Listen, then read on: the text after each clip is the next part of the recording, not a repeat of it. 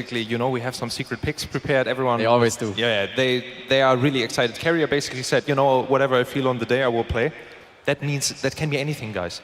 Yeah. I have heard Kalista top lane potentially be. Oh, how have you heard this? You have all the info? I have all the info. I have all the spies, all the good sauce. And I have also heard that we were asking T1, you know, can you know, what kind of rules would you be fine to? And they really said, you know, this rule is fine, but anything more would kind of not make it competitive, you know, for us. And we want to really make the best performance that we possibly can. We're not going here holding anything back, and wins matter today. Yeah. I mean, they are the world champions after all. You don't become world champions if you don't have the drive to win everything you can. It was all preparation for this, though, because... It was, yeah, of course. It was just a warm-up. Yes, it was, because they might be playing, they are actually, in fact, playing a lot of games today. Of course, we saw just earlier that big one over Eintracht Spandau, and I know maybe not everyone was that happy about that here in the room, but that's what it is, and that means that Big will be playing T1 in their very first match coming up after this, which is crazy for some of the members of Big, right? For sure, especially for the jungler, Denzi, he just put out an amazingly Sin performance with a flash insect onto none other than Power of Evil to win the game, and it's actually his first ever professional team. Like, he used to play in the lower divisions of the German league, but this Big roster is the first time he's going up against the big boys, and I think it couldn't be more literal. Like, there are no bigger boys than T1, so this is a special day for him for sure. Casually go up against T1, that's just awesome. a casual Saturday. Yes. It's a dream come true. I know every player at home is thinking about like this kind of success story. You go join the second division in Germany, and then you make it somehow to the first division, and then you instantly play the greatest player of all time. It's awesome. As we run through the schedule here, we will see everything. NNO will play T1 after that, then KC versus NNO, which I'm personally extremely excited for, then KC versus Team 1, Heretics versus T1, and then finally, as we said, all the special rules about the draft will fall whenever T1 ends up playing G2. Sheepy, you were saying in terms of the approach from the teams yesterday, you would like to see them all fight for the same cause, being make sure that Heretics is in the best position at the end of it to beat T1. All right. I know this is maybe not as popular with the other teams, but I had a lot of brainstorming. I thought maybe, you know, in the first match, NNO Old can just take it, you know, pick 5 mid lane champions, reduce that faker champion pool, take it all the way. I don't think that's going to happen. But I talked to Aguri, and I was like, Aguri, please, and he's like, guys, I'm gonna play one champion today. I think you wanna spoil it later, and he's gonna pick it. And then from this point onwards, you know, they just wanna win. So there will be no fancy techniques from us working together, but every team is not divided. They're going in alone, but all of them have the drive to win. So yeah, T1 is in for a ride for sure. Yeah. On the other hand, though, it is best of ones, right? So if there's ever anything crazy that would happen, it would be a best of one. Even if T1 is playing the best they absolutely want to, there's some cheeky teams about. NNO, for instance, how crazy would it be if out of all the teams, there was only one that beat T1, and it was NNO? I mean, I think the audience would be quite happy about that, but let's say it might not be the most you don't have faith? realistic one. I have a lot of hopium, but this goes into the category of copium already. Yeah, I see that. A lot is about T1 today, and I think we should talk a little bit about how awesome their year has been, how monumental, of course, their victory at the World Championship, the 4th title for Faker, already 10 years of success with T1, also, of course, again, champions in the LCK Sheepy, but they're such a cornerstone of our League of Legends esports, so it's really cool that they're here. They're the reason for a lot of people being in the stadium, starting League of Legends. Faker has been dubbed the greatest of all time, tied with the most World Championship wins before this year. Now he is standalone, having the most wins. You see the amount of success that T1 has as an organization, and honestly speaking, that they are beyond good, and consistently through all of the years, they have been working hard, tirelessly, and they are champions after being it like 6 years ago, 7 years ago, and then making it again to be a world champion just shows the class of this team, and especially Faker. Yeah. I think also this is the year where Faker finally silenced all of the last doubters. Like, there has been a lot of talk about him being the greatest of all time, and some were always like, but it's so long ago, like he's not that good anymore. But this year, I think this year he has shown that after even 10 years, he still got it. his 4th championship, and maybe even not his last. Yeah, maybe also a league of its own. Yeah, for sure. I mean, maybe that's the name. It's for Faker, of course. Yeah. But we have to also shine the light on the rest of the team. I do think that the players we're seeing on this roster are the best in their each position. So Carrier, I think, has been, I thought, was the best player in the world, even better than Faker. But he's a support, so nobody cares. Yeah, a lot of people talk about Carrier. Yeah, but now, because now he started playing 80 carries, and he's like, oh, well, he's kind of like a carry player, so, might as well give him this title. So I think Carrier, insane, absolutely insane, outstanding player. Gumayushi's tap dancing on the enemies, just his Varus gameplay, And after the play, he was actually, I expected everybody to praise me, but nobody said anything in the team, so it just also T1 Life of an ADC cool, also. cool-headed. Faker, insane owner. It's such an amazing jungler. Really has the best game understanding. We'll not go too deep into the nitty-gritty, but fantastic. We can. We have time for it. And I think that's so cool. And also, as you said, they wouldn't take it easy in something like this, even if it's kind of a fun competition. It reminds me of, because we were in a Velodrome, right? It reminds me of after the Tour de France, where all the cyclists, they go to these regional races. We have a bunch of them in Belgium, for instance. I guess in Germany as well. And they still try to win there, because when you're a competitor, that's just the most important thing you can do. On the other hand, though, when you look at a draft evolution of T1 at Worlds to start with, they already think out of the box a lot. So in terms of the teams that can play in a format like this, Sola, they're probably one of the best equipped to do it. For sure. I mean, most of the drafts that T1 executed at Worlds, most analysts would have put any other team in the losing spot. Yeah. There aren't a lot of teams that can pull off what T1 is pulling off. Not even in-game, not in the draft. So it's one of a kind where they are not playing the meta the best. They are defining their own meta. And this is rare, I have to say, even at the world stage, where usually like semifinals, the latest, most of the picks are set. Maybe we have 1 or 2 more special picks, but we saw that even in the semifinals, all the teams suddenly started banning AD carries, trying out ranged supports, because they knew it was the only way they even had a slight chance against T1 if they tried to adapt to their playstyle. Yeah, you could say they're also a league of their own, because they're always one step ahead. I mean, every time you say it, you get like... Oh yeah, it's like... You get one Red Bull. I have a contract that says if you got it, like the Red Bull guy is like... Very nice. Yeah. But yeah, they are outstanding. And usually what is happening is kind of the first impression is that what T1 is drafting is like kind of, it's a little bit odd. And then in the aftermath, you kind of learn from them how you should actually draft. And you're like, this all just makes sense. How they're drafting those compositions. When they were utilizing Ryze like nobody else in their first World Championship, they were just winning games because of this, because exactly of the draft. So not only do they have the best players in each position, I think.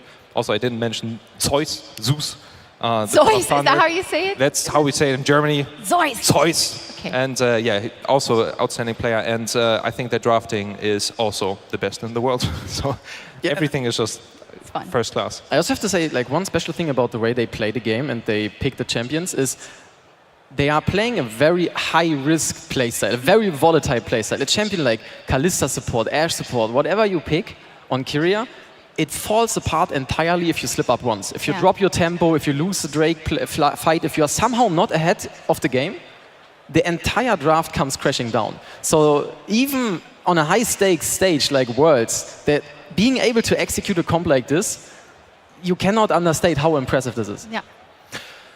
Really, when I was preparing for this event, I was so excited that T1, after all this that they had in this year, took the time and have the endurance to win this.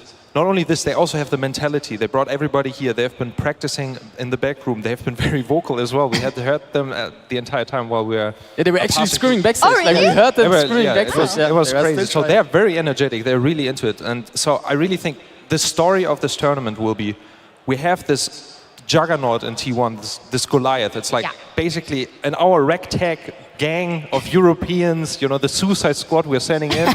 Like everyone is just different monsters. Like you know how turtles are born? There's like a ton of baby turtles that try to leave the beach, and some will get into the sea. And that's how it works today, I think. We are sending a lot of teams in, and if one makes it, we're happy. That'll be good. For me, that'll be good. What if everyone wins? The thing, then we have a lot of turtles. A lot of turtles. I have a lot of, That's turtle in German? Schildkröte. Yeah, that's a pretty German word. Yeah, it's very German. It's like Eichhörnchen for squirrel. Yeah, okay. And you finish your thought, I'm sorry. Oh yeah, my thought is just, So it's basically the first part of this is really just trying to wear them down, reduce the champion pool, come from different sides. You said we are sending a lot of turtles. For me, it's more like we're sending a turtle and then a lion and then we're sending like a colibri or something like the bear. Because everyone is just so different. Like KC in this tournament, like big, like what the hell is going on? That's and true, T1 has to adapt to all of this. Like Argorian's champion pool is not comparable to your everyday jungler. So they have to prepare for everything. So many different styles, and by the time that they are beating, like maybe possibly their last opponent, they have Heretics with all the bans, probably the strongest team from all of this. And then after that has been done, we have weakened and bruised them. We have G2, and yeah, I have a lot of faith in G2 today. Yeah, a lot of faith in G2. We'll see at the end of the day. I have faith in everyone. They can take him down. Of course. In a little bit, though, we are going to be able to meet T1 and welcome them, and I hope you will all be very, very ready for that. I think it's so cool that they are here. I know that Faker already said that he was super excited to meet and see all the German fans. So without further ado, let's meet T1.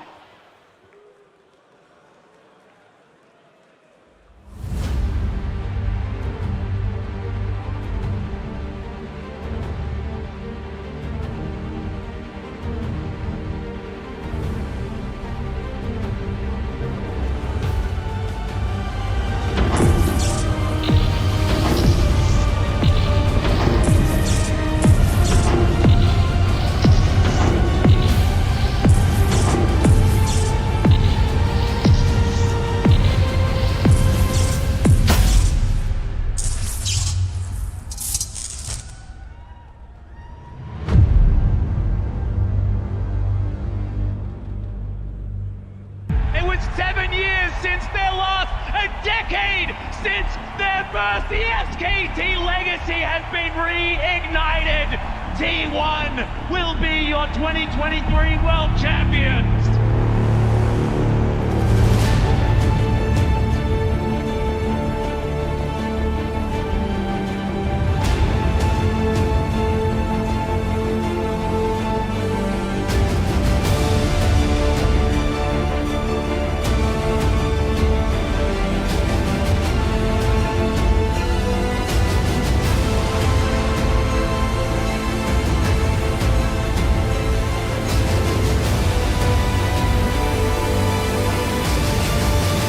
우리가 왜 월드 챔피언인지 보여줄게.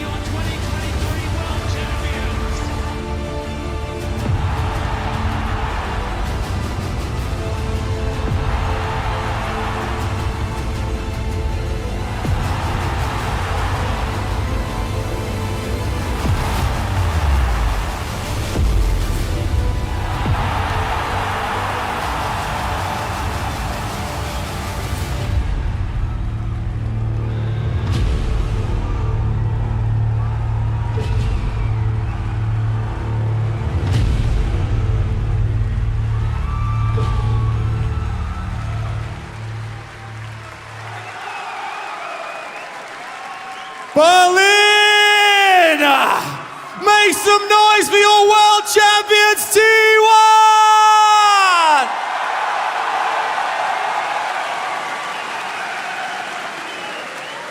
Here to say a few words before Red Bull League of its Own takes place. With every ounce of air that you can muster, please welcome to the stage the greatest of all time, Faker!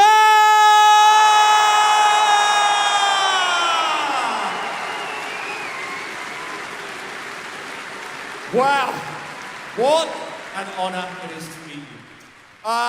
You have traveled all over the world, competed around the world. How do you feel to be here with T1 competing in front of fabulous Berlin? 베이커님이 전 세계적으로 많은 곳에서 경기를 했는데요. 지금 유럽 베를린에서 베를린 관객들 앞에서 이제 경기를 하는데 어떤 기분이신지요? 이렇게 또 많은 분들이 와주셔서 정말 감사드리고 너무 경기에 또 와서 I'm so grateful to be here and in front of the Berlin audience. Thank you so much. Thank you. We of course have fabulous Eden here, Faker's translator as well. 5 teams are looking forward to competing against T1 today. You've seen the league of its own format. How have you prepared? And are there any teams or players you're looking forward to competing against? 여기 있는 모든 팀들이 T1에 도전할 건데요. 어떻게 준비하셨나요? 그리고 혹시 기대되는 상대가 있으신지? 저희가 이제 결승전 끝나고 아직 실력이 남아있기 때문에 반드시 이긴다는 생각으로 준비했습니다. 그리고 G2가 제 기대가 됩니다. So we played the Worlds and we are well trained, so we are looking very forward to play against all teams. Okay. And lastly, you are the greatest of all time, the most decorated player. Make some noise for Faker, everybody! The most decorated player of all time. How does Faker continue to evolve and remain on top of the world? 페이커님이 리그 오브 레전드 역사상 제일 많은 월드 타이틀을 단 선수죠. 그리고 올해 4번째 월드 타이틀까지 차지하셨는데요. 앞으로 월드 탑으로 남기 위해 어떻게 성장할 예정이신가요? 저는 이제 제가 할 것들을 하고 팬분들께 좋은 기쁨을 드리기 위해서 노력하겠습니다. Hello. I want to try my best to be on top of the world, and I will show you today. You heard it right there, folks. We're going to ask you to get ready one more time. Give it up for Faker and T1!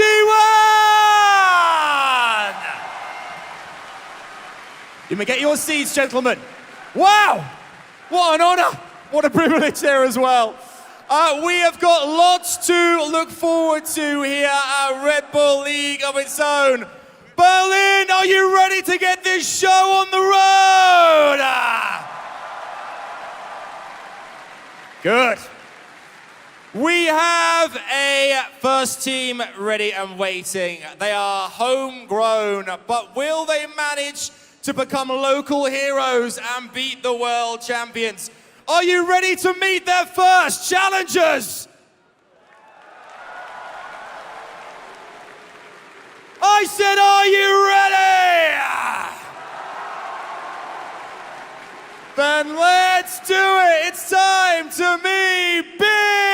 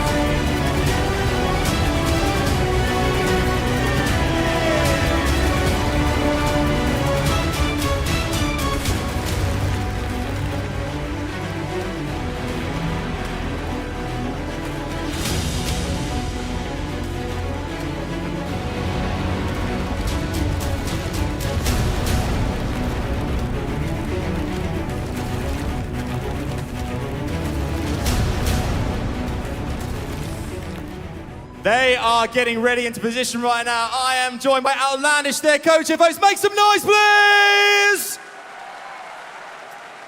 What a reception. Everyone is ready for this.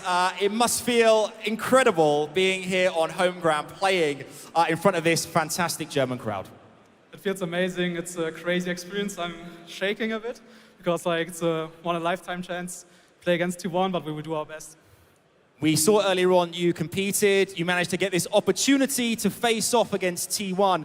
How do you as a team prepare strategically to take on the world champions? I mean, we go in with full confidence. We don't go with the expectation we lose or something. We just said, like, maybe a few times a bit jokes. We said we clapped them and we had in 20 minutes and stuff like that. But we're here to perform. We're here to make the Berlin crowd happy and proud, and especially to our big fans that came here all the way to just see us, see the new players, the new roster for next year. So we're excited. How important do you think it is as well for the fans here today to support Big in this? We need them to make noise, don't we? It's really important to support us, especially this like European team against T1. We need to perform against them, show the world that we can like do decent plays against them, that we're not afraid of them, just show our highest potential. And ich might say one sentence in German. So die Big Fans, die hier sind, als wir raufgekommen sind, man hört natürlich viel Buhen von den Eintracht Spandau Fans, aber man hat die Big Fans gehört, die sind in unserem Herzen, wir sind hier, um euch stolz zu machen, und solange ich in der Liga bleibe, wird Eintracht Spandau niemals besser sein als wir. It's been a real pleasure. Hey, best of luck today. One more time, would you please give it up for Team B? Woo! What a big 10 minutes. It is all coming your way. Do not let the noise or the energy go down for a single second here.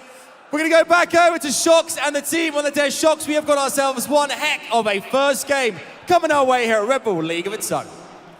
We sure do. I'm super excited for it, for our viewers, since this is being sent out to the international audience. I believe he said, as long as I have anything to do with it, Eintracht Spandau will never be better than Big. Yeah, I like the smack talk, guys.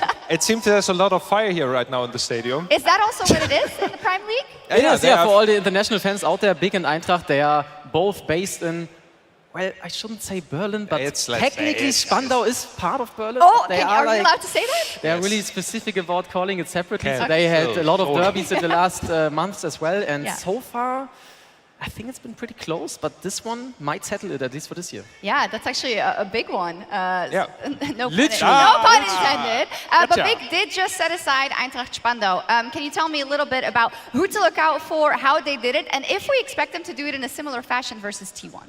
Yeah, I think we already talked about this briefly. Denzi had an amazing game on Lee Sin. Showing up on this stage, performing like this as a newcomer to the biggest stage, now playing against T1.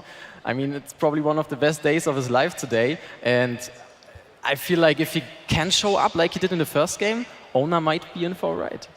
What a unit! Did you see the trailer? Like, he's like even more professional than all the rest, looking super menacing, looking into the camera, like everything flexing. I was like, if I was Owner, I mean, Owner looks insane as well. Like, also very. Sorry, guys, I'm getting sidetracked here. But what I'm trying to say is that Denzi is an outstanding player. He had an amazing performance, kicking Power of Evil back into retirement, I wanted to say, but back off the stage and doing a fantastic performance. I also think Jessler has a lot of experience. I want to highlight him as well. Same for Chachi, my old buddy from the top lane, who's been playing now for 10 years. He was already playing when Faker was not. So we have that going for us. That's a boon. Yeah, so that's... Is he actually playing longer than Faker? Yeah. Holy moly. So, yeah, old guy. But, you know, old, but challenger, as we like to say in it's like Legends. Good wine, you know, it gets right. Yeah, it gets better. It's a Chachi. And yeah, I also look forward to it. He needs to negate Zeus, which I think is kind of becoming the new Faker. I think the outstanding player, outstanding performance. And here, a little bit of our prediction. Yeah, we have some more wacky predictions, I guess, per match. So do you want to elaborate on yours? Shifi, T1 will win under 20 minutes. Is this only for the first match? This is for only... Yeah, of course. Okay, I don't know. Woo! Yeah, no, I think that would be very bold. Yeah. They will win under 20 minutes. I think every lane is on paper better. This is where my analytical heart is speaking. Okay, we have to say that. On the other side, of course. Sola, 4-man tower dive against Faker. I have slightly more faith in Big to make it past the 20-minute mark, and I think, like, when you get the chance to play against Faker, you have to kill him once. That's true. And by doing that, it's just putting all mid. Minion waves don't matter, jungle creeps, it doesn't matter, all go mid, dive him, kill him once, and then you already won. What is macro? You have already won if you kill him once. the actual gameplay might be hard for them to match, but the mental gameplay, you guys are underestimating the German teams. You just saw it from the coach, being so bold against Eintracht Spandau. I'm very scared for T1, what they have in plan and store for them. I'm super excited. It's also really interesting to see because we have so many factions of teams here. We do, yeah. Necessarily, I know there's a lot of big sounds right there also, specifically. They were cheering. Then there's a bunch of KC fans right over there with a banner saying no KC, no party. And they're always the loudest, but it's cool to see that there's so many different kind of fandoms. I know there was an Eintracht Spandau bus as well. Guess I didn't have to come that far because we're in Berlin. But anyways, Berlin is quite big, you know. I come from Spandau as well. I drive over an hour to this venue. That's a good point. So. That's a good point.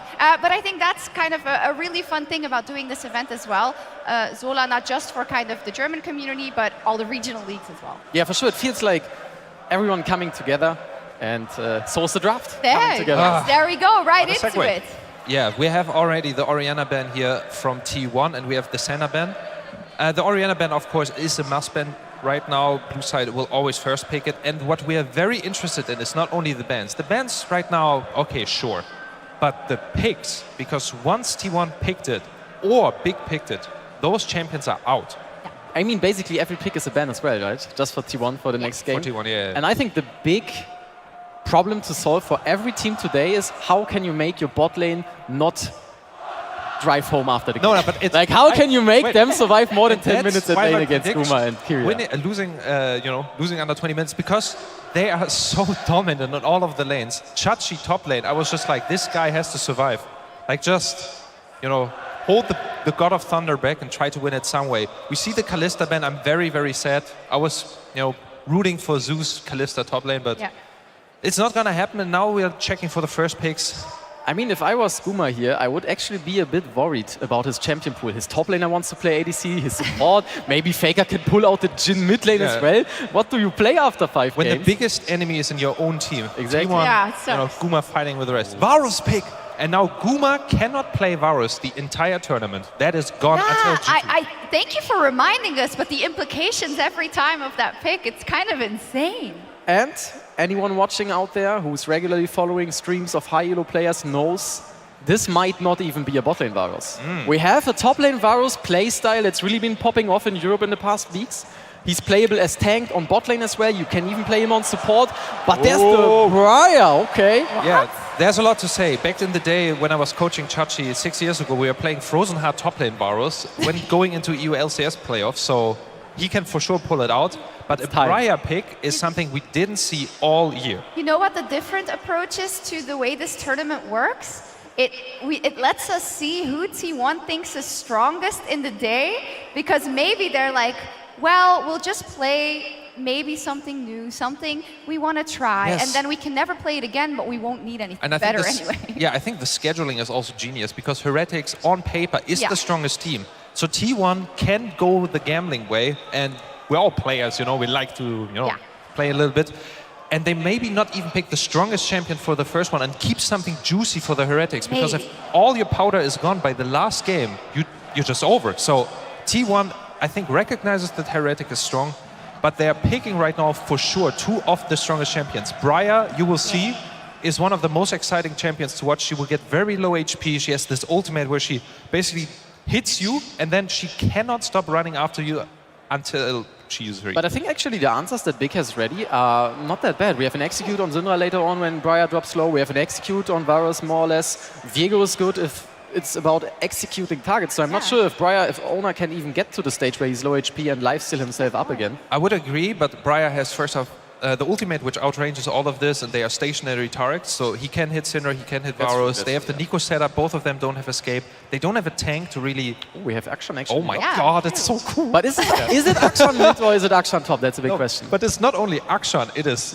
T1 Akshan, so it's really... it can be anything. It could also be Nico support, it can be Briar top. I don't want to put myself out of the window right now saying like any of those champions are a particular role, but we see Akshan, of course, mostly in mid lane. But it could be a good answer to Varus top lane, actually. Maybe as well. Like we said, I don't know how much preparation T1 did into the Varus pick. Guma, do you want to already throw away your Draven? Don't talk about hovers. I mean, do Draven is pretty sick.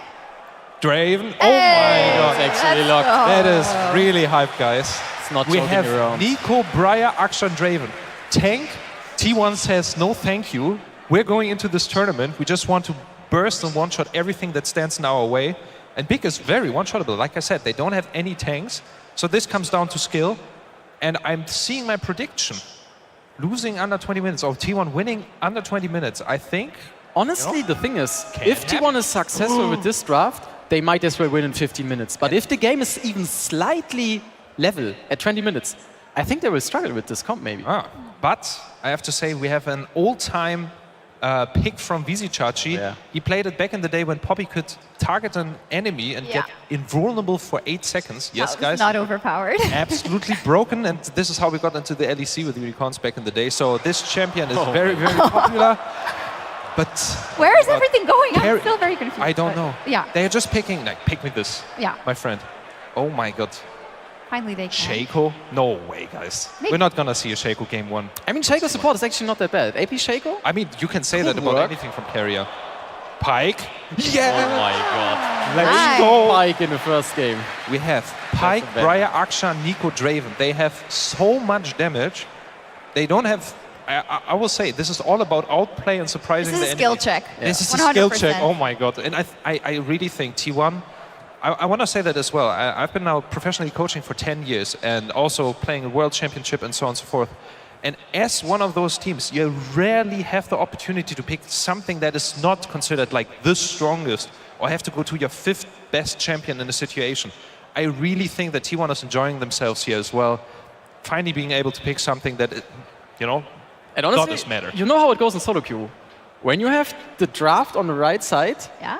you are like, should I dodge this? Yeah. I'm not sure, but then you win in 15 minutes. It's always those drafts. Yeah, that I win mean, the they have game 4 fast. AD champions. Nico has only AP. There are some question marks for sure on the T1 comp, but I mean, it's exciting. It's very exciting, very skill check heavy. It is. Are you disappointed that we didn't see more wacky stuff from Big? More to come. Oh, little bit? Big, yeah. Yeah. Maybe counters or? I'm happy to see the Poppy from Chachi, but Yeah. yeah, I would have liked to for sure see a little bit more off-ball picks. I think we will have some of that in the future. It's from what I heard Oh. internally. Yeah, maybe.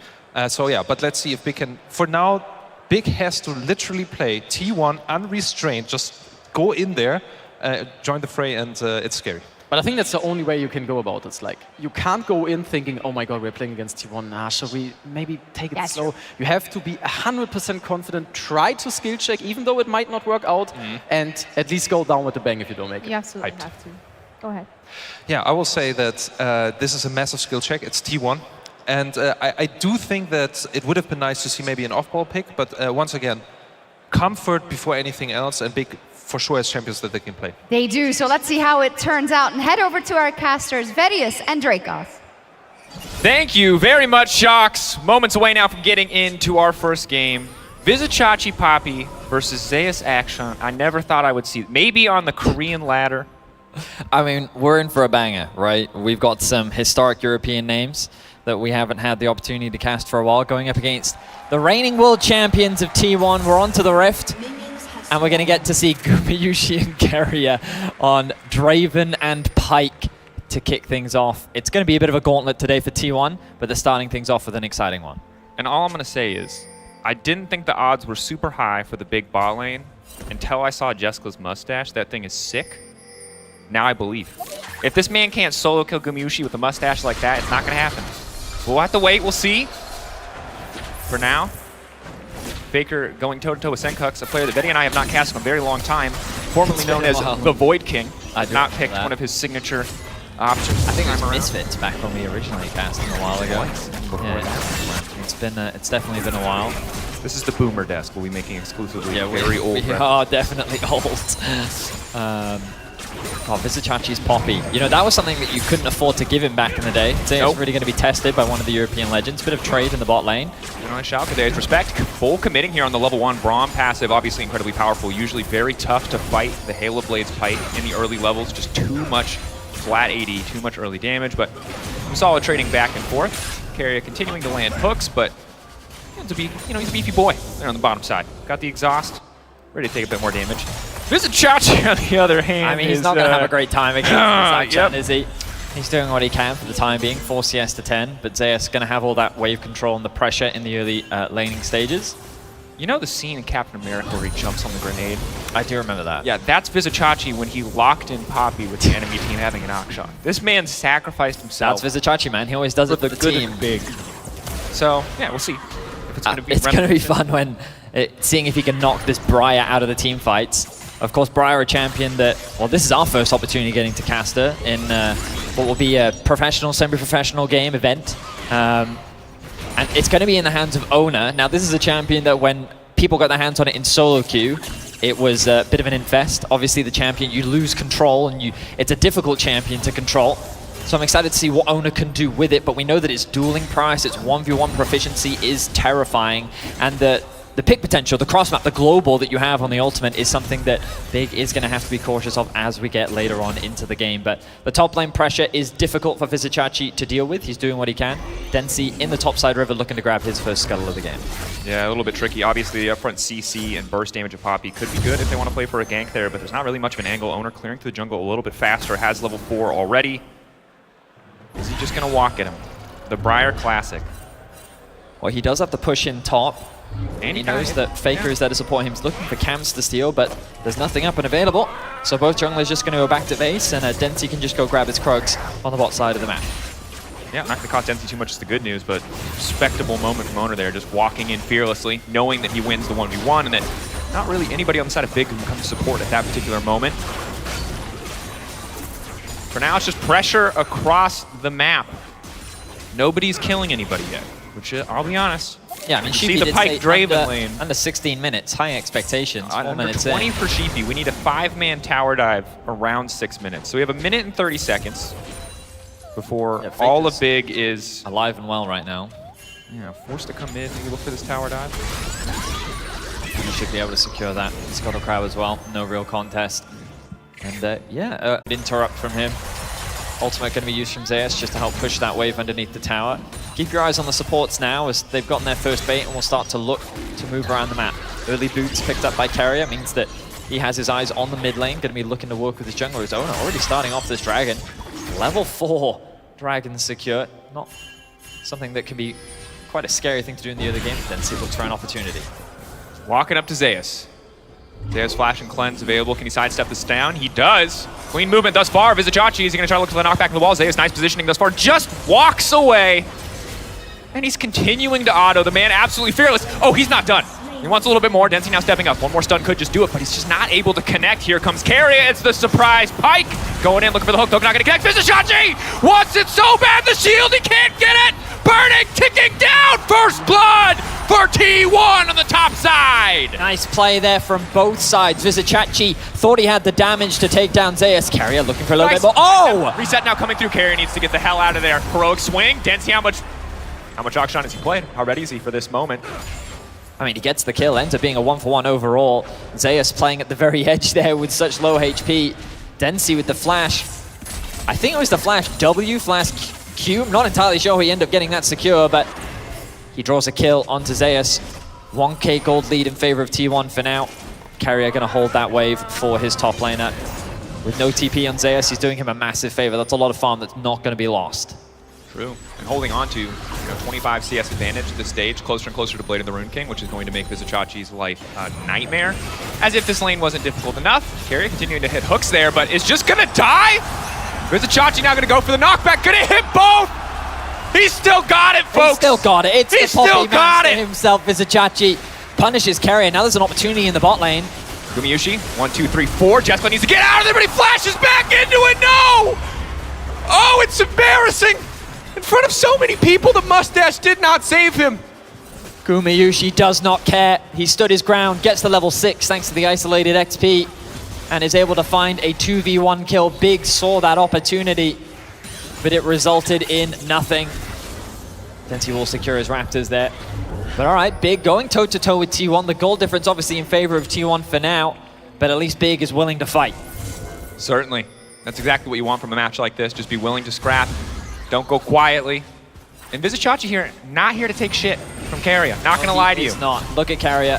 He's level 4. He's playing at the very edge, but a really nice interrupt means that it's difficult for his teammates to assist, which seconds and a really good ultimate there from Vizicachi. We don't have time, we're back into the live. That Briar's going in, she can't control herself, she just has to keep going. The Bloodthirst coming out, the E still available, now it will, big damage, but not able to find the kill. Senkuk's now trying to get out to safety. Keria, 2 stacks rather on the concussive blows. We'll start to back away, both sides walking away relatively unscathed. Really nice flash ultimate there from Faker. Densey with the ultimate to get away to safety, but still connects onto 2, but the damage isn't quite there for T1, so they can't convert it into any more kills. The gold gap continues to get bigger though. Plate's being secured in bot, another plate going to be secured in top lane as well. And T1 just leveraging the pressure that they have over the map. You can see nearly a 50 CS discrepancy in the top lane now. Vizicachi mechanically doing what he can, but the gold doesn't lie. He's still struggling in this lane. Yeah, kind of tied his own hands behind his back with this pick in terms of the individual 1v1 matchup, but obviously it's shown that he knows what he's doing, can get high value out of it as we move later into the game. Biggest concern, if you're hoping for more from Big here, is that T1 haven't really bought their items yet. They are starting to cement a pretty decent gold lead. Once those first items come through, they will be much, much stronger overall. It's going to be that much easier for Guma, as you can see the picture-in-picture on the side of your screen, as he's grabbing a few more plates. Once Trinity Force is online, it's going to be pretty unplayable on the bottom side. Yeah, I mean, this Draven, once he gets an early lead, is already a terrifying thing to deal with, but in the hands of Gumayushi as well. It's going to be a challenge. We saw his sidestepping in the World Finals. We'll see how Big can manage it as Densey in a 2v1. Trouble, carry a big burst damage to no level 6, can't quite finish the kill. Densey now running, Owner on the chase. Ultimate gonna come in from the Draven. Senkuk's still backstepping here, looking to get a little more damage on it. Owner, sustain is there. Pullback is clean from Carrier to stop the potential fall. Now trying to burn down the Briar, they will be successful. I mean, once you're in, you're in. You know, you don't have much of a choice in that situation. Yep. Owner kind of committed to the fight. Carrier couldn't assist anymore. Faker wasn't in a position to rotate. Big find themselves the kill lead for now. The Herald not going to be taken though, as 3 members I should say, still hovering around this Herald for T1, and Big instead choosing to reset, spend some of that gold that they've been able to pick up. But not in the worst positions so far. Next Dragon going to be spawning in about 30 seconds. Vizicachi, big health advantage in the top lane. Yeah. Brilliant as Zaya spends, he's not that much stronger. The extended laning, of course, with more life still. Maybe gets to the damage. Vizicachi now chasing, going under the tower, going forward to make sure he gets the solo bolo! He still got it! The most veteran player on the Rift just making it work. Owner gonna come in, does not respect the sacred rules of the 1v1, but will grab the kill, will grab the follow-up. Respect to Vizicachi. Zeus, his wave state was in an awkward position. He wanted to get that last push out, but Vizicachi, knowing that he had the health advantage, knowing that he just got a base off, able to find this kill, sidesteps the ultimate from Owner. Owner then has to commit to the flash, but Vizicachi can walk away proud. Killing the world champion top laner. The man's been playing. Yeah, he might be a world champion. He might be 50 CS on you, but he didn't solo kill you. You've got that over him for the rest of this game. That said, now that the Blade of the Rune King's there, it's going to be pretty hard to replicate that particular set of circumstances. That's a good point, actually. Yeah, that's going to be a lot harder. Yeah, it's going to be tricky. But maybe I will say that, like, Poppy is designed to be a frontline, right? This Akchan, while it can be a bully in lane, if Poppy can get on top, can still take some decent trades. But as you can already see, yeah, that's it's a very nice trade there from Zeus, doing what he can for Vizicachi.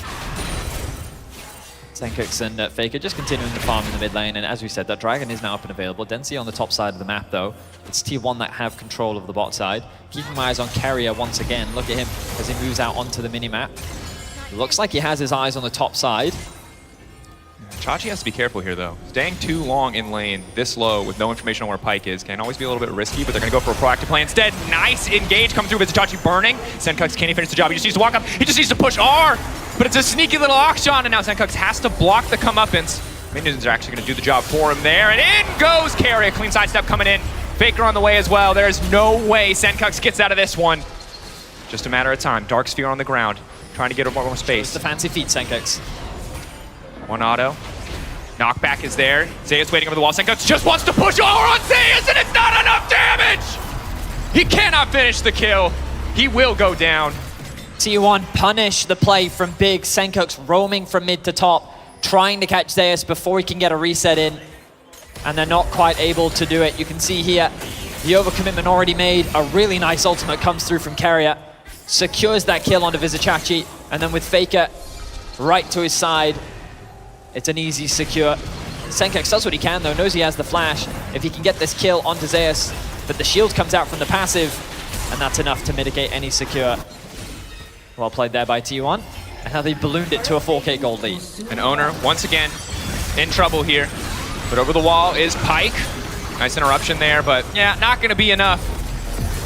Senkex will grab that kill. Bit of revenge for what happened on the top side of the map. 2-1 now. The Syndra in the mid lane. Yeah, I mean, a bit of a mistake there from Owner. We've seen that for the second time this game. No, I'm sorry, Vetty. When you overextend on other champions, it's bad play. When you overextend on Briar, it's using the kit as intended. All right, that's fair. That's going to be one who's dead. She's going to use his kit as intended. Yeah. He secures himself a nice chunk of gold. With the Trinity Force already completed, the execution from the ultimate will give him a fat sack. Vizicachi now in some danger. The chase comes through from Zeus. Level 11. Vizicachi just hiding the brush as long as possible. There's the comeuppance. Tower in the area, but Vizicachi holding on. Zeus could probably just redive here. He's looking for it. Have to be careful though. A ton of CC obviously for the Poppy. Body block, needs to get him into the tower. Knock up, trying to sidestep, gets the shield, pushes him back. Chachi? One more! Chachi! Oh my god! He's so good! Why are you disrespecting this man? Have you seen him play Age of Mythology? Learn his name! Vizicachi on the Poppy, being recognized internationally right now. You cannot show this man disrespect. They get another kill onto Owner. The goal gap might not be in Big's favor, but they are making a name for themselves as they are fighting toe-to-toe with T1. They are still horrendously far behind. So far behind. So far behind. Even Chachi, despite his heroics, is 1,000 gold behind individually. But some heroic moments nonetheless. T1 obviously slowly but surely just extending this gold lead more and more. 2-0-0 for Guma, the Triforce, the Collector. I don't think anybody can walk into this guy 1v1. And Zeus, you see the idea here. It should be such an easy redive. But Chachi just tanky enough to turn this one around. Yeah, I mean, he's so low, right? But he realizes he's got to clear out the minions as quickly as possible, so that's exactly what he does. The interrupt gives him a bit of time. Then the knock-up means that it just buys time for the tower to do the majority of the work. The slide back doesn't secure the stun, but it does get Chachi close enough to be able to get enough damage himself to be able to turn the kill around. Extremely well played there by Chachi. Owner can't get that pick onto Chachi with the ultimate either. He ends up getting caught out. Lifesteal, you can see it's absolutely massive from Owner, but it's not enough. As Big find themselves another kill, while T1 will get that tower in the bot lane. Certainly will. Now Vizicachi, I imagine, might have a little bit of a harder time sticking around. Carry a nice backstep there. It's the heroic charge. I did not expect this game to be very focused around the top side of the map. There have been a huge number of ganks here, so many plays. Uma, instant cleanse gonna take away from the bars. Ultimate Owner again, whipping on the ult. 0 for 3 on the last couple.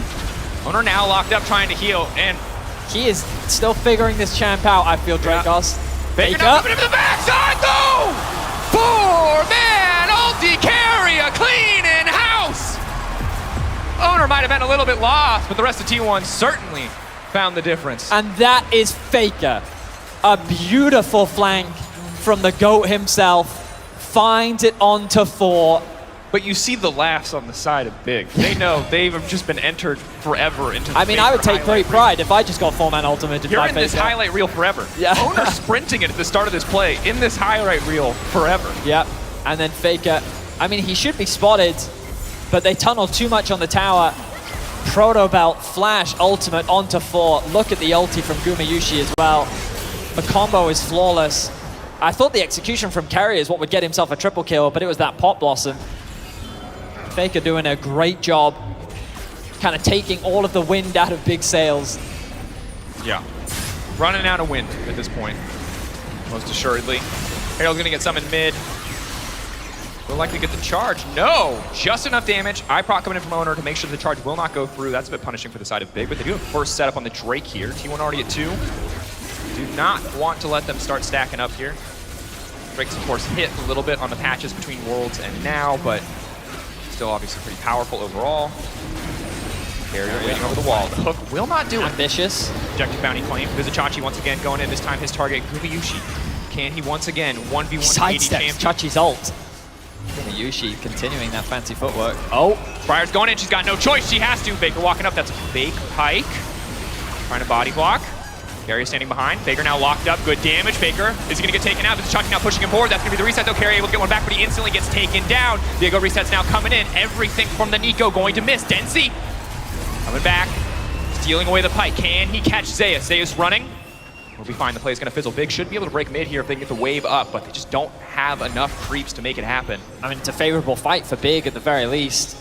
They can slow down the momentum of T1. They're able to get a couple kills to themselves, get a bit more gold, means that they can maybe complete a few more items. But T1 kind of testing the limits there with their champions.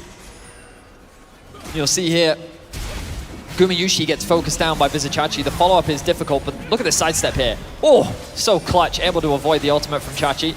And T1 see this as an opportunity to re-engage. The ultimate comes out from Ona. Leon creates space between him and his and the rest of his team, I should say. But a really nice stun there from Senkux. Delays the engage from Faker, and then Big can actually turn this one around. And while a good ultimate from Carrier secures a kill, once Ona's in, there's nothing else that he can do. So Gumayushi forced to flash away, and it ends up being a nice couple kills for Big.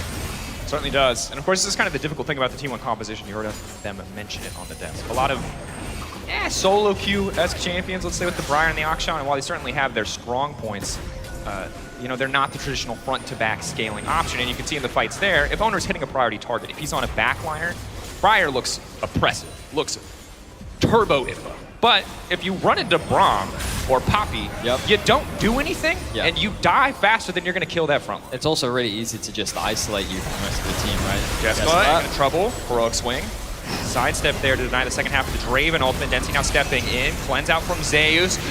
Owner in the backside. Senkux set to get taken down here, but surviving just now. Densi gets the reset, can go forward. He is the Briar. Can he turn this back? Faker now going to be forced to use the pop possibility. Zeus on the backside. Here comes Gumayushi. Will he be strong enough? That's one. Faker finds it. Vizichachi now has to run for his life because one reset coming through Carrier. Zeus, Jessica now walking in the TP on the backside as well. Maybe they can keep this one going. Guma is going to look for a little bit more. The pushback is there, but the scatter of the week will not connect. Guma tearing through the fight.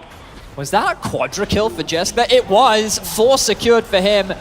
Initially, it looked like that he was the one getting caught out by T1, but he's able to turn it around. Nice fight there from Big, demonstrating that, you know what, T1 are getting overzealous in quite a number of these fights. They're really trying to force these plays. They want to make a play for this tier 2. They get the flash out from Jessica. And then you see here, the ultimate coming out from Ona around to the backline. Senkux splashes underneath the tower. The ultimate comes through, which means that they can separate him. Now 3v5, well 3v4 I should say. Ultimate only connects onto one from Faker. And while they are able to get this kill into Densi, it's just a chase down from the side of Big. Carrier doing what he can to get something back. But Jessica, really nice sidesteps, good auto attacks landed. There's the quadra kill secured, and he says, you know what, I'm not going to take that fight against Gumayushi. I'll take this fight win for now. Very well played. And it's the Radiant Virtue Varus, which if you haven't seen it, is annoying. Very good, very annoying. This one on the backside, healing up already. Keeping Leon healthy as well. Baron now on the cards. Dragon up in a minute and a half, but you imagine that posturing around this major objective, T1 have shown that they want to fight. They have the gold lead. 3 items completed for Gumayushi, sitting on a BF sword as well. And as I say it, there's the Baron start. Yeah, Owner with all that sustain makes it pretty easy to shred through this objective. But Vizichachi gonna knock one out. That's a fake Faker in the area. Zeus untouched means he just gets to shred through Vizichachi's healthy bar, and that is probably one dead Poppy. You won't get a free pick, essentially, just because Big want to walk up and contest and look in this area. Densi waiting in the darkness. Faker over the wall. He hits 2, and instantly the fight is ended before it can even start. Faker on the backside, untouched. Senkux is still standing. Densi still standing. But it doesn't look like it's going to be enough. Owner continuing to step forward. Zeus there as well. Gumayushi, everyone on the hunt. Here comes Carrier. Senkux pulled back. Densi's going to need to find a ton of resets to try and turn this when he turns his attention to Owner, but Owner has just too much sustain. It's a double kill for Gumayushi. A really nice fight from T1 once again. They use the Baron to find that opportunity. Vizichachi overextends. With him gone, T1 used their numbers to find a good collapse. Nice flash over the wall from Faker. Means that he can set up the play for the rest of the team to follow through. And T1 get a convincing fight, and they're looking to secure the Baron. And you know what? We're past 20 minutes. All of our analysts are wrong. None of their predictions are correct. And that's fair. You know? I mean, GP underestimated Vizicachi. I'm sure that's going to feel like a big betrayal. He's going to regret that for sure. But here he oversteps. Gam, I guess he thinks the I don't know. He dies to Gumayushi at the TLDR. Faker though, really nice flash over the wall, finds it onto 2. Gumayushi with really good damage as well. Ono with the ultimate. And you can see here, Big is just forced to retreat. Gumayushi with the chase down. I think that when it came to this draft, T1 was like, let's pick some for fun and let's pick some super try-hard.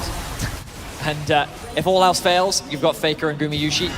And they are coming up big right now, 7-0-8 for the Draven. Yeah, and however tanky Vizicachi thought he was, he's not anymore. That's a Lord Dominic. Scars that on him is strong. And, you know, there's a reason that a lot of these items are disappearing next season, because once 80s hit this threshold, tanks are fake. Right now, Vizicachi, very fake tank. Zeus is going to start to look to shred through. Faker waiting there as well. Guma solo pushing on the bottom side. I don't think anyone can walk up and try to contest him 1v1. Faker going to fish, going to find the knockup onto 1. Zoning away now. Zeus uncontested on the side. Here comes Owner as well. Owner's ultimate used, but did not connect. Big now retreating, buying a bit more space. Varus ultimate gives him a bit of room. Owner not going to get locked up as Guma just continues to push forward. T1 only playing on 1 lane of pressure, however. But they have such a massive gold lead that if Guma autos anyone, I think they die in 2 shots. I mean, yeah. Yep, there's his 4th item. He doesn't need the tier 2 boots. The cannon will be cleared. You can see Ono has moved over to mid. He's trying to create another point of pressure. Carrier's hovering in the fog of war, shadowing between the 2 lanes. Looking for an opportunity with his team. Here comes the next minion wave. Can Big continue the hold? There's a pick. Pull back over the wall, Sengo's just going to flash back to safety. Come up, it's going to come out, but should be easy for Density to block, and Zeus gets right on top of him. Zeus playing like an absolute mad lad, slowly going to get burned down. They don't quite have the damage. Jessica now flashing away. Owner has stepped a little bit too far, but the tower has already fallen. Inhibitor will just be next. And here comes Vizicachi on the flank. It's a long con. He knocks back Faker. It's Guma isolated. It could just be a massive shutdown over the hands of Jessica the Bomb. Braum body blocking all of the shots. 1K shutdown coming through for Density. Vizicachi keeping the chase going. Fake Faker but backing in the brush. Real Faker trying to back as well, but he will get stopped. Faker going away. Will make it out to safety. Big not out of this yet. But a really nice collapse from Big there. Really good flank from Vizicachi. Again, T1, they are really just playing at the very edge, demonstrating the gold advantage that they have, and they're really trying to throw that wallet around. A very overcommittal dive does secure them the inhibitor, but of course by committing that hard, it makes it easy for Big to be able to turn it around and punish them. Of course, that's not going to close the goal gap. 10K still in the favor of T1. And you're going to see here, forcing the flash out already from Senkux means that Zeus sees an opportunity where he thinks he can dive. This draws the attention away, so as Zeus is committing, they can easily secure the tower. Gumayushi's going to melt through that. But then this flank from Vizicachi, Big can just kind of play the slow game, keep them at arm's length. Really nice stun comes out from Senkux. Ono ends up losing his life initially. Vizicachi with the ultimate to create space, as Faker then can't offer any support. Gumayushi left isolated means that Densi's able to secure a kill. Yep, and a lot of T1 just using the base gate. Zeus and Carrier both using it to get out of dodge. Of course, Zeus is finally going to go down to Senkux on the backside of the fight, but T1 almost able to get out of there with only a single death. Still, the goal does not lie. You can't out-aim your opponent in this game. You can sometimes, but when they're 10K gold ahead of you, it's pretty tricky. You have to outthink them, find better situations. It certainly is. It looks like they might be waiting for the dragon. I mean, T1 have such a huge gold advantage. I don't think they necessarily need to. They can play on all 3 lanes if they want to. You can already see Ona moving up towards top. Not the most impressive Briar performance, I will admit. True. Oh, Faker forced But this is now the global standard for Briar and stage games. Just remember this, folks. This is if you're doing better this in your games, you know, bring it up. Reference this game. Anyway, Carrier. Yeah, just flash into a wall. Yep. Locked up, taken out.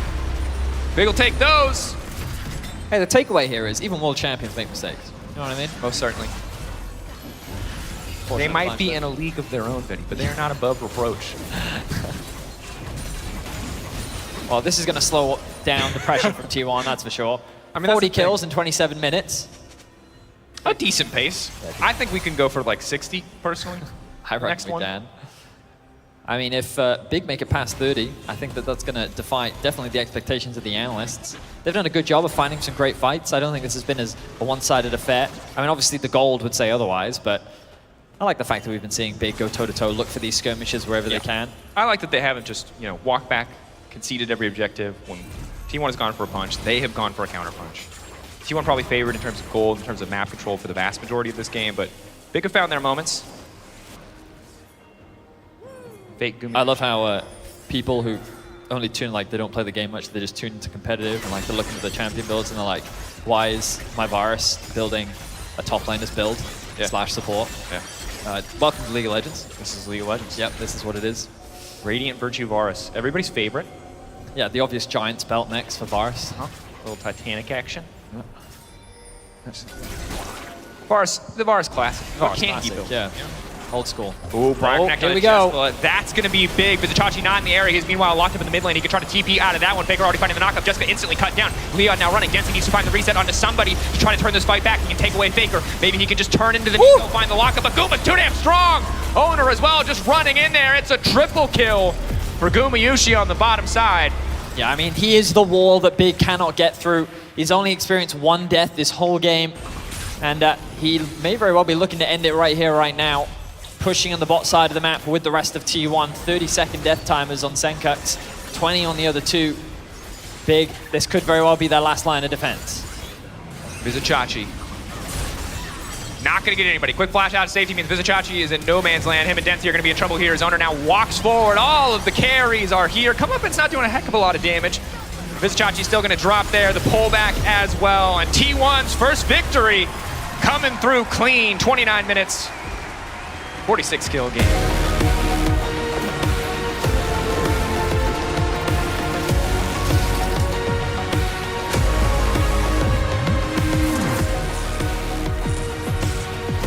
And ultimately, strong start for T1 most certainly, showing off some of their flashier picks in the first game, maybe to the surprise of few, but all 10 of those champions no longer going to be available, and it was a banging Game 1 videos. Certainly was. I'm excited to see what they can do. It's a gauntlet of a day for T1, but they started off strong. Yeah. To hear more about that game, though, let's send it back over to the analyst desk.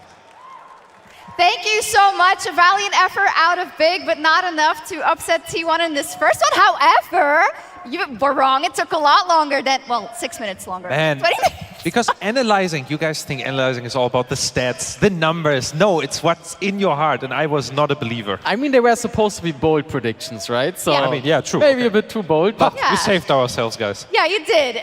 We'll take a look at your predictions in a second and how they updated. Overall, though, I think valiant effort from Big. I think Zola, at one point you were saying, okay, they're getting the shutdowns. Okay, the Varus is doing better and better. You saw the victory. I mean, at one point, I think it was actually really, really tough situation for T1 to be in. No. then Your words were, I think Big is going to win this one. Yeah. I can't take it Those back, were but the words. Yeah. I honestly was thinking that T1 might struggle to close this game out. Yeah. But then we have Faker or Nico who just does stuff. Oh my like, God. what Just was What a that man. flash at the Yeah, burn? Like, What a we're player. going to take a look at it in just a little bit again. Of course, Faker playing lights out. But I guess it's one of those things where you see, yes, they said they were going to take it super seriously, and I'm sure they absolutely did. But they were kind of going for every kill, right? And I have to say that it's also good how the tournament is now working for T1. First up, I felt this game was a little bit like when you try to nail something in, you screw up the first nail hit, and then they just keep hitting it in. Yeah. This is how this game felt. There's good news, though. And the good thing about this format is also we don't have to see Ona Briar anymore. I was just about to say it. I unpickable. think not being able to pick Briar again is actually a buff for T1. I think it's actually going to help them win the next games. I'm telling you, this format it has so many layers, you know? That's true. And the buff for everyone else is things like, Gumayushi won't be playing the Draven again, Yes, so that helps. Nico is out. My God, Nico's this out. Nico performance was carrying It was the T1. backbone, actually. Yes, from, It was for sure. I think Vedios put it really perfectly. Some picks were more serious, like a Draven and a Nico, and the rest was just kind of thrown in. Yeah, It crazy was performance. actually kind of sad for Big that the way Guma got really, really fed were like pretty avoidable mistakes. Like Yeah. they did a really good job on top lane, punishing Zeus for his over-aggressiveness, but then on bot lane Guma just got back-to-back cash-ins from his passive and suddenly he was like 3,000 gold ahead. And I think if that didn't happen, he might have actually been not in a position to get the team fights that he got and just snowball the game away. It's true. It was really unfortunate. And the most electrifying moment presented by Kia was Faker going in that team fight. Oh my God. Yeah, that Here one was we go. crazy. That one was completely I mean, crazy. Ona is just, running it, and it felt a little bit like your solo queue performance. Your mid laner, oh my God, 4-man knock-up. Then the Pike ultimate shutdown, a beautiful triple kill at the same time, and then the execute on the Braum. My God, this man is good on Ego. He is. But sadly, we will not see it again. Yes. It's true. It's You're enough like, sadly, we won't No, see I mean, it's enough for that. Yeah. It's just a pleasure to watch. Yeah, because for NNO, we still want a German team to win, so good for them. You know. It's true. They Good won't for have them. to go against it. Hey, but you didn't have a lot of faith. And Chachi. yes, exactly. I wanted to avoid that point, but thanks for pointing it out, Shock. It's okay. Chachi, I'm of course very sorry. I think he played fantastic. They made it not only over 20 minutes, but over 29 minutes. Didn't quite hit the 30-minute mark. So and close. Chachi had an outstanding performance. Man, this guy is not aging like milk, but like fine wine. And he solo killed the Mr. Zeus. Twice. Yeah, I think we have it. This If man we doesn't have stop. that replay, I'd love to take a look again at Chachi. And how cool for him, too. It's probably he was listening to you and he was listening to the wow. fact that you weren't rating him and you thought that he was Yeah, going to he have a gave- good matchup. And boom. And on the Poppy, too, which I think is so cool because he's been playing it for 10 years. Yes. He's been playing it longer than most of the T1 players have played together, so... Yeah. Yeah, I think the stats don't do it justice. Like, No. of course, he's in a hard losing matchup against Zeus. It's not a shame to go down CS, to not have high KDA and damage per minute. But the individual plays that he did were actually pretty clean. And I mean, Zeus tried to play on the edge and he fell over a couple We of don't times. try to relativize this play. What the German community needs to remember is Chachi solo killed Zeus twice. Don't let them forget it, guys. Chachi, as it stands right now, one of the best top laners in Germany. In the world. Yeah, in the It's- world. Yeah, boom. Come. Yeah, easy. The world. Yeah, lost doesn't matter. Yeah, Yeah. still the case. Yeah, still. But I think it's a great example of what you were also saying, Zola, before. The fact that, you know, you can target one thing of T1 and you can target one of their players or one of their lanes even more specifically, but you just have a lot of class exuding from every single lane. So it'll be hard to contain that. Yeah, I think that's also what makes a world-class team, right? Yeah. Like, everyone can step up and carry if needed. And I mean, maybe they're going to have a short talk backstage. I think Ona and Zeus were having a bit too You much think? fun, maybe. Let's take a look. I think it was actually at some point really, really close. But we have to remember this was the first Pike performance 2023 from Picaria and the first Briar performance ever in an official and hopefully game. the last. And there was Chachi. Here for you, Sheep. He just kills this Pike, guys. He doesn't care. Ultimates both out, goes away. He got the kill before that.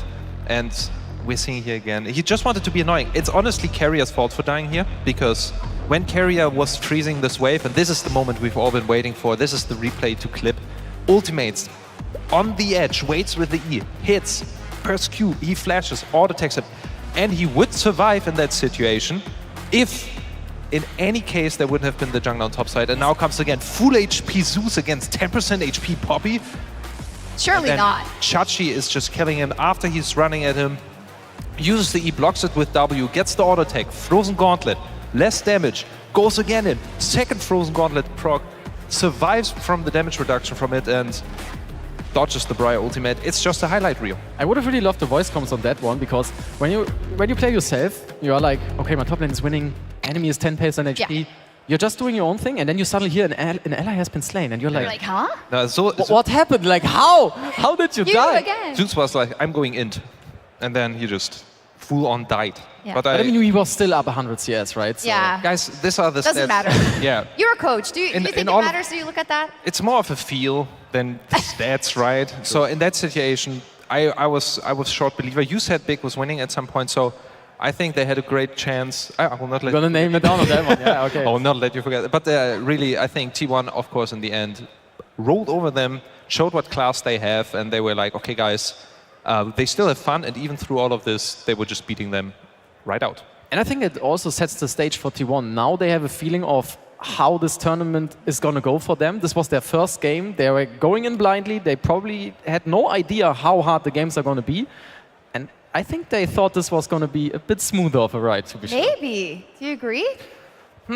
Probably. I mean, T1 was also, I think, testing limits quite a lot. I think they were they were seeing, you know, how much are the enemies going to give. I think Danzy played also really good jungling. Overall, we didn't see it in those situations, but he was ultimating. The Briar E understands the champion quite well, so he had great performances. The jungle rotation in early game was good. So really promising player also to look for in the future. And overall, this is more the game that I like to see. You know, I was not raised and born in the high standards of League of Legends. Like, I come back from the days where the World Championship was in Freak's basement. Yeah, it was scrappy. You know, and it was scrappy and it was sturdy and you're just winning fights by like rumbling through. And I like it. So this was really a game for the fans. And thank you very much, T1. Yeah. Next up will be NNO, right? Yes. Oh, yes. It's a marathon, not a sprint. So a big set up kind of the dominoes. Didn't quite push them all over, but said, hey, they won't be able to pick any of our champions. Yep.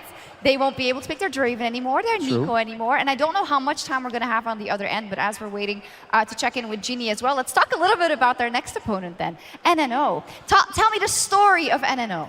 Well, so basically, I mean, most of the audience here is German. They know all about NNO, but to you out there, I think you have to know that NNO is not just a streamer team. You know, most people see them as streamers. They see them as playing together in some fun cups, maybe the G2 showdown and stuff like that. But the players playing in NNO are probably the most decorated players the German scene has ever seen. We have Tolkien with 11 championships throughout his career. Brücki on AD carry with 10 titles. Then we have Agorin and Noe with 8. And then we have on support Kani and... Well, I would say it speaks for itself. Kani is really cute. Like, he's a really nice guy. I like him very much, so he get that going for him. Wow. And I'm sure he will win some titles. Is that an unfiltered photo? This one is it's all for my personal collection. No filter here. Like, but unfortunately, we're not on that, so people can actually see it. Unless they have really good eyes. But you out there can see it from there. I don't know. Yeah, okay, maybe. Most of them will know how cute Kani is. In 4 seconds? Oh, I have something in my... Yeah, let's go. Yeah. I hear Ginny. I don't know if the people at home hear Ginny. She's our reporter. She'll be looking for interesting fans and interesting people to talk to here. But yeah, but for NNO, it's absolutely crazy, right? Because they are advancing to Division 1, right? Is that correct? Well, they actually played the promotion themselves, but they aren't playing in the first division. Yeah. Because they chose to be streamers, but they are putting in a Prime League team. This year, they haven't been playing any official matches, so they are on paper the team with the least practice competitively. But if you go back, Brücki started his career in 2013, Norway about the same time, Tolkien, all veterans, so they have hundreds of professional games. So it's just a question, like, how rusty are they? Yeah. Basically. Yeah, and just to like really chime in on this, a lot of streamers, I would say, are not professionally in like any championships and so on and so forth, but they really have the experience. And there was times Agorin was playing actually on our team. When NNO had to qualify, they were actually putting in Agorin, who was like turning everything around. So Agorin, insane, first rank on Korea, first rank in EU multiple times. So outstanding player.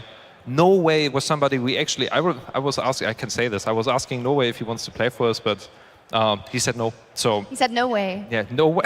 No, he didn't. Okay, Ginny is standing by. That's our roving reporter. So let's go check in with her. Hello, Ginny here, and we have Valentine as well as Keeper. So we're gonna have a little bit of a question because you can already hear it. The KC fans are absolutely riled up. They have some flags. Maybe they want to wave them, but before we do get them on camera, I have a question for you. You're here as a KC fan, and we can already hear the cheers. They're absolutely such a passionate community. What does it mean to be part of such a lovely one? Thank you. Well, as you can hear, every fan, everyone is here to support the Karmine Corp. Being part of this community is really a lot of support, meeting a lot of people, a family, friends. It's always being here, to support our team, kind of the best team in the world. So it means a lot of us to be able to be there today in order to compete against T1. You are going to be going up against T1, that's right. T1 against Karmine Corp is one of the matches we're going to be having a look at today.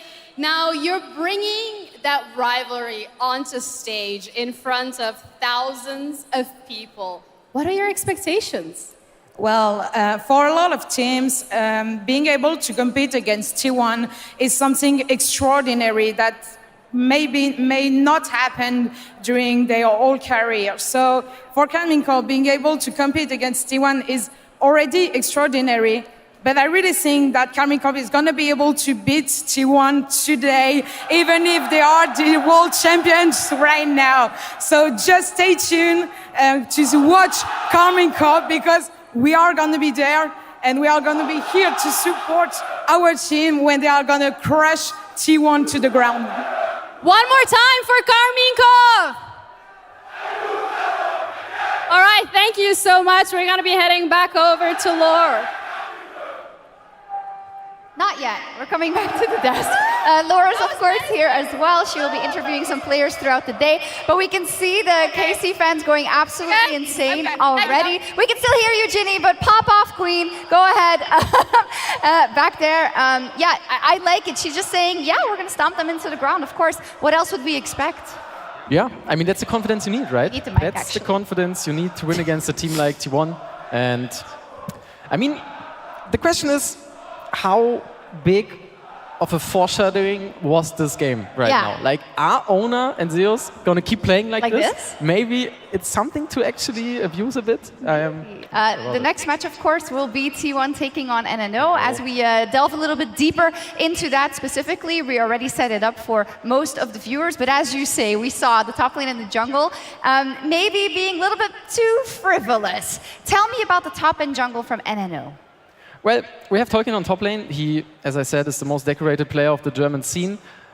Basically, what he did all the time when they were still playing competitively is it almost became a meme. Like, he always managed to somehow sneak through the backlines, backdoor. I think they probably did like 5 or 6 backdoors in one season. Oh. I don't know how they managed to do that, but Tolkien, he's someone who's, I think, mechanically still very much on par with the best players in the scene. And I think it's not going to be as one-sided as Zeus might think. And on the other hand, we have Agruin in jungle, who Shipu already said, multiple rank 1 player, EU, Korea, and he has a special pick prepared today for us. Yeah, he does have some... Oh yeah, you can't tell us, of course. I mean, I think I can. Can? Yeah, let's say it's pretty hot and spicy, right? Okay. It's going to be the brand jungle. Oh! If Ona is not afraid and bans it, maybe.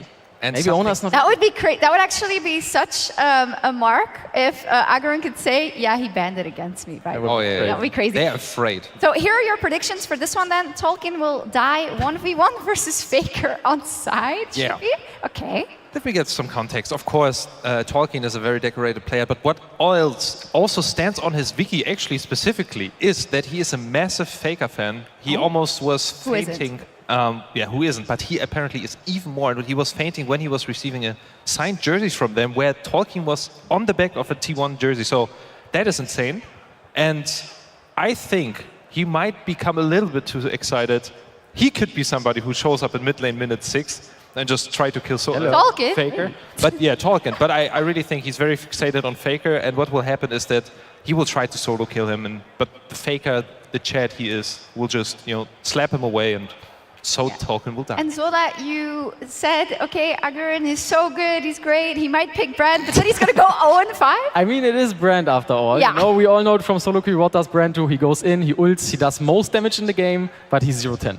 And I think it might be similar in this game. Like, if they stand a chance, then I might be wrong, but if T1 wins the early game the way they did against Big, then Brand has a really hard time not dying over and over and over and over again. So I think I was being nice with the 0-5. You were being nice. Okay, let's see if that happens in a second. We're also going to get a rundown of which champions T1 can't pick. The list isn't that long yet. There's only 10 so far, Sheepy, but it is going to get longer and longer. But here we are. Are there a couple of things here you think that are actually going against NNO that they would have liked to have picked? Oh. Well, they can, of course. What do you think, Sora? I mean, I would say the Poppy would be something Tolkien plays if he has to, but I think he's going to go into the skill matchup today. We're going to probably see like Camille, Aatrox, Na, something like this. Other than that, I don't see too much overlap. I don't see... It was my bad, of course, NNO can pick all these champions. Yeah, it's T1 that can't. Right, you're right. We're just getting ready with the tournament rules as well as we go. But on the other hand, T1, I have no doubt in my mind that they have enough to put on the road. I don't think they want to play champions like Braum or Poppy. They want to go in. Getting the Pyke and the Varus out, it might actually stabilize the bot lane a bit. So I think that's nice for NNO. Yes, Varus pick was really good. Thank you very much. And now, actually, I hope that NNO has a better chance. Let's see, and let's meet our second heroes of the day.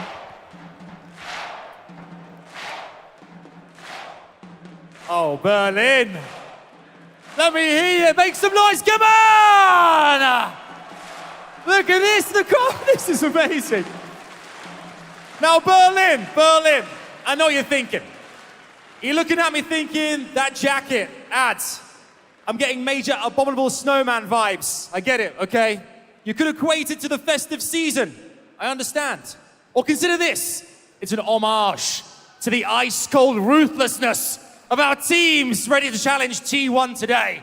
Just like our next team, their name alone carries mystique.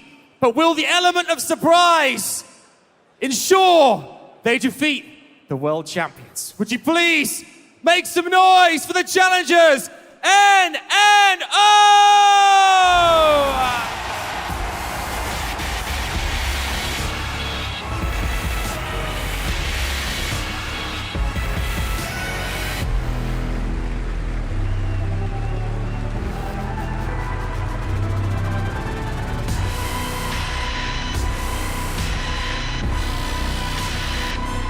I've been watching T1 for 10 years. Playing against them is a dream come true.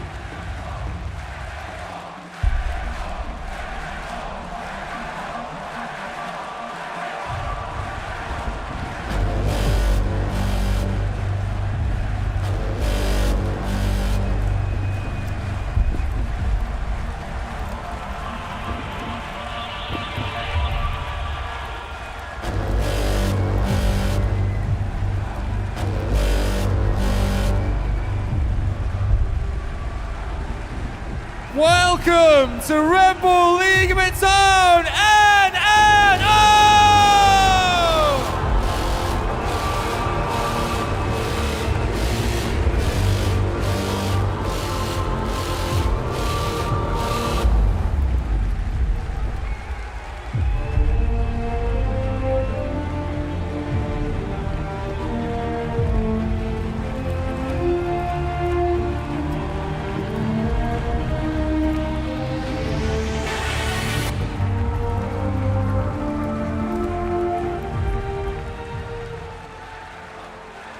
Wow.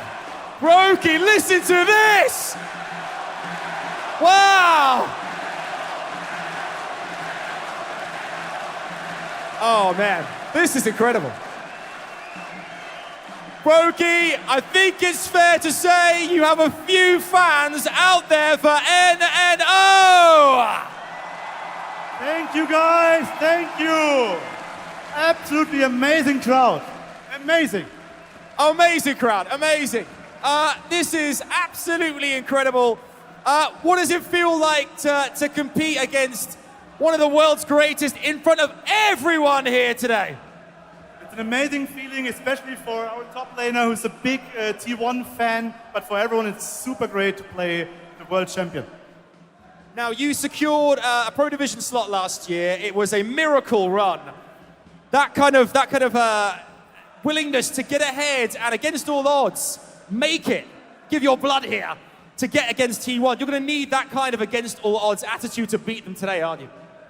Yeah, the miracle run continues today. You heard it, you heard it. You're the first team to take on T1 here with a restricted champions pool. How have you prepared for this matchup against T1? To be honest, we just didn't, but we also never lost to T1 so far, so I think the odds are pretty even.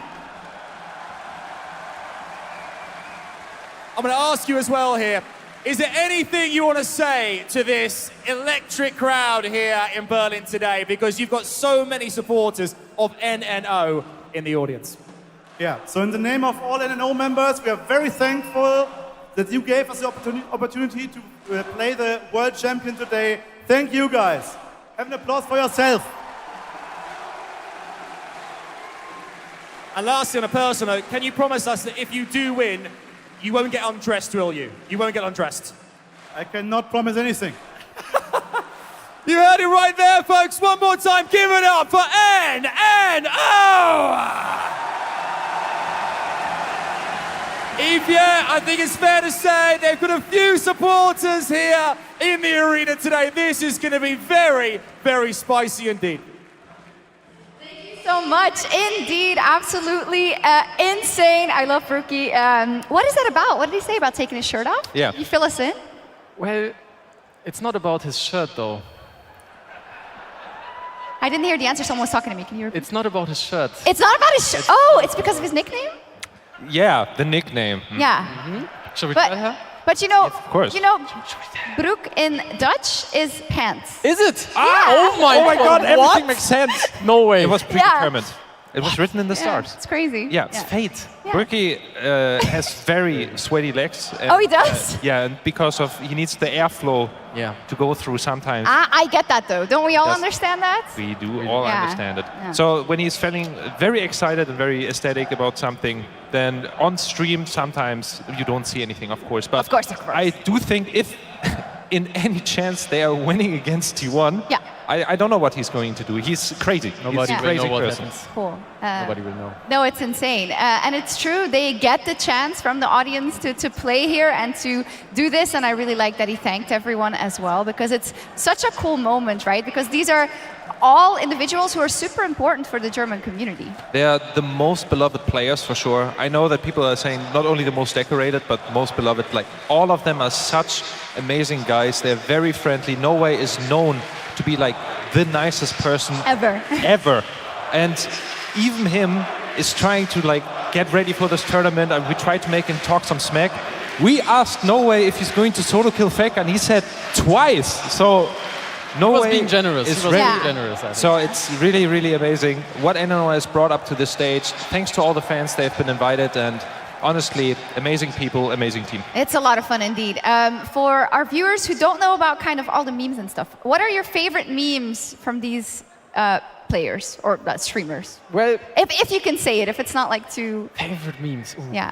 I think Tolkien, the meme that he really is in love with Faker and the whole of T1 Is huge. is more alive I've than seen ever it. today. Yeah. I think it's probably one of the happiest days of his life. Oh.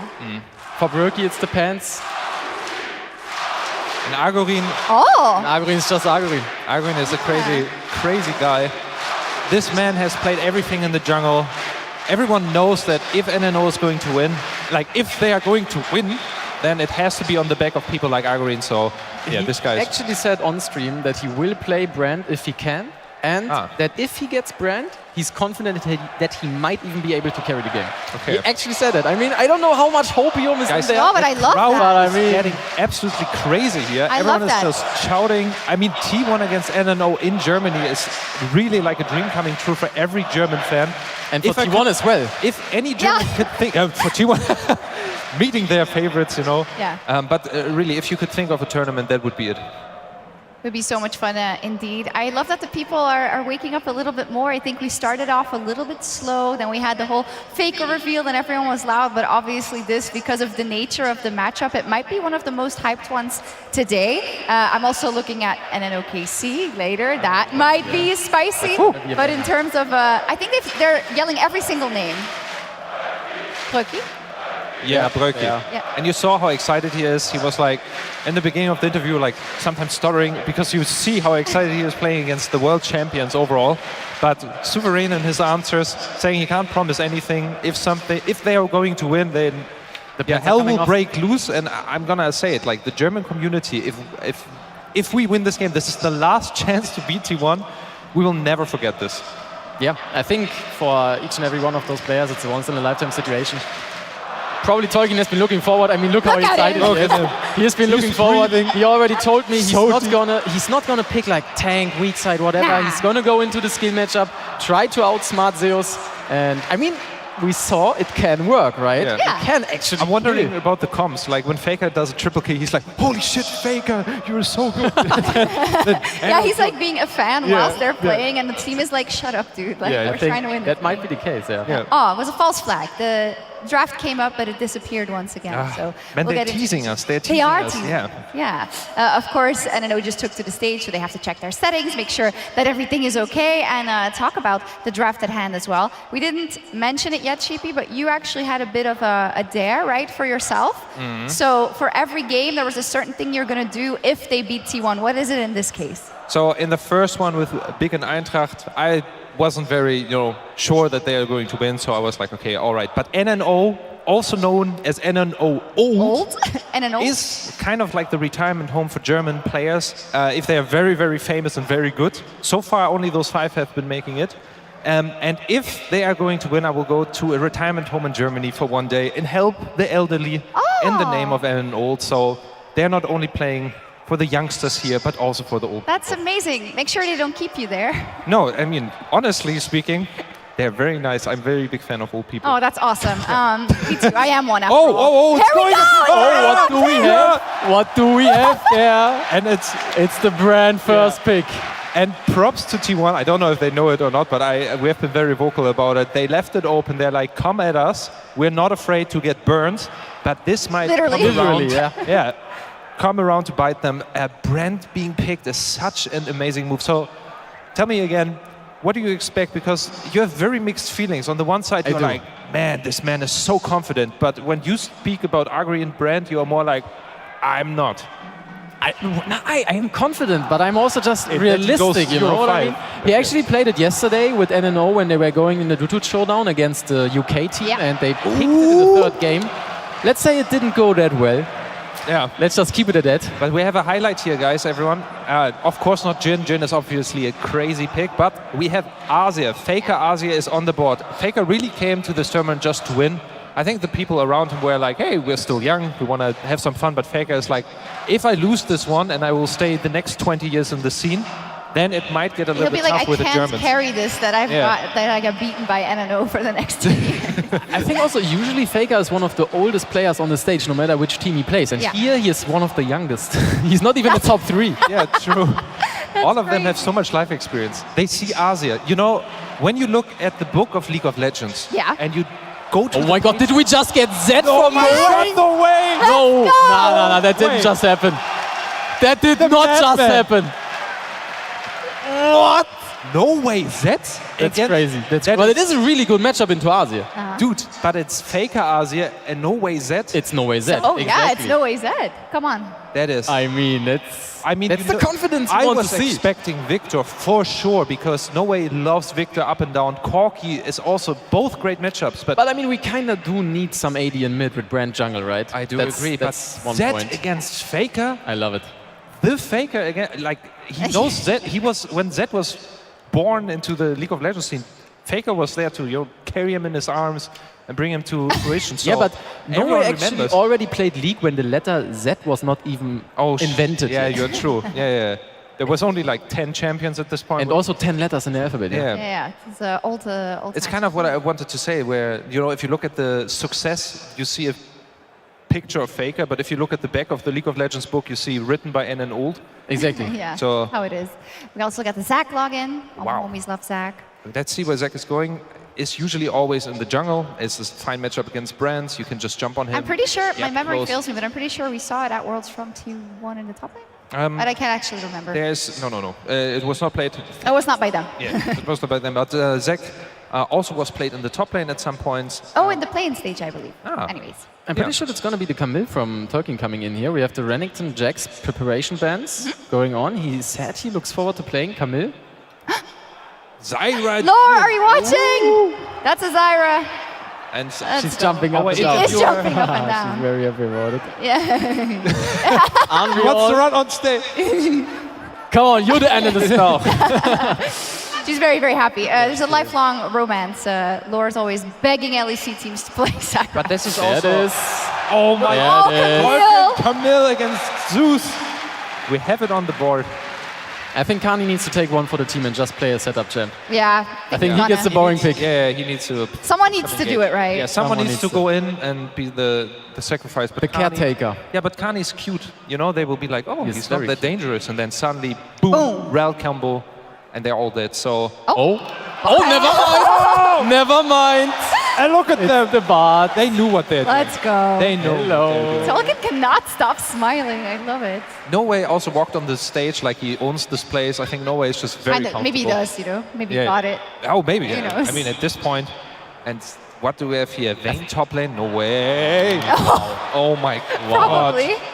They show no mercy against Tolkien. Tolkien is like, can we be friends? And Zeus says no. Vayne top lane is really one of the most disgusting champions Riot has ever released. You have such a hard time killing her. She can permanently bully you. Zeus really just picking all the AD carries also in top lane. He's like, Guma, you're not gonna play any Vayne today. Akshan, I mean, could have been also picked, but yeah. But I'm gonna be honest with you, this looks winnable. You've said this that looks very winnable. But I'm just gonna keep saying it. The predictions get bolder. So is it now, you have to make a choice. Do you think NNO wins this, or is it a 0-5 Agurine angle? I think both. Okay. He's going to carry, but he's going to go 0-4 in the first 5 That's minutes. how you do it on brand. Man, exactly. NNO really needs all the support that they can get. They do, but they have it here in the Velodrome. They are so loud for NNO, and they're going to take on T1 with the voices of Vedius and Dracos. Thank you very much, Shocks. Here we are above this wonderful crowd, getting ready for this matchup. I'm ready. The audience was crazy for NNO. Obviously, a very popular team here in Berlin. And we were talking about like, oh, this is the Xerath, you know? Yeah. The German namebot is going to be taking his Xerath up against Faker's. No, it's the Zed. No, it was the Zed. And there's a lot of history with all of these players.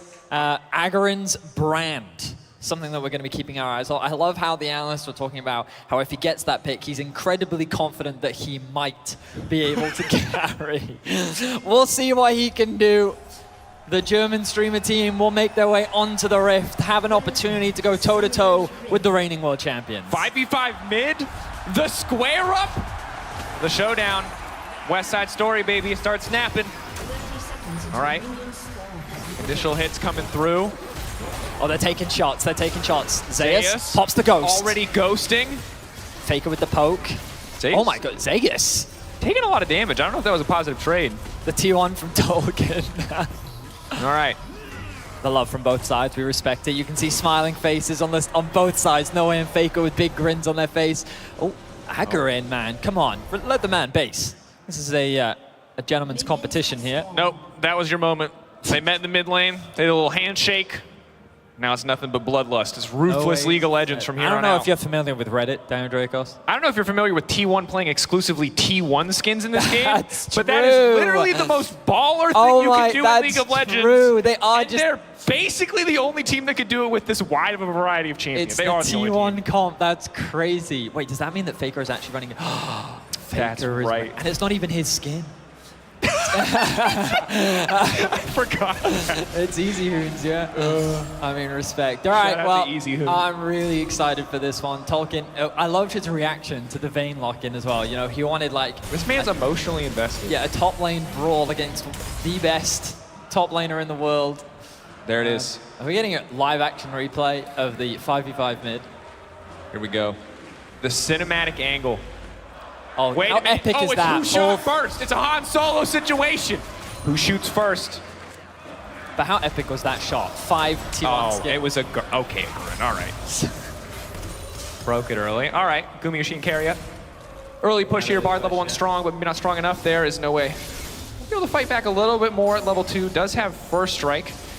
It's going to need to be pretty proactive on getting that damage down. Pretty easy for Faker to take that one away. Halo Blades on the Azir 2. I mean, it's always it's bold to lock in Zed into Faker. Of course, let's not forget there's also a Zed skin. Yeah. T1. Yeah. But also, European fans, don't forget that, I mean, Febiven did it in 2015. I don't see any reason why No Way can't do it today. True, and based. This exact matchup. Great example. So something to consider. No Way gets a little bit of harassment down. On the top side of the map, Tolkien just wants to give Zeus a hug, you know, a fandom, like a moment of appreciation. Zeus is keeping him at an arm's length. Agarin, he's looking. Can they really make anything happen here? Level 4. That's like Ghost Brand. I have zero idea what it can do, but it's about to be nasty. Here they go, the heal pop. Roki going forward. Guma holding on to the flash for now. Agarin, can he get the predict? Goes for the conflagrate, goes for the seer. Quick flash away, still a ton of damage. Ticking, burning, but will not finish the kill.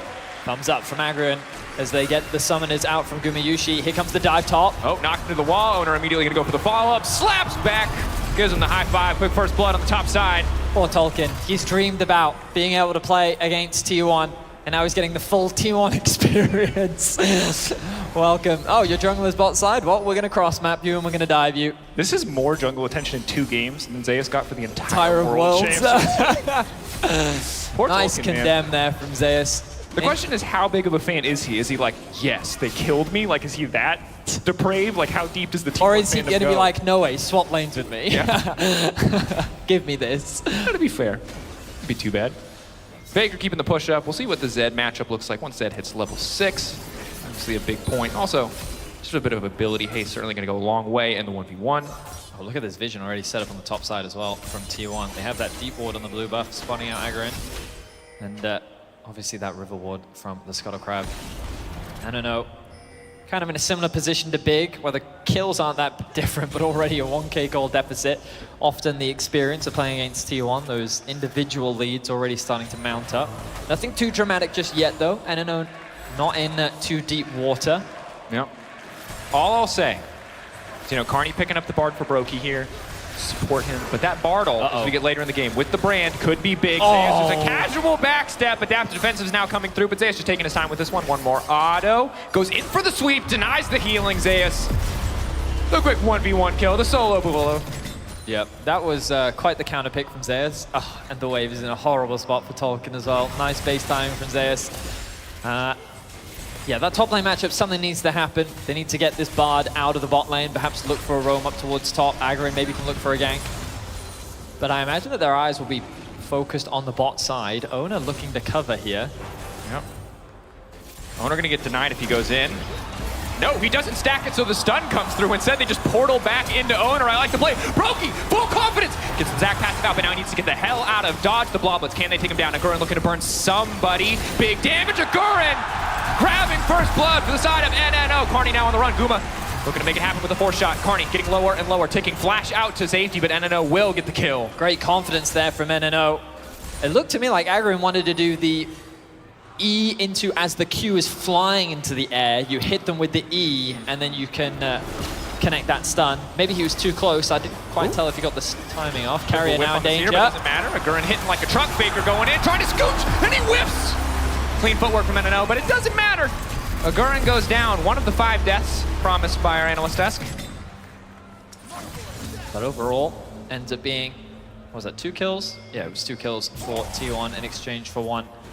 We're going to look back at this play. We'll see if he does actually connect the stun. No, that Q just hits straight up first. That's the old Swippy swap. That Owner wasn't ready for that one. And yeah, but I like the confidence. You called it. Brokey just going in, makes the play happen. And then the Pillar of Flame to secure it for Agron. And this is the thing about Brokey that impresses me. You know, he's done so much. He was on the desk earlier, casting here at the event.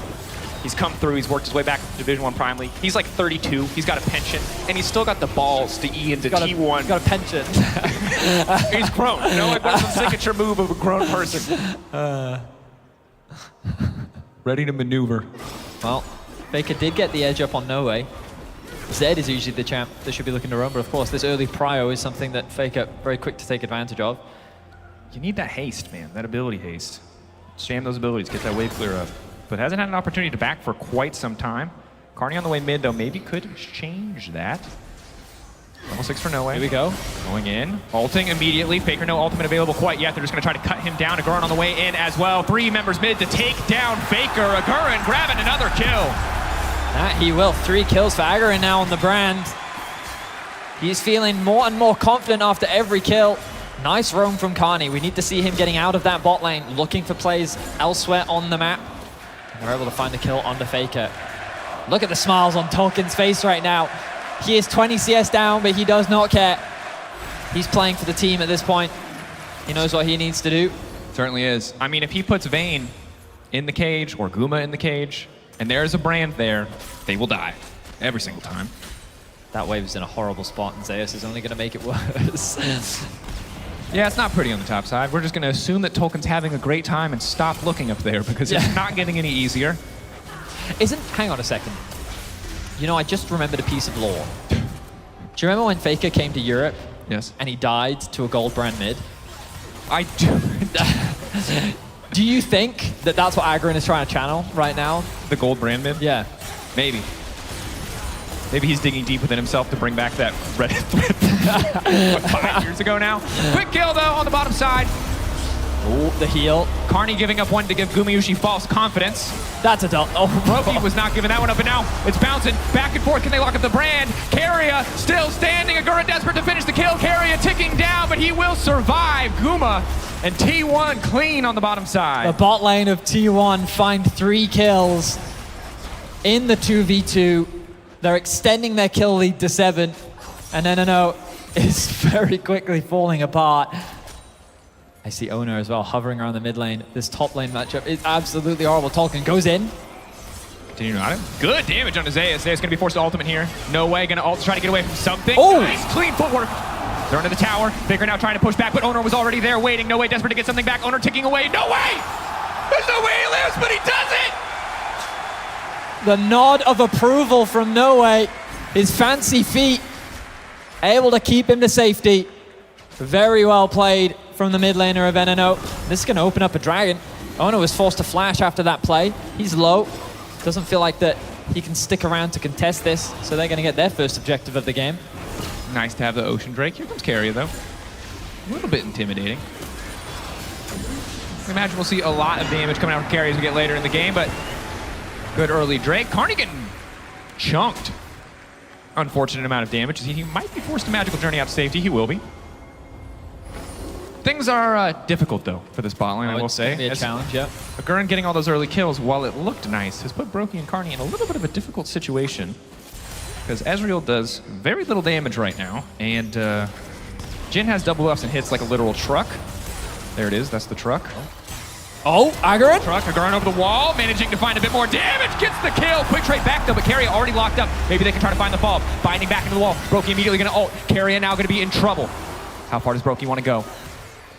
Won't push for anything else. Happy to just trade the 1-for-1. I wasn't even looking at Agurn diving the tower to make that play happen. Ends up being a 1-for-1, but he does get the shutdown and a kill onto Gumayusi. No easy feat. In multiple games in the World Finals, he went deathless. Oh. Not back. A little bit of healing. Tolkien now running, has to ult, but he's dead anyway. The shield coming through. He'll go down too, but on the bottom side, they managed to get another kill. The side of T1, 4-10 now the score. You said it, it's falling apart. This will happen there for Brokey. Does end up losing his life. No way will secure himself a plate. Bit of gold for him. Perhaps the angle that they're going for is, we've got the late game. Yeah. And based on what we saw in the previous game, if you wait long enough, Zeus and or Owner will do something silly. Perhaps. Perhaps. We'll have to wait and see. So here's the... I don't know if I can call this a dive. Dagger and popped goes. He took tower shots. He ulted. Missed it. And then he misses the Q, but it doesn't matter. Ends up getting himself 600 gold. Look at that. Leandri's completed along with the Salt Shoes. He's going to be doing a lot. Ooh, the Ghost. Good damage. Gurren caught out, just trying to get a bit more damage down to Zeus. Karni flashing forward. Magical journey out to safety. Makes the heist happen. Tolkien now 1v1 versus Faker. It's a dream come true, and he runs away. True. He has no skills, no summoner spells, and the bot lane tower will fall once again. Very similar to what we saw in game 1 of the day. But you can see how the pressure is on. T1 with their 12-5 kill advantage. They're looking to secure their second 5 plates, by the way. We're not even at the 40-minute mark. No way, though. Does he have the shadow up? Didn't see if he used that earlier. I mean, Zac is very squishy. That is a Conqueror Leandri Zac.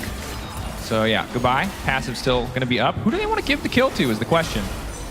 No way, perhaps? Yeah, that would make sense. I thought Tolkien was going to walk in and steal it, and I was like, buddy, you're a big fan, and you got an ultimate. Otherwise, you are a walking bag of gold. Sometimes I do think that Owner is getting a little confused as to what side of the jungle he's supposed to be on, because he did this last game. He's doing it again. He has no support from the rest of his team. He's just looking for a couple camps. He's world champion, not red side jungle champion, bro. He goes where he wants to go. That's true. The jungle is his jungle, and NNO punish him for it. Agurn going to steal away these bot side camps. They're looking for a dive. Does Faker read the play? He's going to check with the soldier here and see it in a second. Are they going to be able to react instantly? Right over the wall. Instant brand damage now going to follow up. Faker slides, glides, gets a little tricky with it, but there's already the portal there. Owner does big damage, though. Keep in mind, it is the AP Zac. Have to be a little bit careful. Karya coming over the wall. Nice sidestep. Faker now taken down. Tolkien now coming back in. Karya over the wall looking for his moment, but he will not find it. That's 2 kills for NNO. Good punish on the bot side of the map. They're going to get some plates for themselves. They sent Brokey up top lane to match Zeus in the 1v1 just to catch that wave. But Faker, really nice slide and glide initially. Oh, that's a level 7 Ezreal. Oh! Still going up. Brokey, no ult. Zeus. He's gonna back. He learned from the previous game. He has to hold back a little bit sometimes. Brokey, will he see this though? EQ. Oh, angle not quite right. I think the timing wouldn't have found the kill, and they most likely would have retreated. But Guma now going to be in trouble. One shuriken only going to connect. No way. Should be able to grab this one. Coming in and taking it. The smile on Tolkien's face. The team is feeling more and more confident. They've got a number of kills. I'm starting to believe. You're starting to believe? I'm starting to believe they got that. Winnable, perhaps. And T1 got nothing back for it, really. I mean, here's the facts. No way. Level 11, Faker level 10. Sure. No way. 103, Faker 121. Yes. No way. CS advantage over Faker. Yes. Look at this punish. Instant. Faker checks with the soldier. He's not expecting 4 members of NNO to be here. Without any hesitation, they go through that portal. Ona tries to defend, but it's not enough. Look at this nice snipe there from Agarin. Ona overcommitting, knowing that carry is on the way, but it's not enough. And they're able to secure a bunch of kills, and we're going to quickly, I imagine, jump over to this mid lane play. Will we see that kill onto Gumayushi? No, we're not going to get to see it. That's fine. Straightforward. Again, look at the facts. Mid lane, there is a gap starting to arise, one could say. Yes. And, you know, no surprise. It is no way making it happen. No way, you would think. How many times are we going to do that one? How many? We don't know. We'll sneak it in. You could say he's in a league of his own, perhaps. Oh. All right, Owner once again has found his way back to the jungle that he believes is his. And it would be proven to be his thus far. Again, more AP. Imagine this demonic embrace coming in next. Zeus, very scary. Seems to have decided to only play Blade of the Runed King champs thus far today. It's fair, it's a good item. As Tolkien, he had his brief moment of fun on the bottom side, but he's back to getting bullied. Yep. Yep, this is really fun for him. Yeah. I mean, it genuinely is. The lane isn't, but like he's having a great time. Yeah. Agarin. Oh, has he seen Faker? Does he know? I think he knows. And yes, he does. Right, Faker versus Agarin. Nope, Faker wants a tower. He's gonna hide under it. He's gonna walk away. All right. He knows better than to take Agarin that 1v1. shows mercy. Stays his hand. Allows Faker to leave. Yeah. The Rylai is now completed for Agarin as well. There is a problem on the Rift right now, though. For who? For NNO.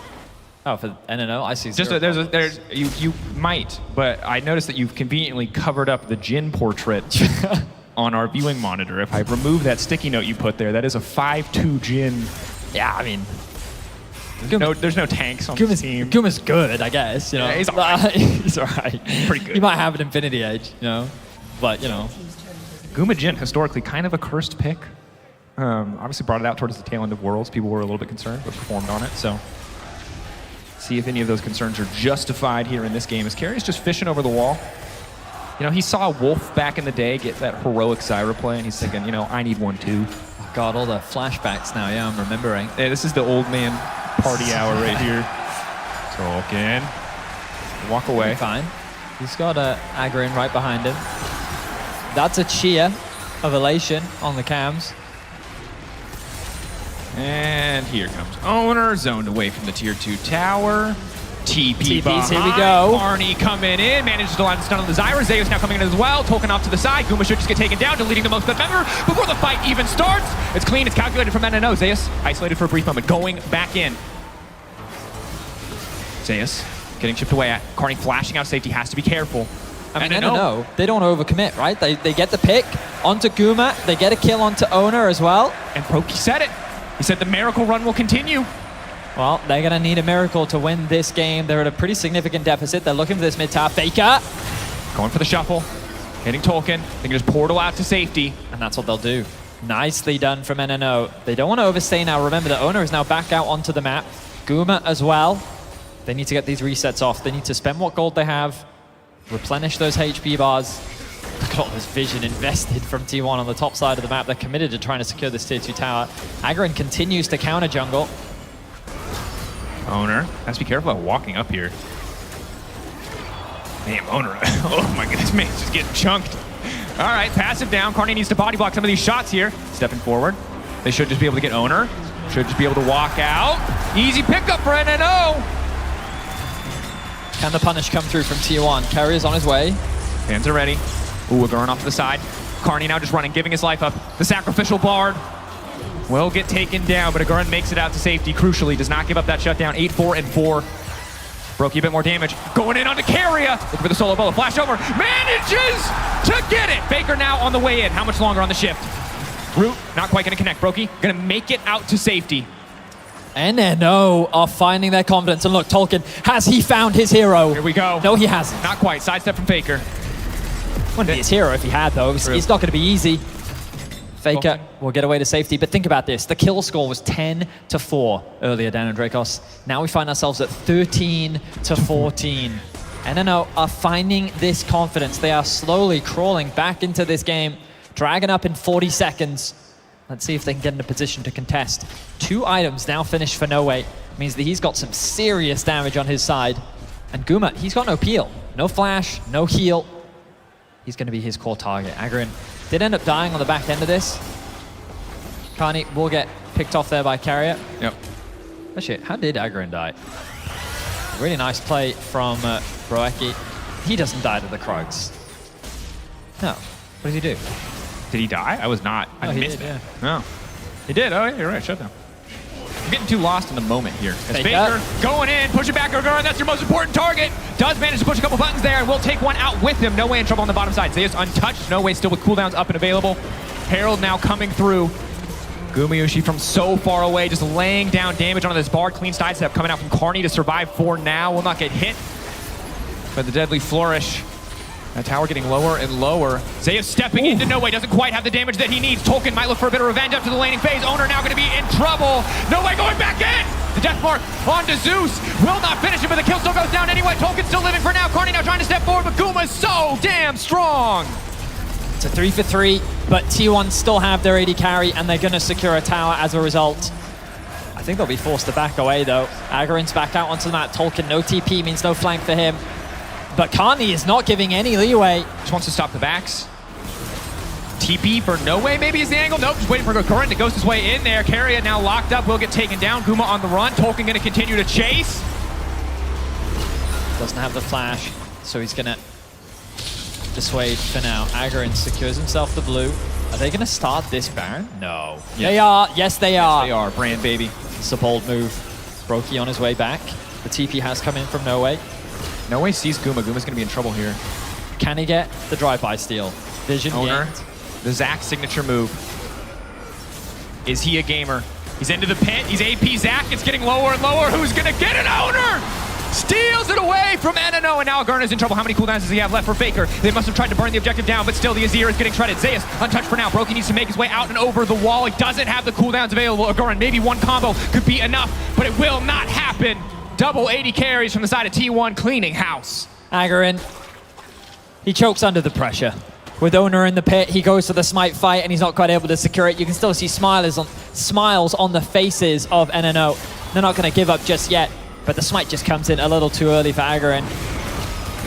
He thinks with the burst it's enough. 16 HP it gets down to. Incredibly close for NNO. I like the ballsy call. They even get this kill onto Faker. But then Zeus and Guma are able to clean up. They get Brokey, they get Agaran, and they walk away with a bang. Impressive stuff, most certainly. Crushing that they were not able to secure the Drake there, even if they had lost a couple kills. Would help balance out the gold at least a little bit. Red Bull Baron power play, of course, going to make it that much easier for T1 to push, although not every member was alive when it did go down. Kind of waiting to see what No Way will do here. 5-1 and 4, CS lead in the 1v1. A lot of ability haste at this point. This is where Zed starts to get really terrifying. That said, oh, double carries. They're going to spot him. This is a bit awkward. I don't think he can make it out, but now he has to see if he can take someone with him. Yeah, he's going to look for Guma, I think. Yeah, Guma knows he's the more vulnerable link here. The pushback is there. No Way going to be forced to ult shortly. Oh, no, he just does not have enough time. He needs to get the hell out of dodge. He's going to have to ult somebody. Where's the W cooldown going to go? He doesn't even get a chance to do anything. Brokey just taking out 2 lambs to the slaughter. And with 2 members dead, this means that it's an easy push in the bot lane for T1. NNO trying to cross-map top lane, but with the Baron at T1's back, I don't think NNO is going to be able to hold out much longer. The rest of them need to back. This is an inhibitor gone, most certainly. Potentially more. Zeus and Guma together. Again, double 80 carries. Looking to close this one out. Backs have been stopped. Brand damage is good, but not good enough to finish the kill onto Owner. The wave is here. Might be an unceremonious exit here. TP now coming in for Tolkien. No, they're not going to end, are they? They are just going to end. Give them a fight, T1. One last shot, Brokey. No way is here, maybe. Maybe they can make it happen, but he's going instantly in onto Guma. Usually he needs to find the kill. Guma is there. Guma's too clean. Faker coming in as well. The last stand for NNO will not be enough. But T1 still looking to finish it in style. 1 kill traded back. They're not hitting the Nexus now. They are hitting the Nexus to stun for a Carney. Tolkien now coming in. Can they just kill Faker? They do. The Nexus is still standing. Tolkien walking forward. The ulti not available. Tolkien has to be careful, but here comes Agurin. Good damage. Zeus is just fighting them. He could end. And they're killing them. Yes, NNO! They live to fight another day. They hold the line. You say benevolence from T1 nonsense. I say the stones of NNO to hold the line. Tolkien. To not hide in their fountain. Hey man, Tolkien achieved his dream. He killed Faker. Job done. Damn. Tick off the bucket list. Bam, bam. Caps. I mean, credit. They're able to hold the line here. T1. I mean, they get overzealous. They think that they can kill all of NNO. They underestimate. But look at this play from Guma. Oh my goodness. Incredibly clean. You'd think that with no peel, it would be harder for the Jim to survive. And I know what you're thinking. You've played League of Legends before, and you're like, they could hit the Nexus. That's where you're wrong, dear audience. They couldn't do that. The crucial play here is the fact that Guma actually ends up dying to the spawn tower. And that then leads Karni to a beautiful 2-man connect to Tolkien securing that kill. And here comes Agurin, who, fun fact, once you have Raw Eyes, makes it pretty easy. Hit those abilities. So here we go. Every stand is the last stand at this point for NNO. Agurin over the wall. Not going to connect on the Faker. Besides, that's just about everything there. No way, immediately going to ult Owner. Good damage now coming out, but he gets locked up from so far away by Guma. But crucially, that's the Duskblade, baby. The ultimate from Karni will buy a bit of time as well. 5v4 in favor of NNO. No way's ultimate is not going to be on a long cooldown. They can push in. They have to go absolutely psycho if they want to push for this. Zeus continuing to step up here. He's very beefy, but it's so much damage. He's now bringing it back to the rest of his team. Will tumble away just in time so no one else gets hit. He pushes Agurin back. But they have Zeus no wave. Lower and lower. Siege. Baron is up in a mid style. Oh, Bard hitbox! It's so good! Why is it so huge? Nobody knows, but they make it happen. NNO, they find another pick. Brokey. They'll slow the siege down. T1. You could argue that they're trying to play with their food, but their food is biting back right now. Agree. No way. The Ultimate world's most again. dangerous game, NNO. Faker sitting in no man's land. What's he doing here? Oh, he's just going for a walk. That's fair. Walk about. Explore the other side of the jungle. Exploring his domain. Here you see. But Zeus just goes in, all in. I mean, and to be fair, the movement is clean, but there are a lot of people there, and Brand does hurt. Karni. Oh yeah, witness the world's class Bard performance. Just Bard things. Wait for this hitbox. Connects it onto the plant. Beautiful stuff there. Gives him the kill on the Zeus as well. Bam. Instant follow-up. Double Nicely stun. done by NNO. Very nicely done. Karni's clean with this Bard, man. That's respectable. Okay, the siege going to the tier 2s now. No way, level 16. 2 levels up on Faker. 6, 3, and 5 to 2, 5, and 6. 50 CS up on Faker. Impressive performance from Noah. I mean, all I'm saying is Faker may have won the TP? World Championship, but Faker's never gotten out of Division 2 Prime League, so That's true. something to think about. Record right now is 0-0, NNO versus T1. That's going to change today. Yep, historic rivalry, NNO versus T1, of course. Okay, at this point, you can imagine the recalls. Yep, synced coming in. 5-man hold. T1, if they're bold, will accept the 5v5 team fight. They're scared of NNO, they will rush the Nexus. And we'll know forever that they were scared. Oh, flash in. Now going in. Agurin doesn't have any defensive tools, so he's just going to get cut down, but they're managing to take one back. Tolkien also getting taken off the board, and T1 just slaughtering them in the base. No way just hasn't been able to do anything. Living Shadow out to safety. Oh! It's not even the fourth shot, it's just the second bullet. Doesn't even need all 4. T1, we're not scared. T1 take the fight, and they take down NNO.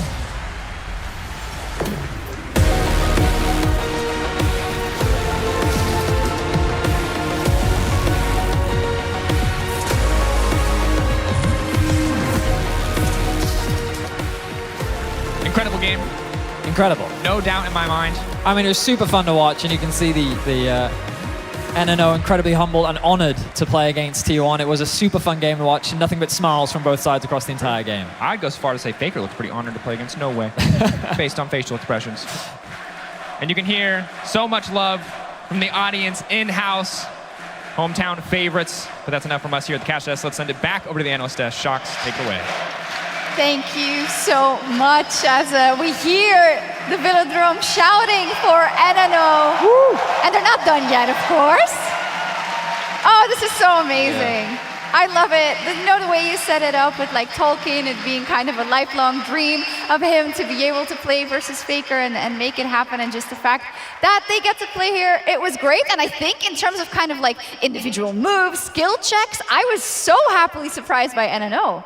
Absolutely. I was never so happy to be wrong with my prediction. Like, yeah. Iron's brand was popping off, and the Z from Norway, holy moly. Whoa. I don't know where he got that from, but yeah. I think he showed Faker some moves. He did. Sad that it wasn't enough to carry the game, because at certain times we were really believing, but we just gotta call it out. Guma Yushi, I mean, the guy's just absolutely insane. You said it already, but you know, Agarin Pig's branding goes 0-5. I don't know if it was exactly 0-5. It was absolutely It wasn't. wrong. Great. Yeah. And then Tolkien will die 1v1 versus Faker on side. Did that happen? Nah. Not really. They were Faker fighting. tried. But I honestly, yeah, they tried. But Tolkien was like, I have none of this. I don't have items. I don't have anything. But he killed Faker, so like Draco said, off the list. Yes, exactly. And the most electrifying moment presented by Kia was NNO killing Faker. Woo. Yeah, so technically what they did was... Now I can talk. What they did was they killed Faker with 3 men. Yeah. But technically, I think Norway, Kanye, and Agwin each got 3 solo kills on Faker. Okay. Yeah. So I think they can all check that off the list. That's smart. Yeah, that makes sense. I mean, you're the analyst, right? I am. Who's going to stop you at this point? Oh, that's gruesome, Oh actually. my god. Okay, and then the minions just The minions walk don't over? care. They don't care. Okay. No, but a really hopeful performance, I think, also in terms of what's coming, right? Because NNO was bowing, but they're taking on KC, right?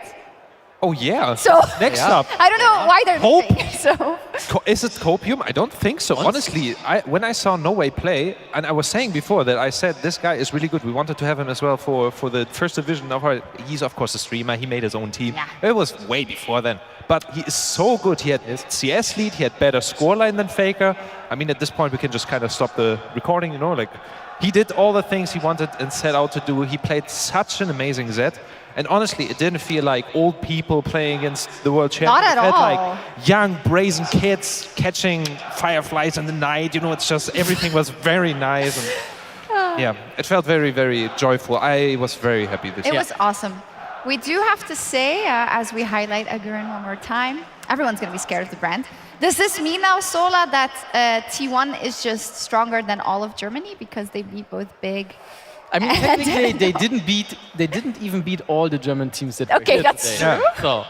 So technically, they didn't beat Eintracht Spandau. They didn't. Oh. So on a technicality, that's not the case. But they haven't dropped the game yet, which is absolutely amazing. And I don't know, I'm having less and less faith in the fact that they are going to drop a game, to be honest. I mean, T1 honestly had a little bit more fun than they had to in the first 2 games. But the first game, they had fun and they slowly were growing their gold lead. This game was quite close. They were always only 2 or 3k gold ahead. Agrim was making a proactive plays.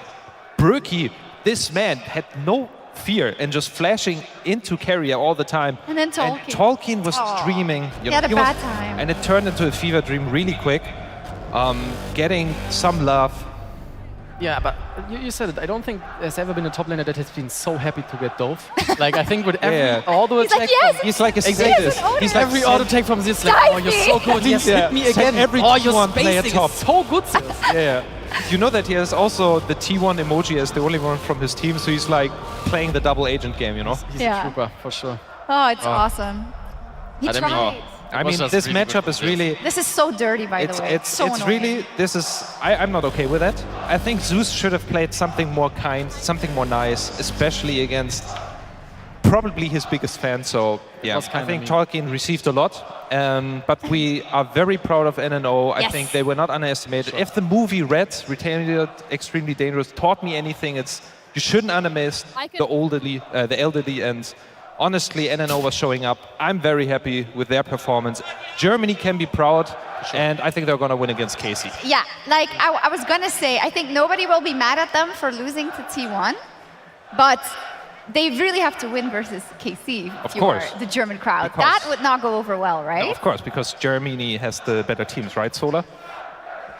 Sola? I think I need to be very careful with what I'm saying today. Oh, why? But, I why? mean, KC is not any team, right? No. I think this roster has shown in the past that they are also one of the very best in Europe. We have a lot of veterans, some very talented players combined with this fan base. But you can't bring up veteran when they are playing against NNO. NNO is veteran. It's true. Essence. It's crazy. I do see, and you guys see it as well, Gumayushi is right there. Okay. See him?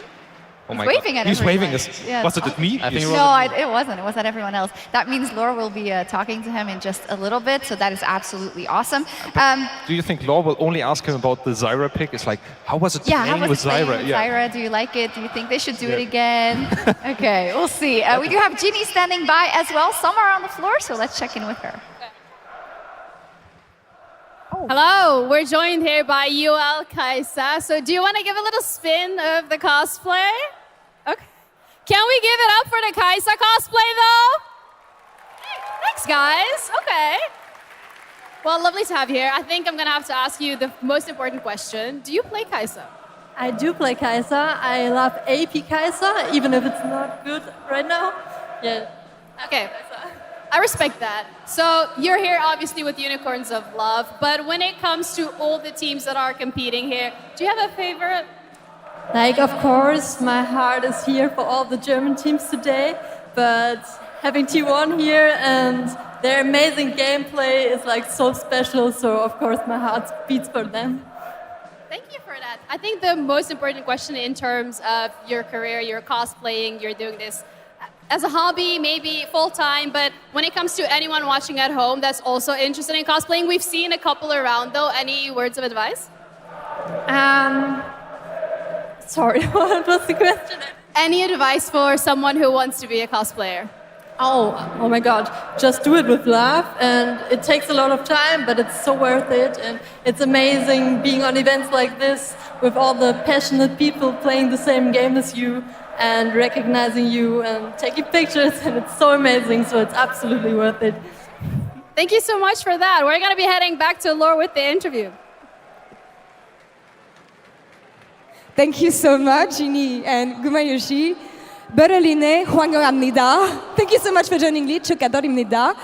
I want to talk first off about this fact that you just won Worlds. You're here in Berlin to play a more fun event. How did you approach this event? 이렇게 월즈를 이기고 이렇게 독일까지 오셨는데 레드불 리그 오브 이츠 온 어떻게 생각하시는지 준비하셨는지 그리고 정말 좋은 행사라고 생각하고요. 이제 It's a very very cool event. 다양한 팀들과 많은 팬분들과 함께 경기할 수 있어서 좋은 것 같습니다. There are so cool teams out here and the audience is amazing. So I'm very very happy. I think it's gonna get louder in the next games, but we'll talk about this a bit later. First things first, I feel like you guys are famous for playing weird champions. What do you think about the format for this event? T1 선수들이 되게 이상한 픽을 한다고 소문이 났어요. 그래서 이번에도 그런가요? 이번에도 그런지. 이번에는 좀 규칙 때문에 어쩔 수 없이 해야 되는 부분들이 있지만 다들 즐겨서 하고 있는 것 같습니다. So because of the rules of this event, we had to choose like some champions we don't even play, but it's very funny and we are very happy. And we just saw this right now. You just played a full comp with SKT T1 skins. Do you have any more fun planned for later? 지금 다들 SKT1 스킨을 입으셨고 게임 하셨는데 혹시 미래에 다른 스킨도 있는지? 이제 저희가 우승을 해서 저희 스킨이 나올 텐데 나중에 그 스킨들을 입고 경기를 하면 좋을 것 같습니다. Because we have won the Worlds, I think there will be a special skin for us, so we will play with them. All right. Well, looking forward to seeing your skins next year. Last question. The fans behind you are Karmine Corp fans. And this is one of the most anticipated matchup, you versus them. Do you have any message for KCORP before facing them? 지금 이렇게 소리 지르시는 팬분들이 거의 다 K-CORP 팬분들이거든요. 그래서 혹시 K-CORP 팀에게 한마디 하실 수 있으면 어떤 팀한테요? K-CORP. 약간 이제 홈 어드밴티지가 뭔지 좀 깨닫고 있는 것 같은데 저희도 많이 응원해 주셨으면 좋겠습니다. So you guys have a home advantage, but we will give our best to win this game. 구마요시 인터뷰 감사합니다. Thank you. Thank you so much for the translation. Looking forward to the match versus KCORP, of course, and they're playing right next against NNO. So Shocks, back to you.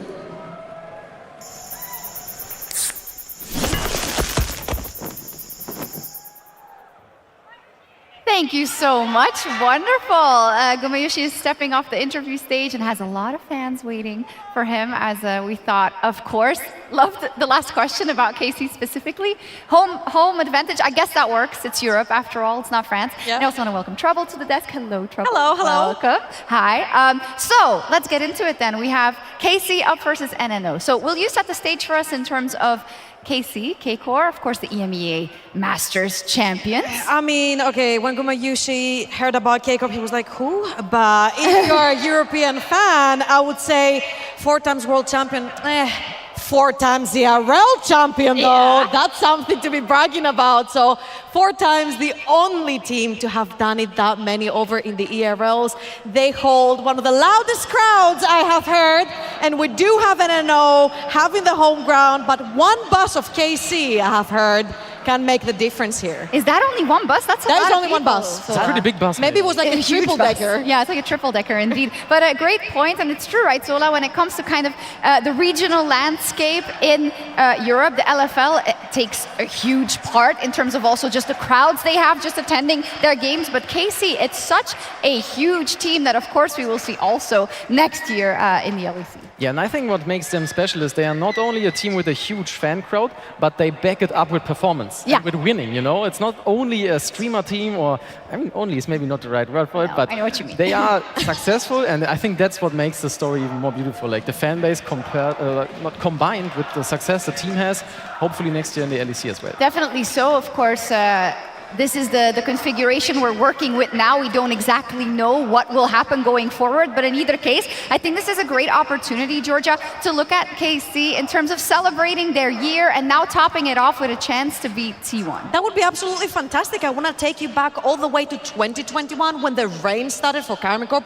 They were screaming G2 from the LEC. A lot of the fans were like, we'd love to see that team compete versus LEC teams. We'd like to see that team compete internationally, where here is your chance. You're literally competing internationally versus the world champions. Later. Now, though, versus the world champions of our hearts. World champions. A little warm-up first. NNO. Yeah. So, Sola, lay it out for me. NNO, good performance versus T1, individually, crisp, on point.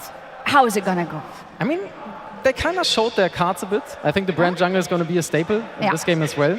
Depends how respectful KCORP is going to be against it.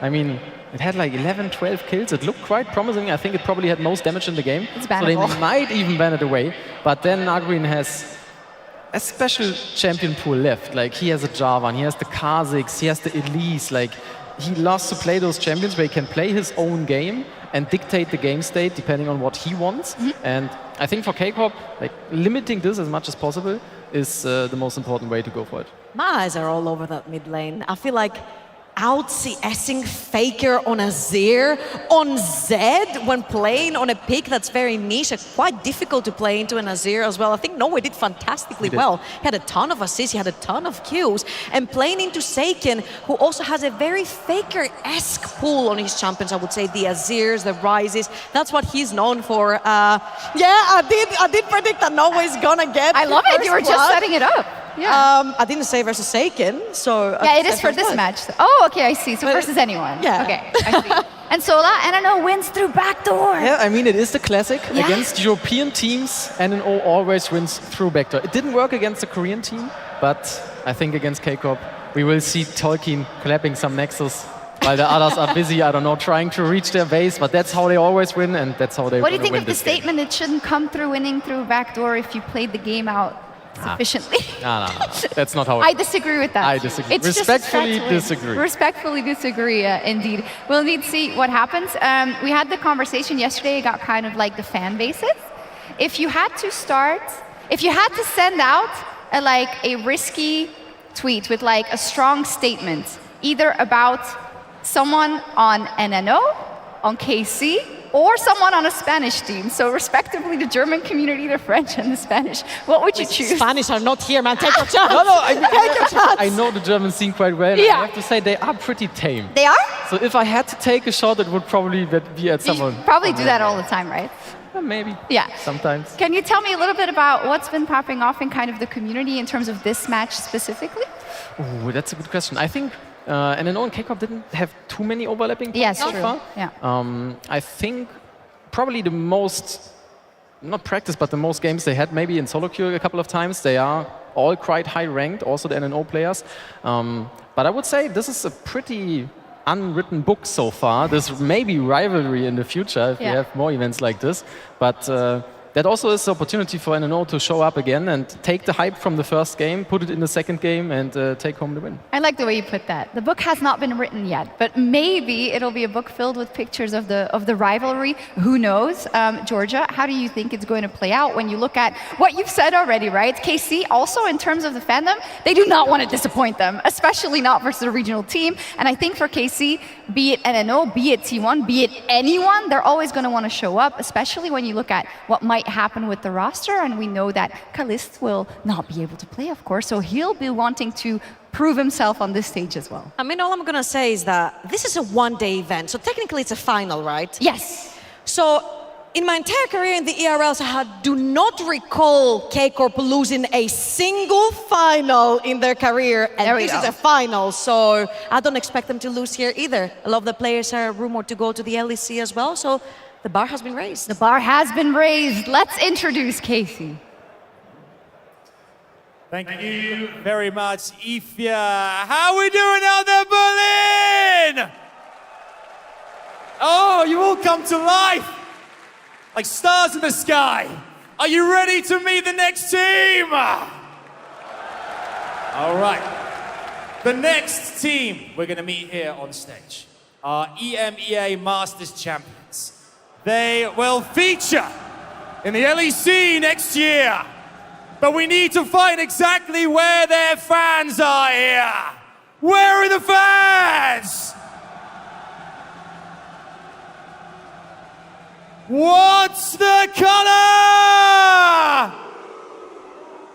I said, what's the color?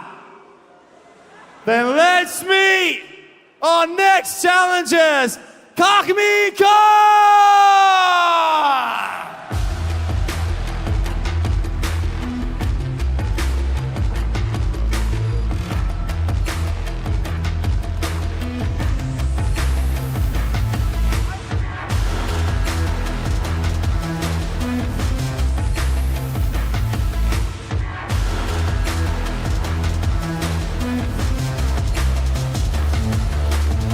Nobody freaking asks what's the color anymore.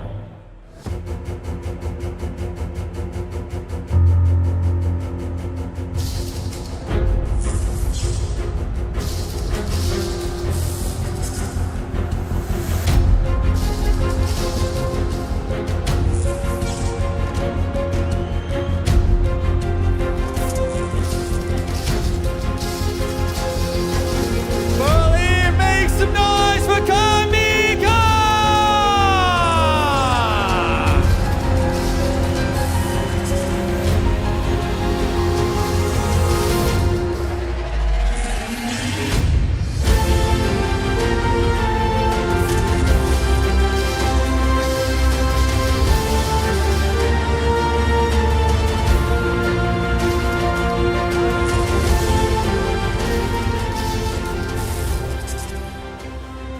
I'm joined here on stage by Synchro. Make some noise! There they are. You can't miss them. What an incredible experience this is. How are the team feeling competing here at Red Bull League of its own? That's really exciting.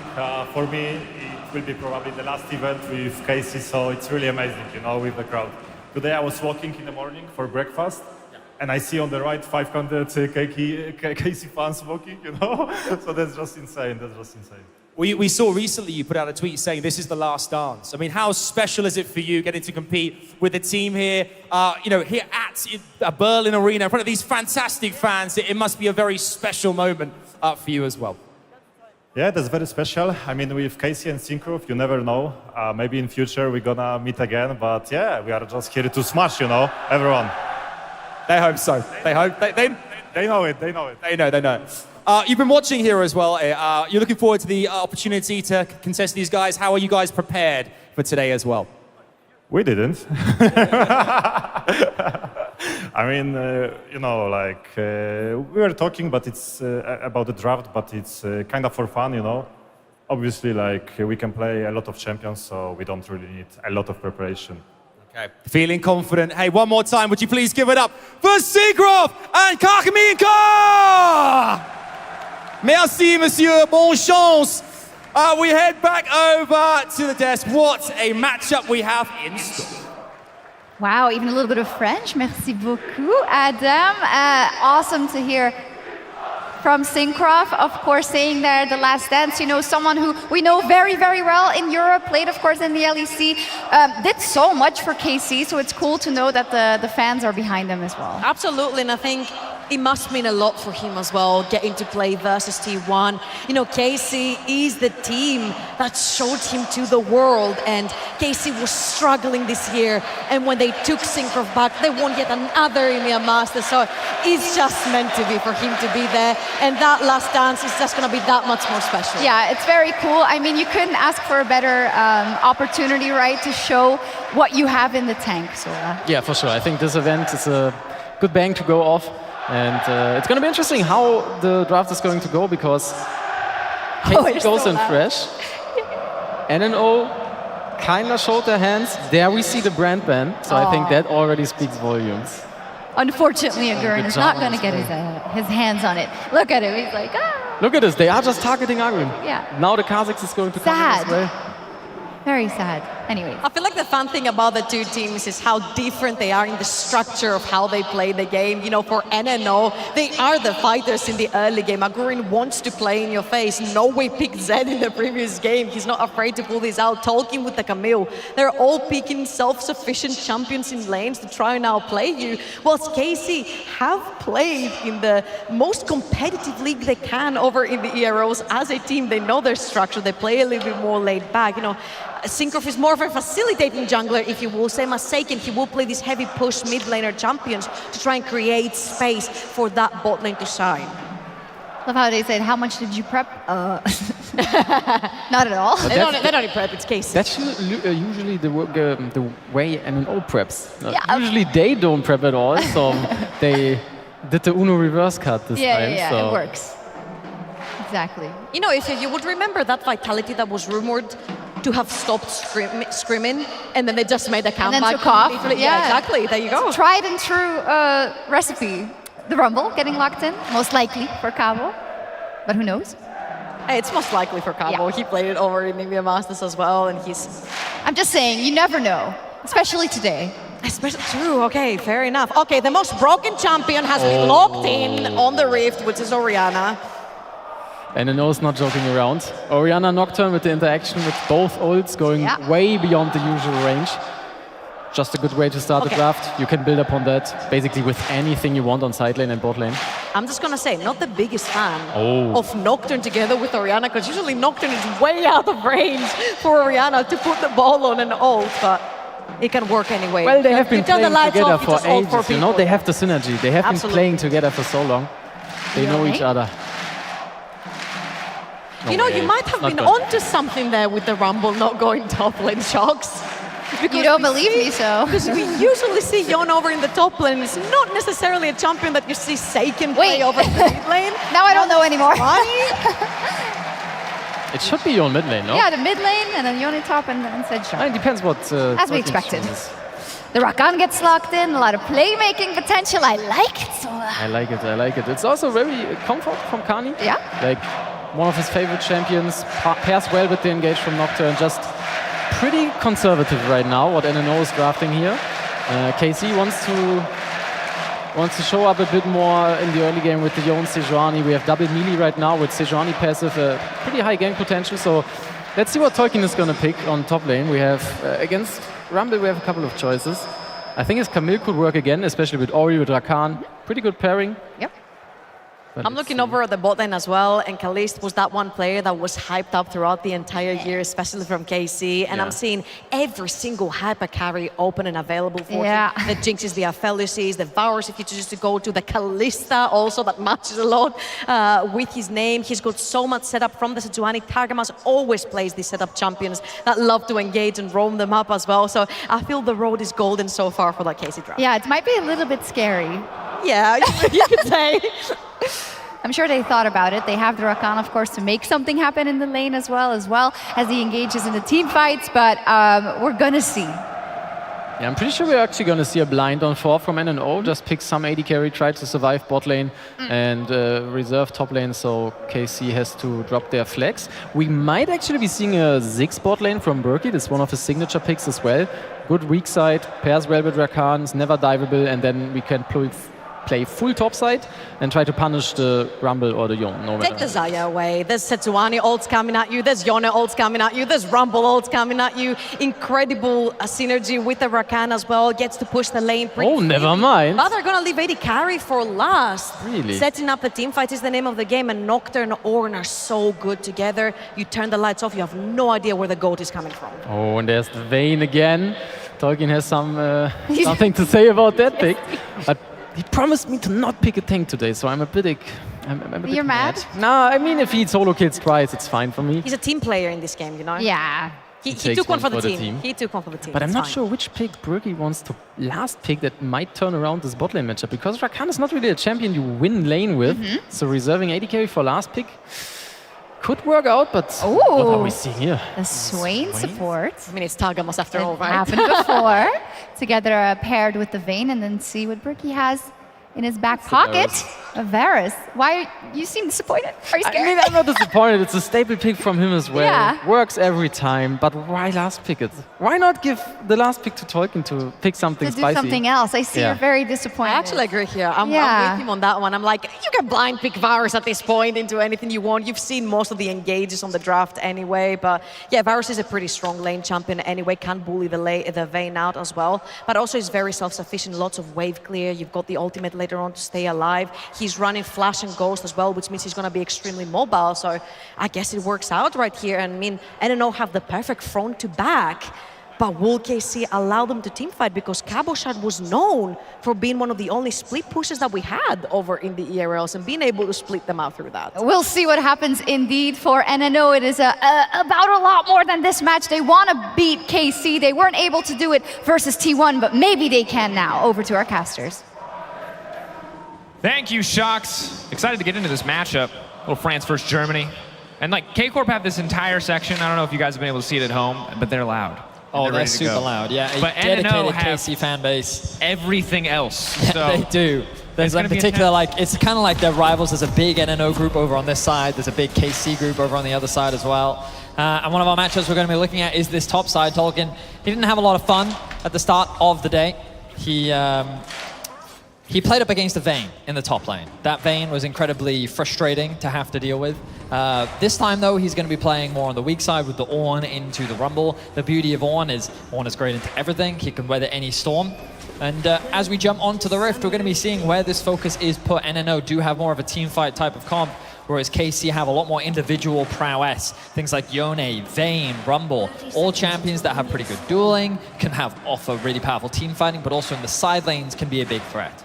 certainly do. I like a lot of the combinations that you can put together with the Yone. Oh, you've got this 20 as well, the Rumble. So potential power here if they can make it happen. Level 6 is going to be very scary on the side of KC. It's a similar story, though, if NNO can split up the KC lineup, see if Agurin can punish sides here. Obviously, triple banned in the first phase there with the Cossacks, the J4, and the Brand taken off the board. So if the Nocturne is good, he's going to feel damn good about this performance, knowing that they targeted him and he was able to have a successful game anyway. Yeah, I mean, NNO had the beauty of warming up against the world champions. Yeah, you know? yeah. And now they get to show their full power against KC, an organization that is a lot of hype behind them moving into next year, especially around this young AD carry in Callist. Kind of reminds me of the old story of Reckless when he debuted onto the scene. We'll see what he is capable of doing on Vayne, no less. Yeah, picked a very flashy champion. Vayne Swain, other than rhyming, not a duo I see a whole lot of. Vayne, I feel like, in solo queue these days, unless your bot lane is really confident, more of a top lane pick. But see what Callist can get done early on. Varus usually able to get a lot of lane priority early, but the range advantage of the Vayne Swain might be enough despite pretty lackluster wave clear from Vayne. Well, Targus starting with the E means that once that's down, there's not a huge amount of threat coming out, but as you rightly said, they are looking to get that early push. No way, likely looking to get that control in the mid lane as well. Well, and this is a solo queue matchup that neither of these players are strangers to. See how it fares as we get a few more levels in. Both sides taking TP, nothing too crazy. Capo, though, with Ignite on the top side of the map, really wants to get some pressure down here. Token we know will be relevant late game. There's no stopping an Ornn from being relevant, although Karni taking a big chunk of damage there. Very nice trade from the KC bot lane. We can see full clear top side from Synkrov. He knows that Agharon did start on the top side of the map thanks to that ward. So what is his game plan here? Looking for a mid play? All right, no way. Should play to the bottom side here, knowing that that's where his jungler is. Seiken, you can see stepping up, trying to zone him. Nice side step from No Way, though. Gets a bit of damage back. Massive shield there coming in from the Yone W, however.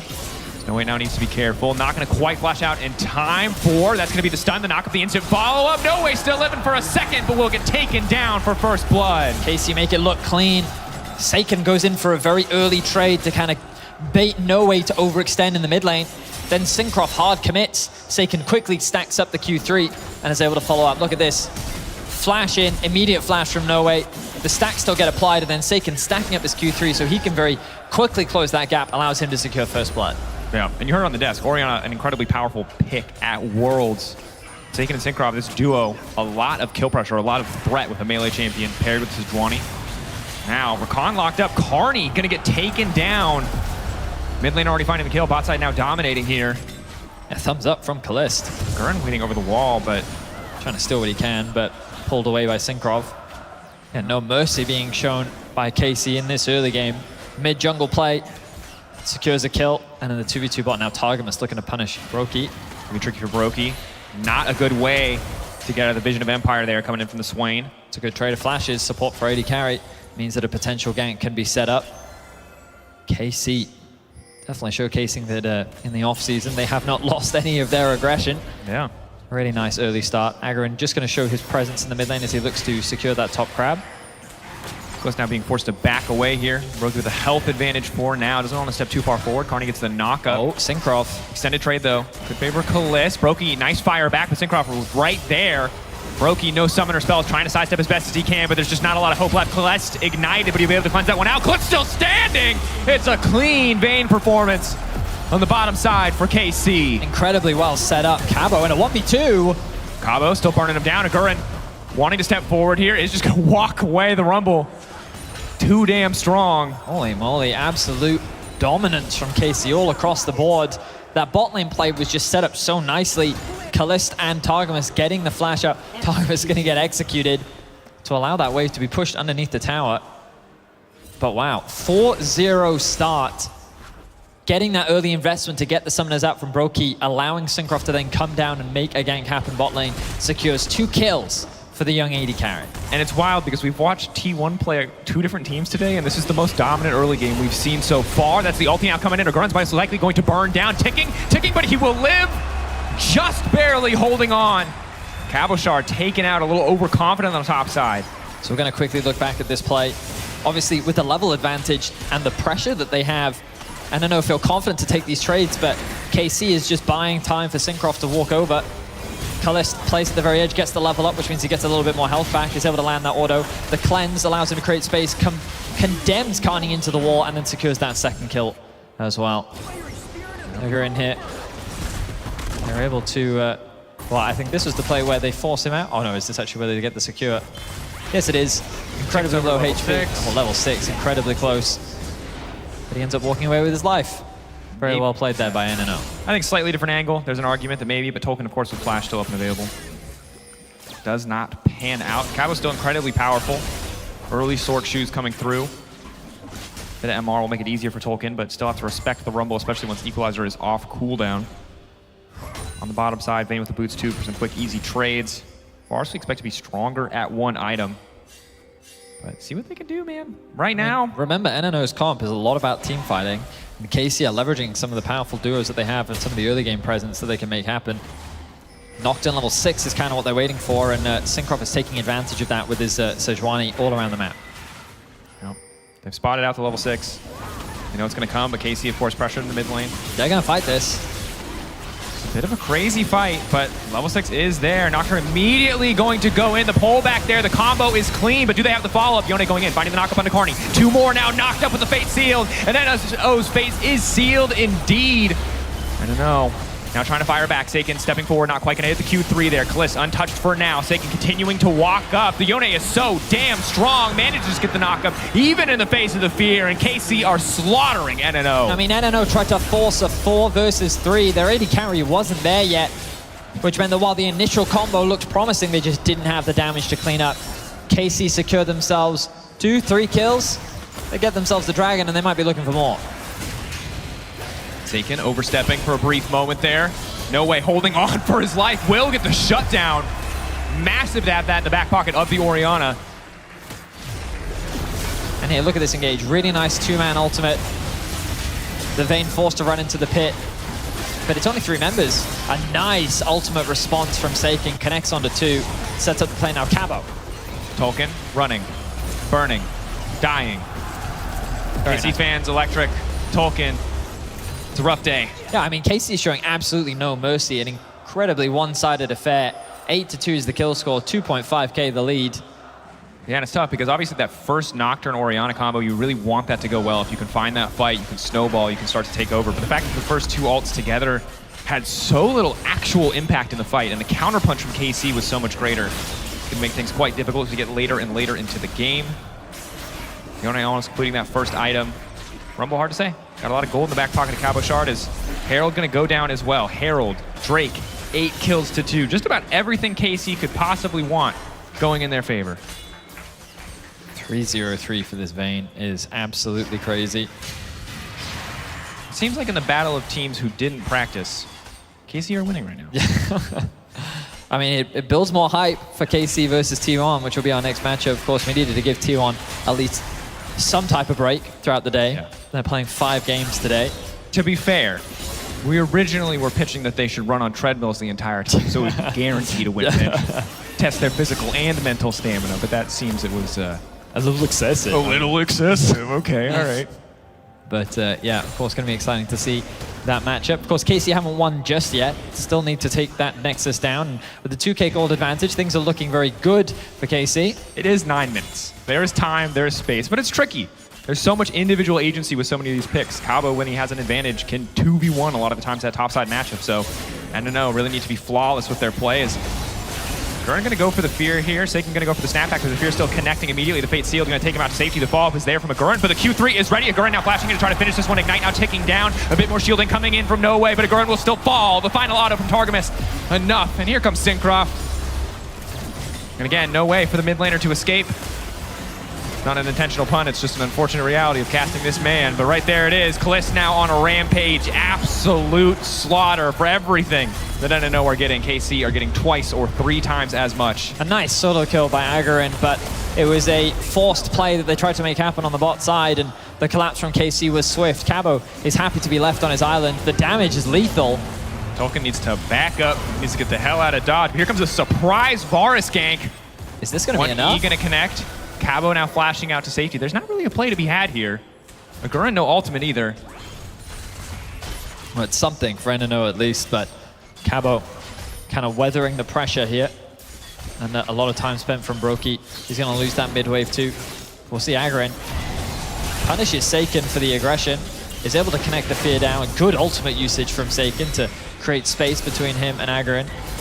The ignite there from the Swain, along with this final auto attack, was enough to secure that kill. And then you'd think that with Karni on his way, there's a world where Noe can actually get out of this situation, but unfortunately it wasn't quite enough. Just was not going to happen. Yeah, well played by Seiken as well. Forcing out so many resources for them to be able to get the kill. Uses the ultimate beautifully as well as the Q3 to escape there, even if Ogurin is able to connect on that fear. Now on the bottom side, Ogurin ultimate, 25% of the cooldown remaining. See where he wants to go next with it. Only level 8. We look at the dragon spawning in about 45 seconds. You imagine that'll be the next objective on the map. KC reminded that they are venturing their way forward into the LEC next year, which of course many fans are excited for. Yep. No way we just saw on his face cam, not quite as excited. He kind of gave it the face. Don't know what he was talking about. Maybe some team comms as to what exactly they ought to be doing. Still not a completed item here, which is a bit tricky. Yeah, I mean, NNO find themselves in a very difficult position right now. But of course, they are still the hometown favorites. They do have that 6th man in the form of the crowd that continue to show their support. Do they, Vedius? I'm sorry, did we all go quiet when NNO started losing? Did you lose your faith? Yeah. Nah, they're there. They're there. Come on, NNO faithful, you got it. They believe. No way in a bit of danger. No way with the pullback. Should be able to walk this one out. One more auto. The stun now coming through. Where's the follow-up going to be? Seiken. Ton of range. Flash forward, but he completely whiffs. Soul Unbound, though. Finishing the job.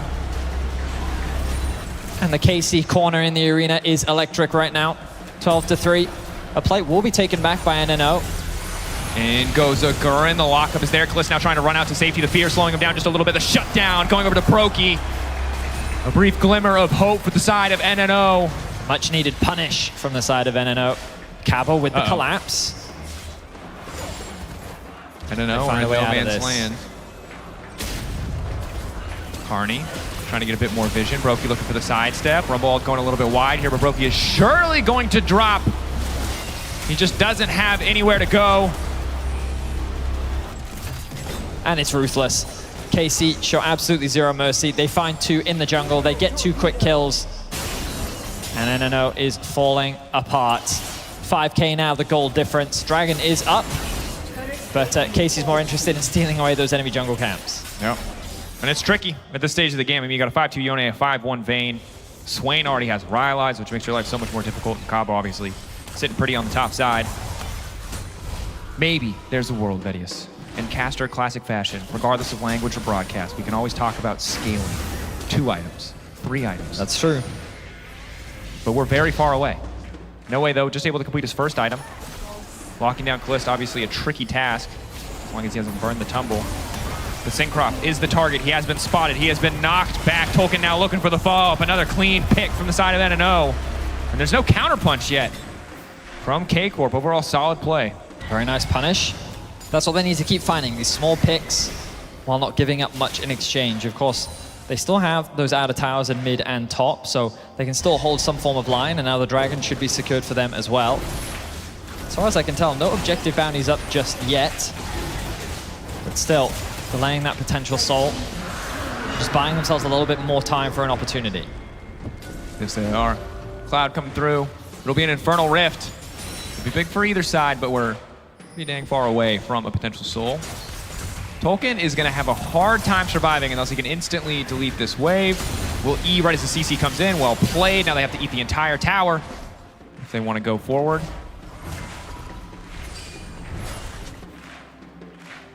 Right now, Broky just moseying up to the top side, making sure he can cover here. A little bit of a lane swap coming out. Tolkien, of course, with the TP, can return to bot side quickly if he needs to, or be anywhere else on the map. We'll just look to match the Rumble for now. Tricky now with the Protobell that's coming through as well, but Karni should just dash out to safety here as Seiken gets a bit of free poke. Q3 comes through. It's not a bit of free poke.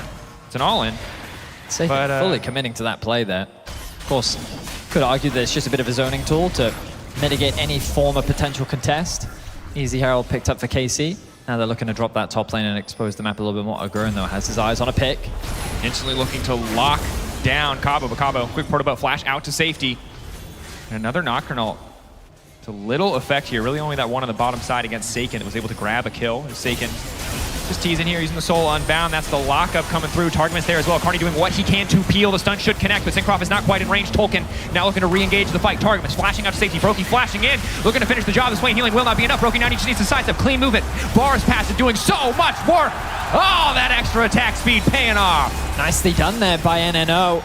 A great TP from Tolkien and a really good engage from Carney. Means that they can buy enough time for the Ornn to arrive and then the turnaround in favor of NNO. Very similar to what we saw in their game against T1. Able to find these small punishes, and NNO, okay, maybe their early games aren't the strongest, but they're really good at punishing these small mistakes and slowly crawling their way back into the game. Tolkien. Ian out, but the knockup is there from Seiken. Seiken will eventually be forced to snap back here. Flash out to safety for Tolkien. It just does too much. Wow, that's a lot of damage from Seiken. Just melts through the Ornn. Even with the flash, Tolkien can't escape to safety. That's just the Yone classic. And Seiken's going to be a serious threat in this side lane if no one can really match him. It's not getting better because that's a hull breaker, so good luck. Yep. Tricky task. That's a ruthless side lane threat from KC between the Yone and the Rumble. And the Vayne as well. Don't forget her. Can happily side lane. Tower's going to be dropped mid. That's another tower secured, and that will be all outer towers now dropped for NNO. Running out of room to play on the map. Would love to have a bit more early momentum, get this Nocturne ahead, maybe break a mid lane tower, open up some more opportunities or space to make these picks. No way. Just harassing Cabochard a little bit here. Does have the shockwave, can threaten. Cabochard no flash. 2 ranks in the equalizer though, does make it a little bit tricky. I mean, we're in a situation now where there's no real objective on the map to play for. So NNO can just sit back, farm away. KC don't want to overcommit. That's how they can throw this game away. If they try and force too many plays over no real setup, could be an easy opportunity for NNO to find a pick, and that's exactly what they're looking for right now. We'll see the Orianna, the Rakan roaming with the Nocturne. They'll spot out Syncroft, are they going to go for it? Syncroft a tough target to lock down. Radiant Virtue, that extra healing if he does throw down the ultimate. Oh, ooh, nice backstep, nice thumbs up. Carney's sticking around for a while here. As long as Syncroft has his Q, he's always going to be safe. Passive is off immediately. The counter engage now coming in. Is Agurin on the backside? The spell shield has already been taken out. Here comes Cabochard as well. Agurin now running. Carney now running, but Agurin is getting burnt down. Kalist still standing. Looking to pick up so many kills. Brokey able to sidestep the Yone ultimate, but it is not enough. KC again in the mid lane, finding the angle. A devastating fight for NNO as KC clean up with 3 quick kills. No Way tried to set the wombo combo up onto Kalist. Immediately flashes away to safety. And they're able to turn the fight around. 19 kills to 7. KC reasserts themselves in control of this game. Yeah, at this stage of the game, almost a 6k gold lead. You can see the angle here. Keep your eyes on Kalist. They spot him out with the blue trinket. He immediately flashes away. The Orianna ult used so early means that there's no real follow-up. Kalist nicely flashes away from it.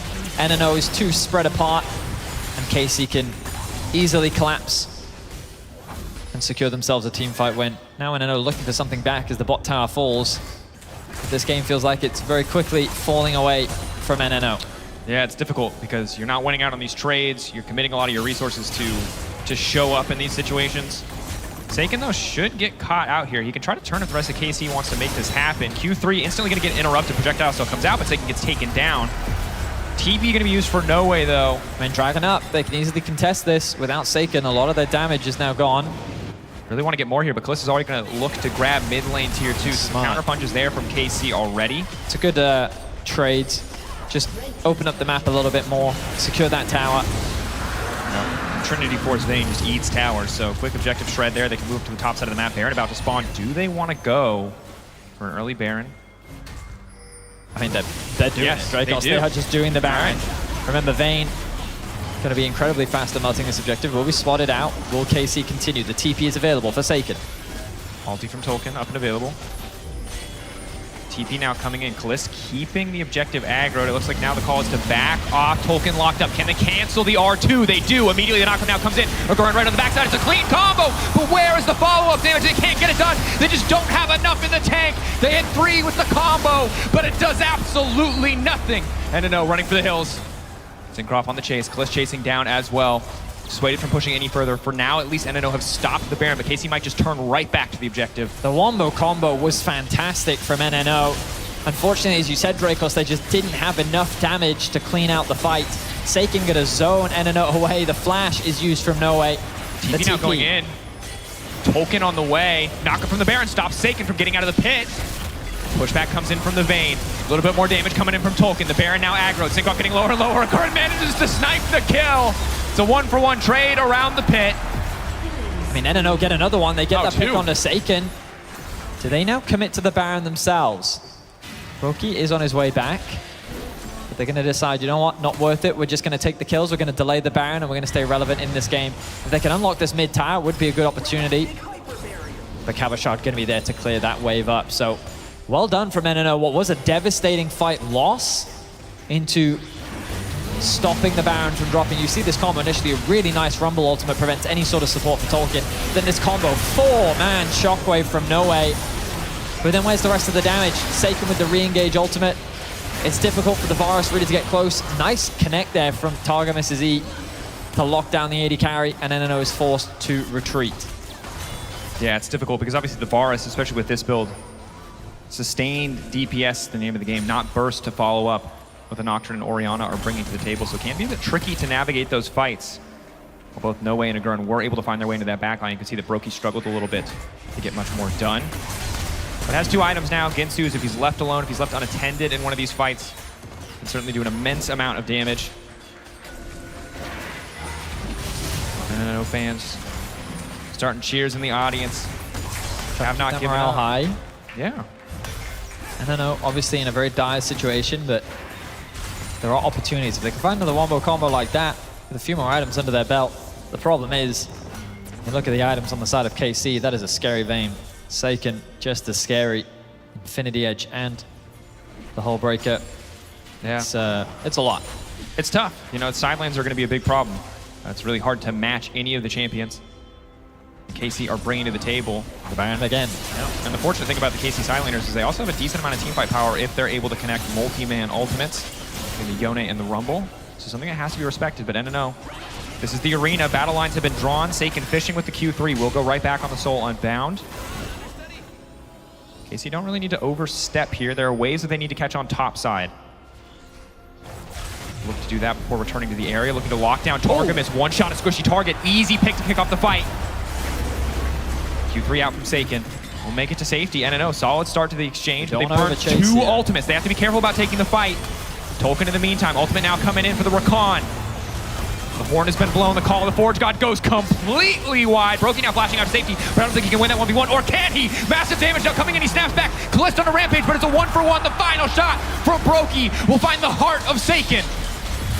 Kalist stepping up. Agurn now walking in. The knockup going to be sidestepped. This Vayne is just absolutely untouchable. They don't have the resources. Kalist getting lower and lower. The Ignite now ticking away. Tolkien now forced to flash out to safety. Kalist still holding on to his flash. Will go right over the wall and take out Tolkien. It's a quadra for a king in the bottom lane. Wow, the young rookie of Kalist really showcasing his mechanical prowess in that fight. With a numbers disadvantage, with NNO finding so many great picks, he dances his way around the team fight. 12, 1, and 6. If you weren't sure where the hype came from, that right there is exactly what causes it. Phenomenal play from him. Quadra kill for Kalist. Clean movement. Here you can see the quadra kill. No? Now we'll get a chance to look at it again. Again, the fight, it looks good at the start. Again, so many resources burned to take Targamas out, but that's a free pick. Sadly, it's a little bit more contested as we get deeper into the fight. Yeah, I think they overextend here. Like, they try and catch Seiken out on the side lane. They think they see an opportunity. Now we're back into the action. Agurn, able to land the ult. Good poke down. Agurn immediately going to try to flash. It is still a Hull Breaker Yone. They have to be careful. Q3 back into 2. Should be able to take out at least Karni. Seiken not able to connect on the Q. Will find Agurn, but now Kalist is here. The Vayne is terrifying. Kalist legendary. There's nowhere for Brokey to go other than golden, other than down, other than straight back to the fountain. Another double for Kalist. 2v1, Seiken is able to get himself a kill. Kalist with the cleanup. Now with the Baron, they're going to continue to pressure onto the base of NNO. Synkrov is securing the Dragon. They don't need him right now. 14-1 for this Vayne. Seiken continues to look. Doesn't have any Q stacks, however, so was not able to follow up on that one. fearless with the use of that Yone E. You see why as Kalist, again, just obliterates that tower. Has a stopwatch. No summoner spells, but it just feels so difficult to lock this man down. Kalist is going to get a fantastic opportunity after this to go up against the reigning world champion in Gumayushi. It's going to be an exciting one to watch for sure, as they now make their way into the base of NNO to try and end this game. Taken walking in, but again, no stacked Q. That's the awkward thing about not having access to a wave is Yone. Ulti going in, they're looking to burn down Target, miss a bit of sustain there. They don't want to commit too many resources. They're waiting for it to fall away. Now they're stepping into the front line. Kalist, again, untouched for now, continuing to walk forward. There's no damage being done to this Vayne. Kalist uncontested on the backside. Bit of CC is going to connect. Brokey now trying to free fire into Syncroft, but he just doesn't have the space to maneuver. Turning back, looking to take down Kalist, but he doesn't have the damage or the time. KC breaking down the doors of NNO's base. Looking to barrel through, looking to end the game right here. 26 minutes, it's 32 kills to 13. A slaughter in favor of KC. Agurna, no way. The last men standing, looking to make one final effort to hold on in this game. Pull back there, no way taken out. Kalist going golden. Legendary now as the stopwatch fades away. A clean win coming for KC. A warm-up before their matchup with T1.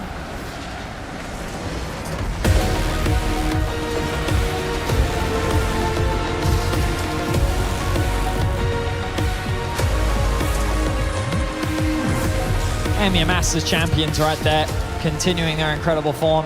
KC, a team to watch, especially as they get closer to the LEC next year. And still smiles on the faces of NNO. It was always going to be a tough fight, but they did what they could.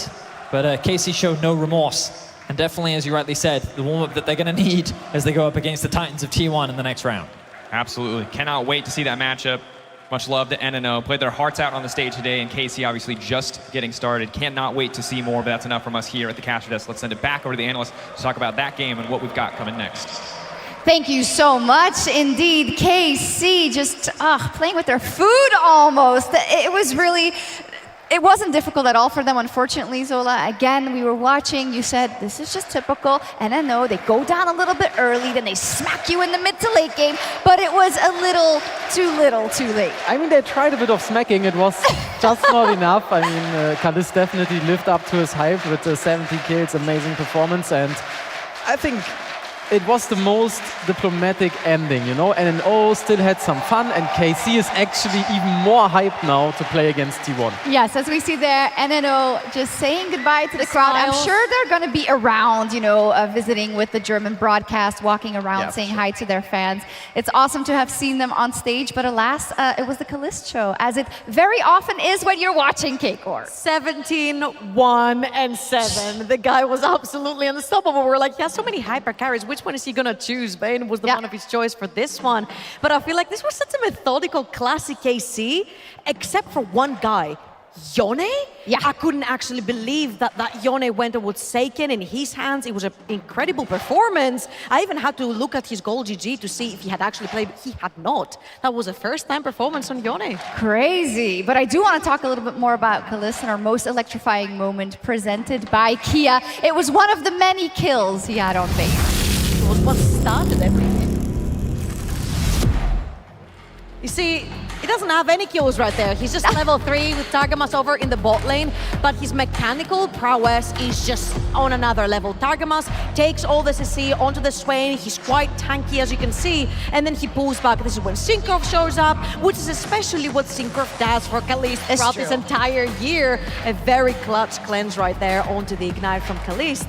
Seals the deer for the first double kill, and the many more to come. Yeah, especially for me as an AD carry player, it's always a joy to see someone spacing so well. Like, he was baiting all the time with his low HP. He knew his jungler was coming right at the tip. Like, one step forward, one more auto attack, he would be dead. And then the insta cleanse from the Ignite, like, it was just perfectly played on the edge. And I think Kyria could actually take some examples on how to play on the edge and not tip over it. I love it. Is this also what happens when you play ADC? Is your jungler also always there just at the right moment? Well, anything I can say, or I say today will and can be used against me in scrims, so I rather not say anything right now. I love you, Autofill. You're a great jungler. Please gank bot lane. Fair enough. He can't speak. If he speaks, he's in trouble. There's big trouble. Indeed. So, KC, crazy. We're going to take a look at your predictions and what happened. Noe gets first blood. Hold on. Can't even remember. He got first blooded Does that count? Yeah, it's like 2 letters difference. Yeah, you got it. That's what I meant. Zola? No, and Yeah. no wins through backdoor. Yeah, it was. I mean, how can you backdoor with on though? But how close did they get actually? How many towers did they get? I mean, not many. I was told that Tolkien is not going to play tanks today. I know, this So is the my most disappointing prediction thing. is based on not playing tanks. I actually have to say that's the most disappointing thing about everything because yes, okay, yeah, it's serious, but it's also not. It's a bit for fun. It's about playing your heart out, and we're disappointed with you, Tolkien. If you hear it, I hope you will be making it up to Zola. No, it's all good. Like some people just like to play tanks, you know. I don't want to ruin the day. Some people do have It's all fun. good, but he had to play against Vayne again. Yeah. I mean, what can you do? He's going to have a trauma from that, for sure. I can see out of the corner of my eye an interview being set up for later. I believe Noe is over there, but it's not quite time for that yet. But we can look a little bit forward to this KC that we're going to see going up against T1 in a bit. I think this is where Noe gets first blooded. That was really cool from Sinker for there, because he has 2 melee laners, one in the likes of Rumble and Yone, so he chose to go towards that mid lane, shutting down Orianna, taking her flash early on. Pretty much renders her useless in that huge wave clear that she has and pushes the lane towards you. You cannot step forward, then you get killed by Yone. Yeah, if you get a lead like this on Yone against most control mages, the game basically plays itself. Here we see a nice example of the Orianna Nocturne combo. They picked it specifically for that. Arguin has been praising this Nocturne Orianna ult combo for a long time on Twitter, on his stream. Yeah. And I think it showed quite nicely, but in the end, it wasn't enough to get the better of Kalist, who, it's just a joy to watch his lane, I have to say it again. It's crazy, the Yone as well, and I think so cool for Seiken as well. Someone we're really, really watching, right? Not just right here, but in general, always putting the moves on the Rift. And we dare to dream, will KC be the first team to take down T1? You know what? I had to be careful when I was talking about Seiken, because I was like, wow, Seiken's the Korean Faker. No, the community told me. Faker is the Korean Seiken. Okay. Maybe. We'll see. From what we've seen though, Zola, do you have I don't think you'll be joining us for the next game. No, I won't. So what do you think? Is there a chance, especially when you look at kind of the bot lane prowess? I mean, it's going to be interesting actually, because in the first 2 games, Gumayushi has lifted a lot of the weight of the shoulders of the other people, like top lane and jungle, I have to say. Especially Ona is having a bit too much fun, maybe. And if he might even lose the bot lane matchup against Kalist, they could be in serious trouble. So it's going to be interesting how the bot lane goes. They could be. Let's see. And I'd love to know who Genie is standing by with. Hi, Ginny here with one of the biggest NNO supporters that I've seen in the crowd today. There's quite a few of you guys, so make yourselves some noise. Either way, you're here supporting NNO. Oh, there we go. A little delay, but still it worked. Thanks, guys. Happy you guys decided to wake up. You're here supporting NNO, and you've been very loud, but I think I want to ask you specifically, why have you decided to come out here today and cheer for them? I was very excited when I heard that NNO are going to play T1 because it's such a legacy team, and I've been supporting NNO for quite a while now, and I know it's been their dream to play against T1, especially Tolkien's dream. So I was so happy for him when I heard the announcement, and I decided I just had to come and had to see this for myself. Well, you're not the only one who had that idea, because there are about 100, if not a couple thousands of you here in the arena. If there's anything that you want to say to the NNO supporters that are sitting here, but also at home watching, what would you like to share? I am so thankful for the community. It has been such a cool time supporting NNO from the beginning, from the miracle run and everything that has happened. And I'm just so happy that we get to be here and we get to play against a team with a legacy like this that I never imagined this matchup would happen. And it's so insane, and it's been the best day ever. And even though we didn't win, I think we did such a good job. The boys played so well, and I'm just very happy that I got to witness it. All right, that's very wholesome indeed. One last time for NNO! All right. Heading back over to Laure with the interview. Thank you so much, Ginny, and an amazing day for NNO fans here in Berlin. And No Way, thank you so much for joining me after the second game. Tell me about the day. Tell me about the way you approached the day. It was a different event compared to the esports events we have usually. What was the goal for you guys as the outsiders of the event? So we always had one goal, to last longer than Mad Lions, right? Because it took 16 minutes and 47 seconds till they got beaten. And that was our goal. We had like little hope we would reach such a late time in the game. But I think T1 had a little bit of fun. That was a big surprise for us as well, because we thought like, okay, they're gonna be like very serious and just crush us. But they wrote like go all mid, 5-5, and just dance for the start. They were very, very nice, to be honest. So yeah, it's crazy to be here and to be allowed to be playing against T1. Yeah. Right. I mean, and you tweeted it earlier. You said unbeschreiblich, undescribable. This experience, were you talking about the event? Were you thinking about facing off against Faker, against T1? What was undescribable to you? I mean, when we had like our entry, going onto the stage, T1 waiting there, everyone was shouting, it was so loud. I mean, we are just a bunch of content creators after all. And we're playing against the world champions on a stage like this. So yeah, it was a really, really nice moment. I will treasure for the rest of my life. Yeah. And for me, that's the beauty about the event. As you said, you don't always get the opportunity to face off against T1, to face off against Faker. What do you think of the event and the fact that we can have format like this where you can end up playing in the mid lane against Faker and against people that you would not play against before otherwise? I mean, when we were in the fourth call, right, and they said, yeah, there's the possibility you can play against T1. I mean, I was just like, it was crazy feeling. And now to be here and they actually being there, and then they got like world championship winner as well during the, like, we didn't know at the start. So yeah, I mean, it's crazy, and I'm very, very thankful for Red Bull and everyone involved to make this happen. Yeah. No way, you're an important figure in Germany and in esports and in streaming actually when it comes to League of Legends. I'm gonna address you as the captain of the team, let's say. Who was the best player of the team today, and how proud are you about the rest of your teammates? I mean, Agorin played very well today, to be honest. He kind of schooled Ona a bit there, yeah, not gonna lie, like a little bit, yeah. So I think Agorin is our best player. He's very, very strong. Does a lot of the calling as well, really good mechanical guy. Yeah, and I think if I played a little bit better with the leads he gave me, we could have actually won around the Nash, maybe? Being humble. Because they were having a lot of fun, so... Being humble. I love it here. Last question for you, of course.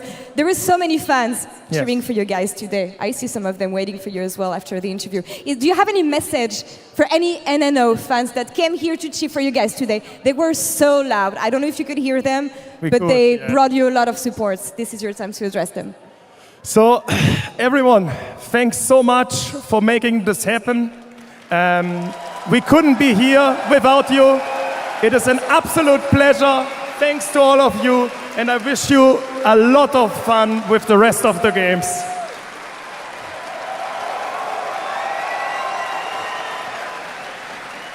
No way, vielen Dank für das Interview. Thank you so much for the interview. And Shocks, back to you for the next game. Thank you so much. Dankeschön. Oh my God, Laura, you're flexing in every language today. I love it. What a wonderful interview with Noe. And it's just so great to see, because we talk so much about kind of the importance of particular figures to what League of Legends is. You know, we talked a lot about Faker during Worlds, of course, but I think Noe in his own right is also so incredibly important, as Laura said, not just for the German ecosystem, but for the League streamers in general, and as a personality that keeps pushing League forward. Oh, absolutely. He's been an OG figure for so long. Oh yeah, hi guys. But outside of that, been an OG figure for so long. You know, used to hang out with Streams and Brox as well. So he has been there for an international audience too. And obviously, as you said, very important for the ERL ecosystem as well. We get that from multiple nationalities as well. We see it from Karmine Corp. And just the fact that Europe can be built up by the smaller regions like that coming together for events like this, it's what makes it so amazing. It's been a lot of fun. I think a lot of the times what it is with content creators is that they're a little bit closer to people than a lot of pro players are. You saw the emotions, you saw him jiggling in his chair, you saw how excited he was. They're cheering for him as he walks off the interview stage as well. But you saw the excitement in him. He brought the human element and the emotion to being invited here, to as a content creator have the chance to play against one of the greatest, if not the greatest player of all time in League of Legends, no question at all. Out CS him, played so well, on Z, something that Faker is known for. It was unbelievable. Well done, Noah, and well done to you. It's crazy indeed. Congratulations for a great performance, albeit not any team has been able to beat T1 yet. Perhaps it will be KC. And of course, Goldberg, they have a couple of tools at their disposal because T1 are locked out of all champions that have previously entered the Rift. This is not this last game because T1 wasn't involved in that, but we'll run down all the champions they can't play in just a second. Already 20 off the board. Yeah, it's incredible. But I also think Karmine Corp wasn't too strategic in their match against NNO, just with the fact that, they picked the Vayne. Vayne's already been picked himself as well. So, it's not really a takeaway in that regard. But I also think that even with the repertoire of champions being taken away, the thing that makes T1 so scary is not necessarily their champions. I think the early game can be close, but it's when they get that mid game. The macro of a team like T1 is indisputable, and that's why they will really have to contest them for it. Can I just say that T1 look like kindergarten with their teacher here today? It feels like everyone is having fun. We've seen Vaynes, we've seen Zaravs, we've seen Keria pick whatever the heck he wants, right? He's like literally a child in a playground. And then you've got Faker where it's like, Nico, Azir, someone's gonna rein them back in, right? We've seen everyone have a little bit too much fun. No way said it, but Faker is like... Okay, listen here. Okay, Ona may be a world champion as well, but what have we seen him pick so far? Akshan, Vayne? Are you kidding me? That's disgusting in a top lane like that as well. Come on, give me some melee champions for a guy like him too. Ona, of course, as you say, has been having a lot of fun. So I think those are the avenues where you can strike. These are supposed to be like crazy predictions. And Trouble's like owner ganks top around 3 minutes. 3 minutes, so 3 camps in top. Okay, I see. So a little bit more difficult than a regular gank. And Goldberg, KCORP's bot lane, will find a 2v2 kill against T1's bot lane.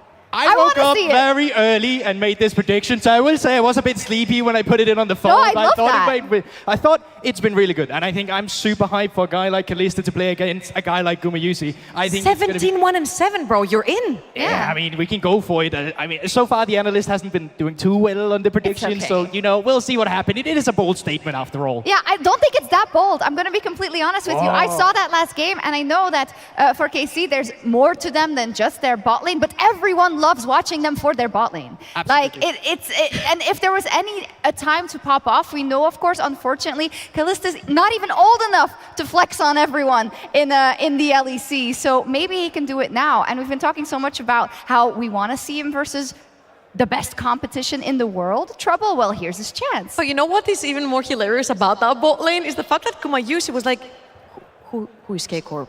He's like, oh, KCORP, right. With Kalis putting that performance that you mentioned in the previous game and showing off his skills, I think Gumayusi might pick a little bit more of a serious pick this game. He'll know their name after this. Hopefully. Now, Casey is waiting on stage, so let's once more take a look at T1. Berlin, how are we? Are we good? We're good. We're good. We've gathered here today for a team that need no introduction, but I'm going to do it anyway because they are very, very special. They are juggernauts. They are titans. And they next face Karmine Corp. One more time, would you please clap your hands, stamp your feet as we re-welcome to the arena the unfathomable, the incredible, the one, the only T1!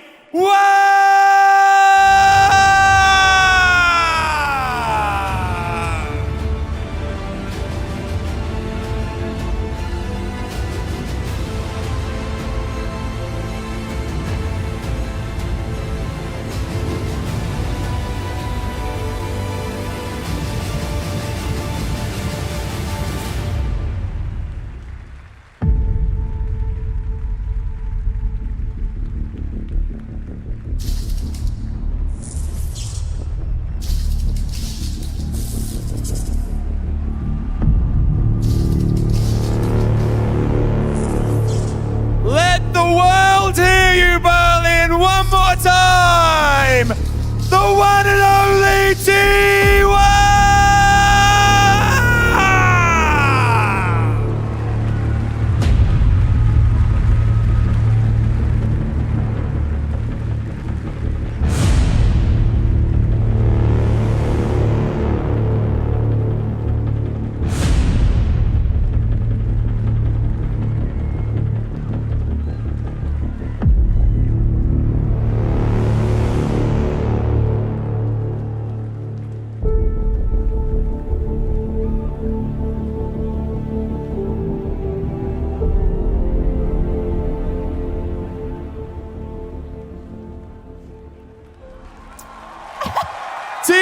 everyone, T1!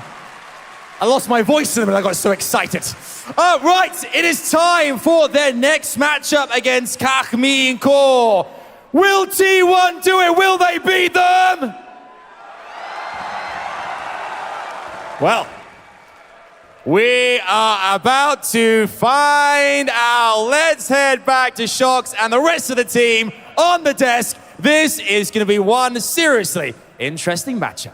Yes, perhaps the most close one we have had today, as we are looking behind us and we see all the KC They fans. brought it. That's a blue wall. The I don't know if the camera can see in it. the house. I love it. I'm so excited to see this match, and I'm so happy that we have a fan base like KC in League as well, because they always bring the noise and the blue wall, and there is an actual opportunity here. And I know, you know, in terms of for fun, but this feels like the most tangible one for me, even though Syncroft said, did we prep? Not really. Maybe that was just versus NNO though. But you know, it's interesting because we always see these comments every now and then that flourishes. I don't agree with them, but it's like, what if we send the European Masters winner to Worlds? What if we let them play? Don't agree with the sentiment, but still, you have the chance now. And we've of course talked about how many fans are passionate behind them. They get to witness that. Matchups that they have been dreaming of for ages. You have a mid laner that they call the French Faker. It is Seiken. Faker is the Korean Seiken. Okay. I don't make the rules, I'm sorry, guys. Yeah, go for it. We'll have a look at it later. I love that you brought that up. So do you think actually if they beat them, this must now mean that the EMEA Masters champion can be sent to World? We would definitely never hear the end of it, and I can tell you that much. Ah, look at the blue wall. You know what it is? On one side, you've got a 4 times world champion. Yeah. On the other side, you've got a 4 times EMEA Masters champion. What is stronger? We'll have to see. I don't know. This That's is so why, interesting. This is specifically why we need this tournament. Otherwise, we would never know. I saw KC there. I think they have all the championship because, of course, not just can they now craft a draft that they like best, but they can also think about everything that T1 doesn't have, so they can rule out possible counter picks, right? Yeah, absolutely. And I think that's where it becomes difficult for T1 as well. I actually don't know what side they've been on, but they've been banning a lot of the Nico's champions that they've picked themselves, champions that you don't have to worry about. And there's 2 ways to go about it. If you are red side as Karmine Corp, well, obviously you won't have to worry about the blue side or the red side bans. Now they are committed in blue side, so a lot of the OPs will be banned out. We just saw Capo play that Rumble as well in the top lane. I expect Nico to come with it too. I feel for T1 this gets a little bit more difficult to draft as the day goes by. I wouldn't even be able to remember. Because you can't remember everything that's been banned. Also for KC, a lot of the drafts are kind of like logical, right? We ban one piece, then the other puzzle piece falls in. It's a perfect draft. You have it all written down. But your draft literally gets decided straight after the previous game when more champions get added into the ban pool for T1. So I cannot imagine how complicated it must be to draft for these 2 coaches right now. But last game they played only with champs that they had a T1 skin for. Ooh. I thought that was really awesome. You know what's even crazier? They do it again. That's the amount of champions that have available to them. Yeah, it was crazy. Shout out to Nymera on a stream. He's been talking about the Faker stories, including the skin one. But here we get into the draft. You know, Kalista off the table. Casey also doesn't want to see that on the other side. Yeah, but things I really want to see here, and I know they probably want to win, but I think that made Kalist super hyped to watch at the EMEA Masters was the fact that they would bring out a Yasuo in a bot lane. You know, I want to see them really answer down in the bot lane with the exciting picks that made him so renowned doing the EMEA Masters too. And we bring up a Yasuo in the bot lane versus T1. I saw that at an international tournament from another team as well. Uh-oh. Way in the past, we got a Senna. We've got the one piece down. We're waiting for the other puzzle piece to drop. We know that Targamas is an avid lover of playing Senna towards that bot lane. He played it over in his time at the very beginning in KC, then he brought it over to G2. Now back to KC, he's been playing a lot over his EMEA days as well. Ooh, Timo banned though, that's a little bit of difficult. Oh, are we going to see God? Somebody getting a bit inspired by a former KCORP player. No! Volibear. I mean, Baus got that going for him as well. We could see a split pushing. You know, we have seen some AP Volibear with Holbreak up towards that top lane. I would love to see Zeus to charge. Zeus has been having too much fun today, I think. He's only playing range top laner. This is good for me. I love seeing this. Could be jungle, right? Oh. Hold on. The one and only. He tried his Lee syndrome with the Briar. It didn't work out. Now he's gonna lock in the Lee Sin. He has the chance to take the Q or not. He's not bound to it. How try-hard are we? Is it just straight up, all right, Poppy in for Syncroft and then a Yasuo down for Kalist, and let's have an awesome matchup, or at least flex it, or keep it going? Having a Lee Sin blind, it's bold by Ona, and there are answers into it, but we've seen what this guy can do on a champion like Lee Sin. He looks like the best in the world. Absolutely. He was insane during Worlds as well, specifically in that final, so we will see indeed. Oh, that's also classic. Something he brought out doing the EMEA, and it is actually going to be the Neela too. So Senna Neela, great pairing, gets that extra experience advantage, gets the healing you get that you can both damage and of course sustain with from the Senna. So great bot lane to come through. And Seiken, of course, going back towards his more faker-ish champions in the mid lane. His legendary rise is coming out right on time to face Faker, of course. Faker Azir no longer in the pool, one of his huge staples. I don't think Syndra is either. Yone gets locked in, of course. That must be mid lane because that Volibear cannot go anywhere else. Just watched that last game and he was like, maybe I want to play it. Yeah, it wouldn't be too bad. But of course, can also flex it. We've seen some Lee Sin top lane come out after some of the buffs that came to the champion too, but that's more for fun in solo queue. Poppy Band does come out. I think they just want to stabilize some of their champions where they have so much mobility in them, and they want to deny the ground in effect. Now I'm looking at all of the jungle champions that are still open for Syncroft. Things like Setsuwani, Maokai come to mind, anything that can facilitate towards the bot side of the map. This particular duo over in the ERLs was banned all over the place. Ever since they showed it at EMEA Masters, teams that played them afterwards would either ban one or the other of the components, the Neela or the Senna. They have showed that Senna is the most important component of the two. So it didn't matter what AD carry it was paired up with, but that was the most deadly. And if I'm not mistaken, this is 100% win rate throughout the entire year with that Senna Neela bot lane for KC. I think what could come out from T1 as well would be something Ella Deluxe and Caitlyn that just can really punish the short range that does come through from Neela as well in the laning phase. We often see them want to win the laning phase from the get-go. That's why we often see the AD carry champions come through. They are having a party. Do you want to make it more wild? I want to go over there. Do you want to make it more wild? Should we go over there afterwards? Just have a good time. Yeah, we'll join them. Volibear, Kai'Sa, bot lane. Before Volibear got reward. Guys, they played Briar already. You don't have to ban it. It's already banned against them. Did anyone tell KC the rules? Just didn't want to play against it. And Shogav just instantly picked up.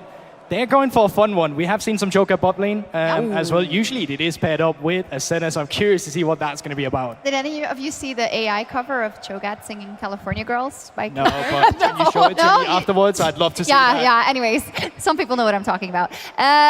Olaf. I'm just saying, I'm leaving the possibility open that there might be a Kai'Sa Volibear bot lane. Whoa, what? Hold on. Where is this going? Is this going to be... Wait, okay, so there's two places this could go. There's either a jungle Taric or a Taric brain is the top lane. shortcutting. I know, it's just losing my mind already. There's only one thing. Cabo is playing Olaf. And Seiken is playing Ryze. That's for sure. We just need to figure out who's in the jungle, but the only potential champion that can go in this jungle is the Taric. Is this Cho'Gath support? Is there something that Carrier has just been cooking for fun here, just for us? Little dish to come out here. I think it will be. I can see it. I mean, Caitlyn has the range to be safe in that lane, right? Doesn't knock need that up, much of an engage. you pop a trap, you boom, and you do some damage. So for now, we see that it might be Taric in the jungle. Here's what's going to be super funny. I can already imagine the combo. Taric W on the Olaf. He's got the Ghost. He's got the Ragnarok. He's going to run into your face. He's going to sustain. He's going to stun. There's going to be... Senna ult can come through from long range. We also got the ultimate to continue the fight. This will just be Cabo shot. Diving straight into them, never looking back, hoping he gets a kill. If yes, cool. If not, we'll try again next time. If not, Kalist can clean up, maybe. Okay, I like where this is going. Keep it going. Keep it going. I like it. Oh, I love it.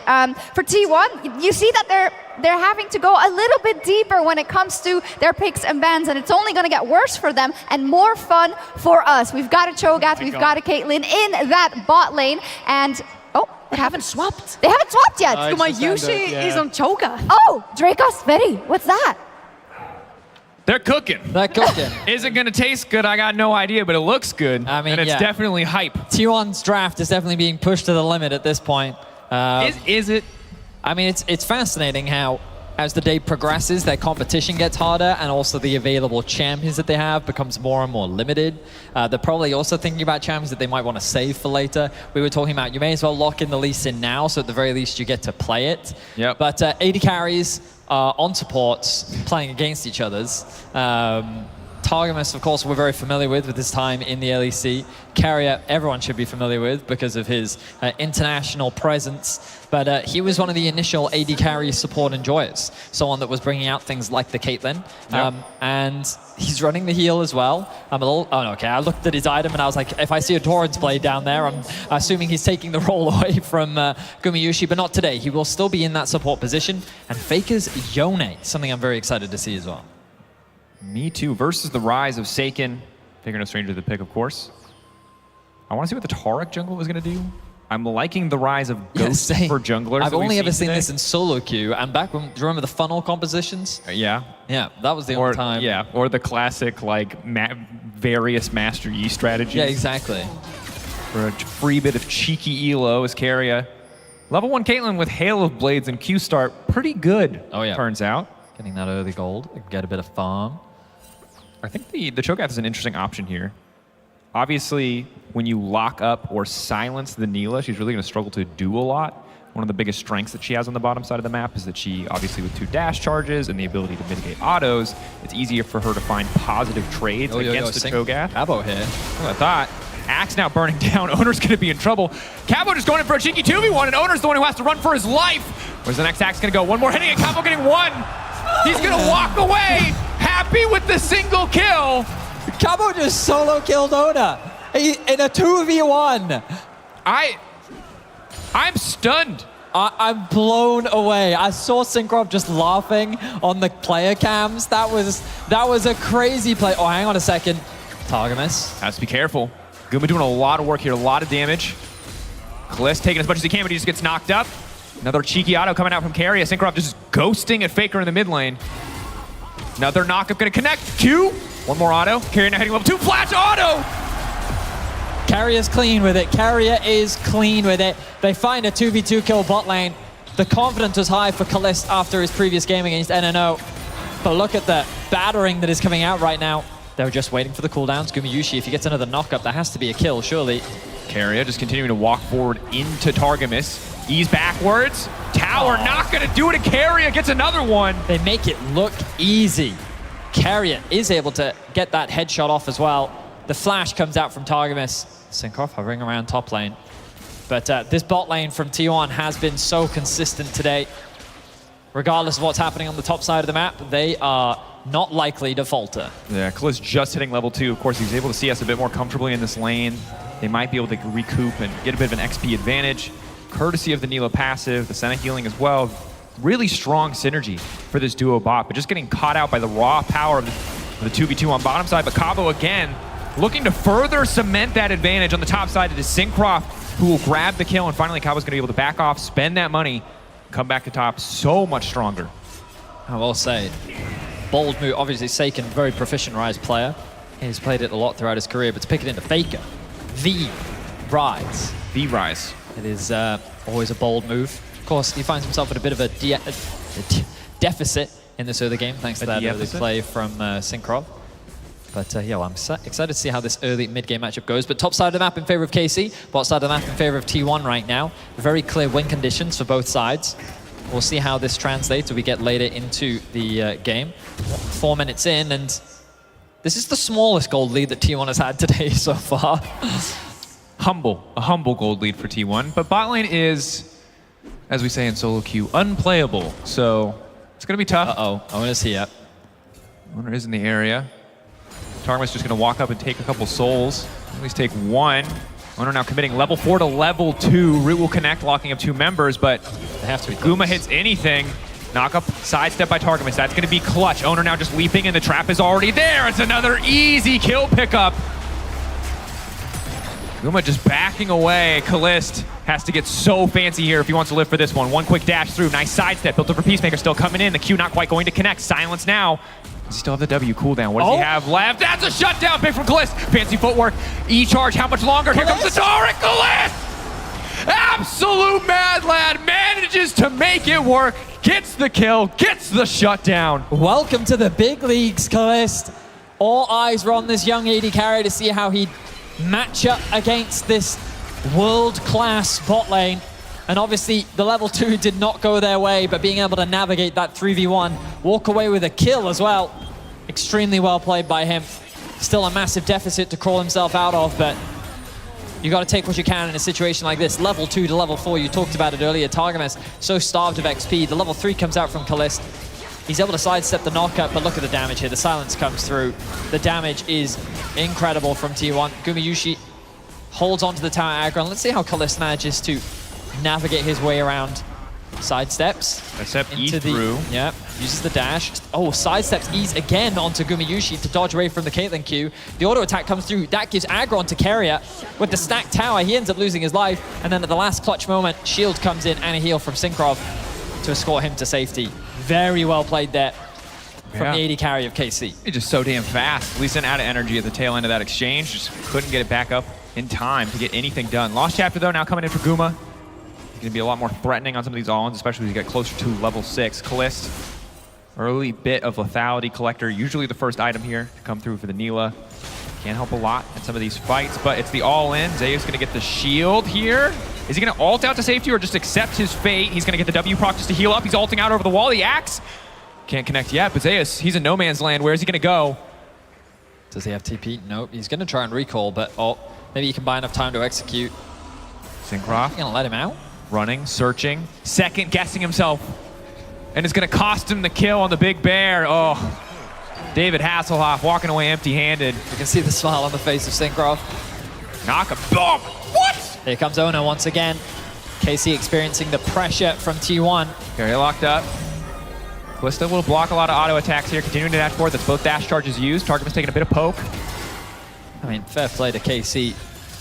Obviously a huge opportunity to get to play against T1, and on every single wave, they are threatening a dive. This amount of pressure. I just don't think there's an angle to stay here. I mean, there's no jungler in the area.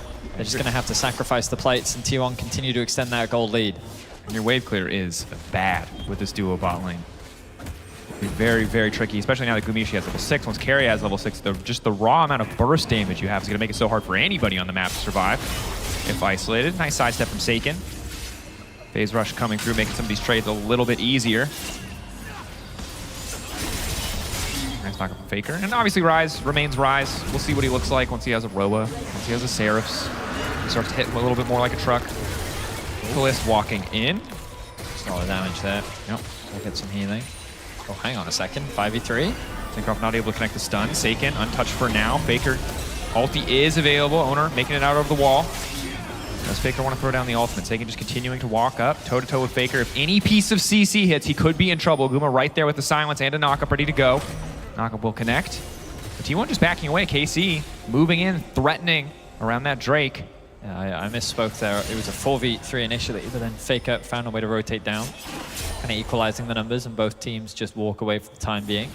As we've often said throughout this day, T1 with an early game gold lead, a lot of it coming off the back of these early tower plates secured in the bot lane, but KC not in a position that they can't crawl out of just yet.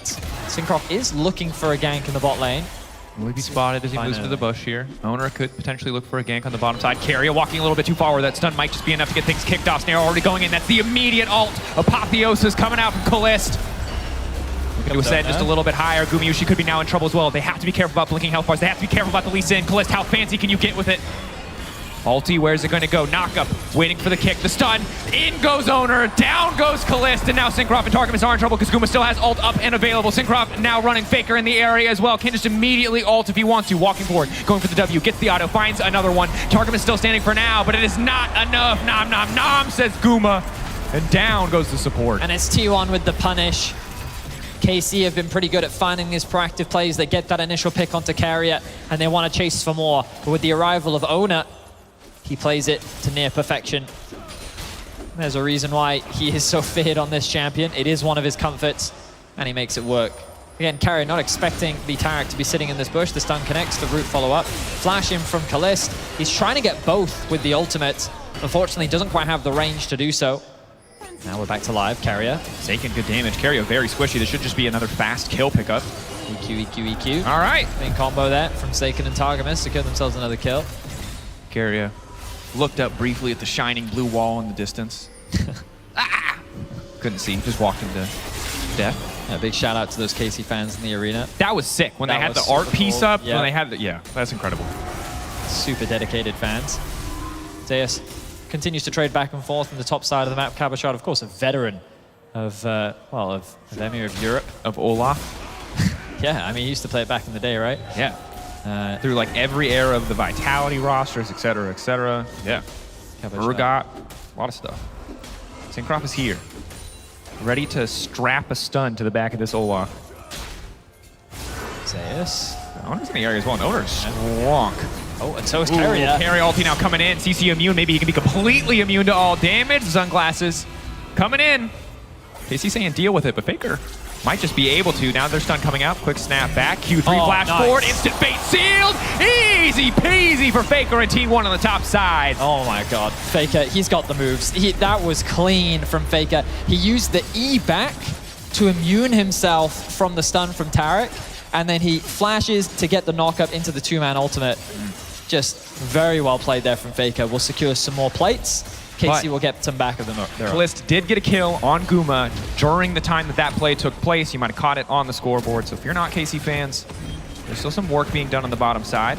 That said, Everfrost coming out from this Cho'Gath, it is going to just be so hard for Kalist. He's dodging skill shots left and right, yes, but I think that goal is there's just too much CC. You say that, but at a certain point, Senna, Tarek, the scaling that is potential there, the late game threat that they have is very real.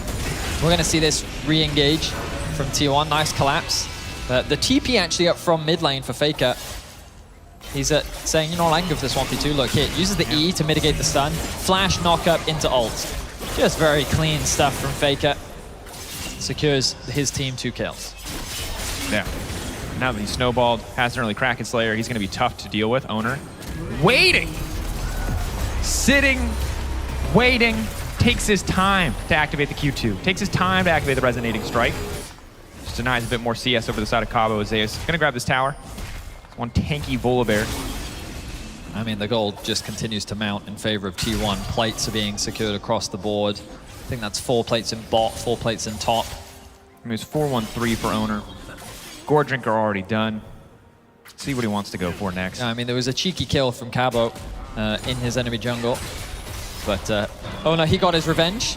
The root will now connect. Knock-up connects, that's going to be big. Dash out to safety. Second dash can just be used on a Targamas. Does he have ult, Owner? Yeah, W to stop any auto damage. We're not quite going to be able to find the angle. Early ulti from Syncroft. Not going to be able to kill him before it comes down.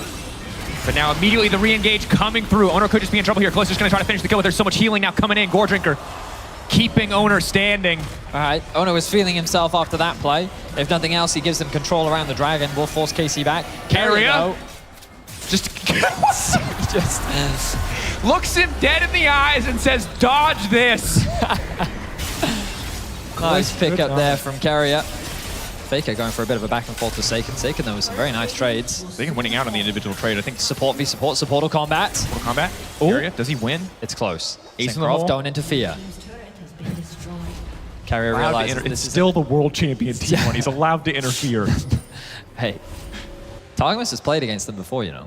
It's true. MSI. He's no stranger. 2022. Yeah. Sorry, 2022. That's the one. It was not fun. No. It was tricky. Yeah, that's a good word for it. So yeah, we see Syncroft kind of getting chunked out here by Carrier and Guma. And then Owner says, my mind's telling me no, but my body. My body.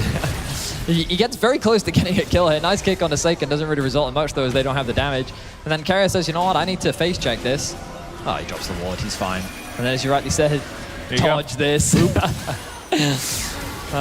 Nice pick up there from Carrier. And T1 continue to extend their lead and control over the map. And respect to Carrier as a player. He's got that energy, you know. I feel like he's always just playing like he can 1v1 you. And he's a support. It's the weirdest combination of all time. Like, what's he doing? If Syncroft is ready, he just dies. This man just keeps walking into melee range and pushing abilities. Our first pause of the day. Syncroft Going to be looking to fix some issues very quickly. Yeah. Wow, what an exciting day. So far, T1, they played against Prime League, played against Streamer Team. Also Prime League now, Division 1. Yeah, of course, Prime League, NNO. of course. Yeah, some very talented German players. Big. Going up against NNO. EMEA Masters champions. KCORP. And next, LEC on the docket, but not only LEC, they're former rivals. Former rivals, true. Yep. And like, you have to feel that matchup isn't going to be heated. You know what I mean? Like, we're going to be seeing a lot of legends on the Rift. It's going to be super excited. They're also going to be 30, 40 champions down at that point. They are going to be a lot of champions Let's down. see. If you've missed it and you're just joining this event, for whatever reason, we are getting back into game, but keep in mind, every single champion picked in every single T1 game cannot be picked again only by T1 for the rest of the event. So this is our third match. There are 30 champions. That does reset when they go up against G2, though. The shackles are taken off. The shackles are removed. Oh, Ona, he tries to go for the Q into ward, into kick, into Q. Doesn't quite connect it, though. Cabo, 1v1. Yeah, just walking up, just going to heal as much as he can off the wave. Obviously, Zeus with the healing reduction makes it a little bit tricky. Cabo just continuing to walk up. They're taking their time. They're focusing down this bear. Zeus, though, massive shield coming through. Ulti, not quite enough for Targamas. Now unstoppable. We'll just walk away from that one. Has TP up and available if he can get the back, but here comes Keria. They have to be careful. If he gets into melee range, he will ult them. TP now, coming in from both Faker and the angle, has the Q, looking for the kickback. Targamas now going to be in trouble. Faker instantly going for the bait steal, but they managed to flash backwards. Now all three are immune, but I don't think it's going to be enough. In goes Zeus, slow, still going down there, running for their lives. Syncroft holding on as long as humanly possible. Another heal coming through, but it is not enough. The collapse from T1 is strong. They only find a single kill, but they will starve Syncroft of his jungle camps. They're going to make their way towards mid lane now to try and take more objectives on the map. Kalist needs to be careful. Staring down Gumayushi in the mid lane. This is probably not the AD carry matchup he was expecting, but it's the one he's got to deal with. Ona, yep, not going to go for the dive. Focusing on taking down the objective here. Owner, does he want to reactivate? This time the mind wins, not the body. Kalist now going in. Apotheosis, quick follow-up, but the stun does not connect. Syncroft not quite in range. Tower will drop, and there's no follow-up play here. Guma just immediately disengages. That's a TP top lane from Seiken. They're looking for a collapse onto Keria. He does have the flash. Flash out, 90 caliber net. Will walk away. T1 playing incredibly aggressively, as has been the name of the game. Keria continuing to roam as if it's his pipe game. Respectable. Just clearing out the vision with the Umbral Glaive. Seiken just looking for a bit of information, what's going on in the enemy jungle. T1 reset. Seiken's scaling, my dude. Yeah. A lot of short-range champions on the enemy team. It's true. The long-range champion doesn't have gold, so it's looking like a pretty sick rise angle if we go late enough. Yeah, I mean, like, the scariest player on T1 right now is Ona, 5-1 and 4 on this Lee Sin. I feel like that he's going to be very difficult to kill. But I do believe in KC's late game if they can get there. But T1, they are pretty unrelenting when they do have a lead. Yep. Oh, nicely done there by Seiken. Gets away to safety thanks to his ultimate. Just in time. He'll make it out. Does still cost him his flash, however. I think the difficult thing for KC right now is you don't really have a lane that Kalist can sit in and farm comfortably. 2 items really where I think this champion starts to feel fantastic. Obviously incredible synergy on Neela. As Owner goes in, 1v3. How does he keep ending up in the enemy jungle? It's hard to say, but that Gore Drinker healing is insane, and here comes Faker. Just in time, that's the bait seal. One now taken down. Owner could be in trouble though. Kawashard starting to chase, but he just goes in again. He just takes another. Owner dominating. It'll cost him his life. It'll cost him the shutdown. I mean, Owner's just playing with his food. He doesn't care. The enemy jungle is his jungle. But and he makes his presence known. Faker with a good support. Knock up on Targamas. Decent. Root gonna connect. He's gone. That's gonna be one just instantly cut down. Seiken though. Phase Rush not quite able to take him out in time. Silence now. Seiken should be strong. He just needs to find the angle to consistently throw down spells. There's just 3 members stacked on top of him, but he just doesn't have the time, the health, the tankiness, the damage. And it's T1 walking away with victorious fight after victorious fight. Owner and Faker finding 2 kills in mid. And then the rest of T1 find another 2. They're going to secure the Herald. We're not even at 20 minutes in. But that is a 9,000 goal lead in favor of T1. KC, they've shown what they can. The top side of the map was promising early, but as we've entered the mid-game, it has just been a T1 dominance. Yeah. And credit to Zeus, obviously this is the least flashy champion that he's played, but he weathered the storm with the strongest point on the map for KC. Ona's just here for the wolves. You know, nice kick. So much healing from the Gore Drinker. When you're a world champion jungler, probably everyone looks like a wolf to you. There's one wolf. He's gonna go back in. He's like, oh, I forgot one. One more wolf. Bam. Cleared the whole camp. Well, he was sitting there thinking to himself, I'm not gonna get out. I'll just go and get another kill. Why not? He's going back in again. Continuing to go face first into the stun. He will fight for a single tiny baby Krug if he has to. And credit to Honor. Playing His like an accuracy absolute psycho. on his Q is very good. Yeah. He's looking to get his third dragon of the game. We're going to get a replay of how he gets this kill. Pretty simple. Buttons. He kicks, he slaps, and then he kicks. True.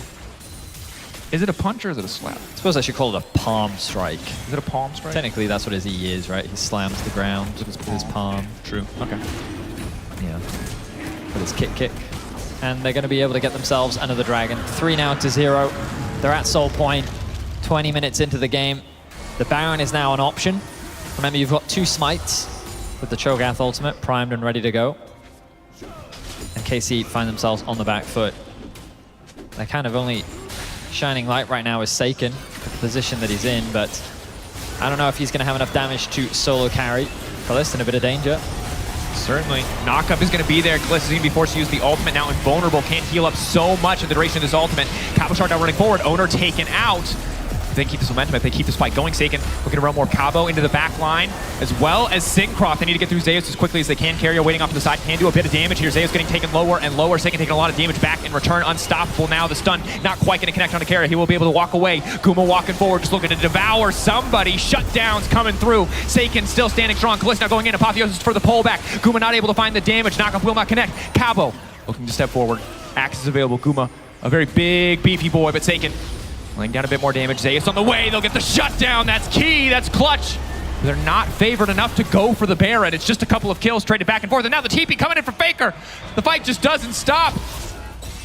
I mean, it's a much-needed teamfight win for KC. They're going to close the goal gap just a bit. Faker chasing onto Targamas, but he's going to be able to flash away to safety.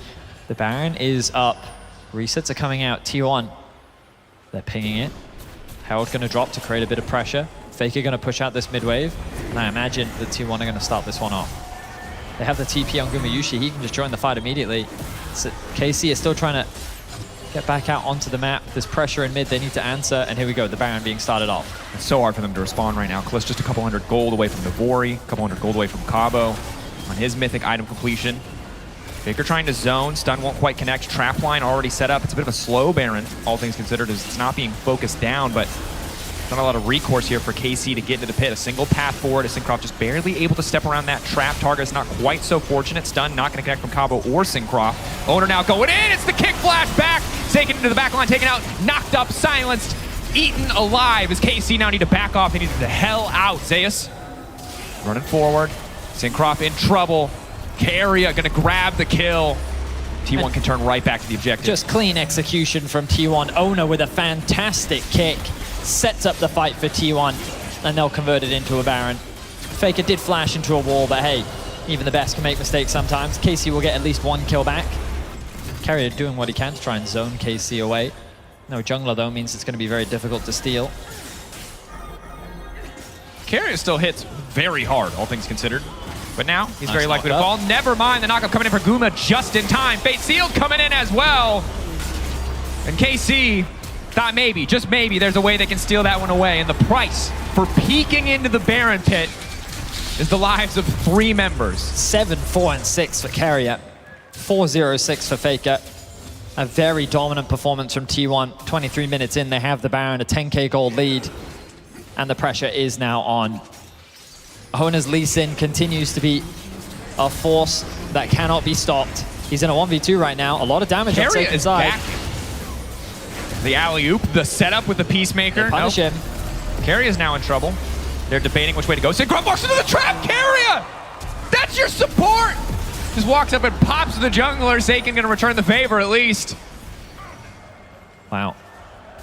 Carrier is just so... Assembled alternatively. So let's have a look back at this play. Keep your eyes on Ona. Oh no, this is just the end part of it where they clean up the kills. Faker with a nice ultimate to just secure those extra kills. Carrier gonna flash in. Auto. Nicely done. Caitlyn's support thing seems pretty good.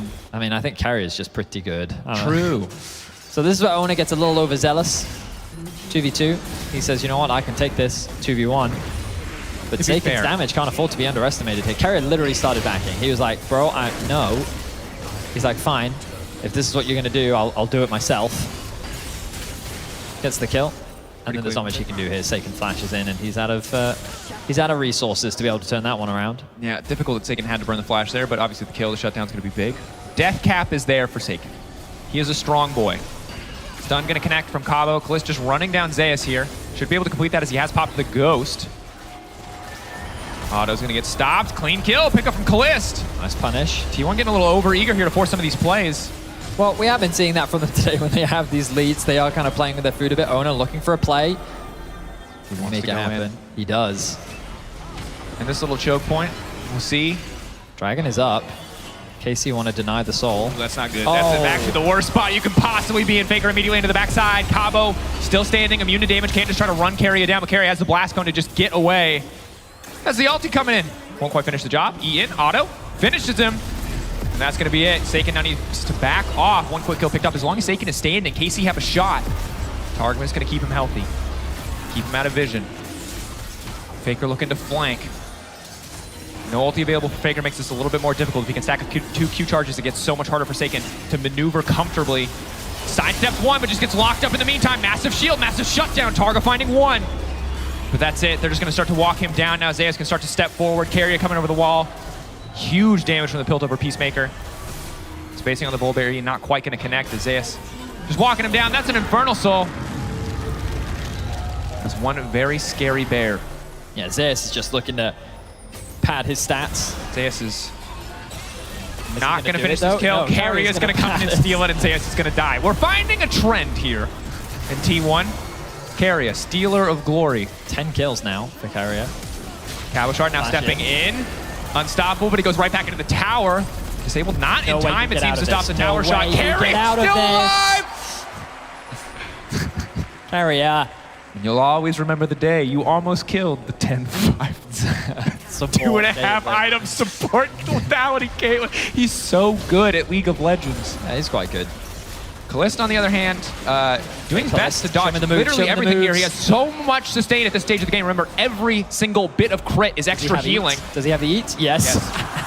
If you've ever seen Indiana Jones, there's that dude with the sword and he spins it around. That was Kalist. You know that meme, with like this one guy is just sweating, furiously typing on his keyboard. Release your inhibition. The guy's just singing.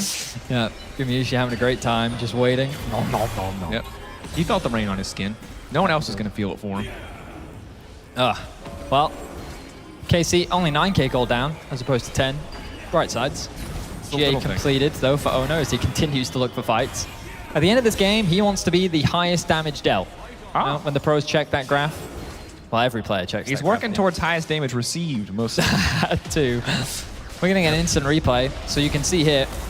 Just imagine someone really sweatily. Look at this: E, dodge, alt, everything Q, that could be dodged. Dodge, E, flash away. He's away from the silence. Clean, spaced, spaced. Nom. There it is. Outplayed. Bet you forgot about my R button. Well played from Guma. And to be fair, well played to Kalist. That's why he's the world champion. He literally did everything he could. Kalist played that as well as he could. He's literally like, I'm going to prove to everyone why I'm the best. And then Gumi said, all right, I'm going to press R. Mix it up. Saken caught off on the side. Massive pick for the side of T1. Certainly already favored in the fight, but disastrous now for KC. Level 16, Gumayushi makes his way towards the towers. Ona zoning away. Rumor has it that Owner's new contract with T1 contractually obligates him to take every Lee Sin Q. Perhaps that's why we're seeing it. There it is. Connects another one. Don't break your contract, bro. He has a flash. He has to take it. They're going to make it out to safety. Tarkalt now coming in. Both powers disabled by Zeus. Bacon needs the base. Does have the TP. The good news is Targamas scaling, getting souls, 8 gold apiece, like 1.5 AD. Some range, getting scarier and scarier. I guess they're going straight towards the Baron. They want to end this game cleanly. Show that respect to KC. I don't think KC can really contest it. There's a lot of wards. Pings are coming down. They're saying maybe a TP, but Kallista's bot lane. There's no way he's going to get there in time. They're going to have to give this one up and look for a last final fight. Yeah, it's tricky. Problem is they kind of have fake engage. It's like Senna W, Taric stun strapped. Oh, don't worry. T1 will come to them. I'm not concerned about the engage. I mean, again, 2.5, almost 3 items for Kalist. The difficulty is while you have so much sustain, which gives you this kind of artificial tankiness, your health pool is small, and that means Guma's looking at that Michelin star meal, you know? Get some takeout. 124 stacks, 26 now for Targaryen, so he's definitely got some, I should say, kick in his step. Kick in his step? Yeah, that's an expression. Yeah. I've heard pep, but I like kick. Kick is good. Yeah. How else would you step? It's true. Exactly. It's just tons of tiny kicks, I guess. Exactly, right. T1 now pushing mid and bot. Seiken trying to catch top lane. Level 17, keeping up with Faker. Death cap, you already said completed. There's the stopwatch. See if that's enough as the final fight is drawing ever closer. 10 stack Magi's for Guma. TP available for Zeus. Arglin's here. Again, you highlighted There we go. Souls, 120 extra range. Starting to hit hard, extra crit chance. So much damage though. Zeus just zooming. Realm Warp behind, combined with the ultimate, they're now all immune to damage. Targamas and Kalista on the backside, untouched for now. Seiken stepping up, trying to shred the front line on the opposite side. Keria playing on the edge here. Gargoyle Stoneblade is so big to buy them more time. Seiken just doesn't have that much space to do damage. Apotheosis is not going to connect whatsoever. That's the knockup. Seiken's still alive. Rise starting to shred through. TP coming in. Syncroft needs to get out and get back to base. The kickback is there. Seiken taking down Targamas and Kalist versus the world. Back into the foul. Keria still able to get the kill. Only 2 ranks in the ultimate, but it will be enough. Bullied back into their base. T1, will they end here or will they take their time? Keria wants to end it cleanly, continuing to auto the objective. There are traps. There is no way out. KC tried their damnedest, but T1 coming out on top.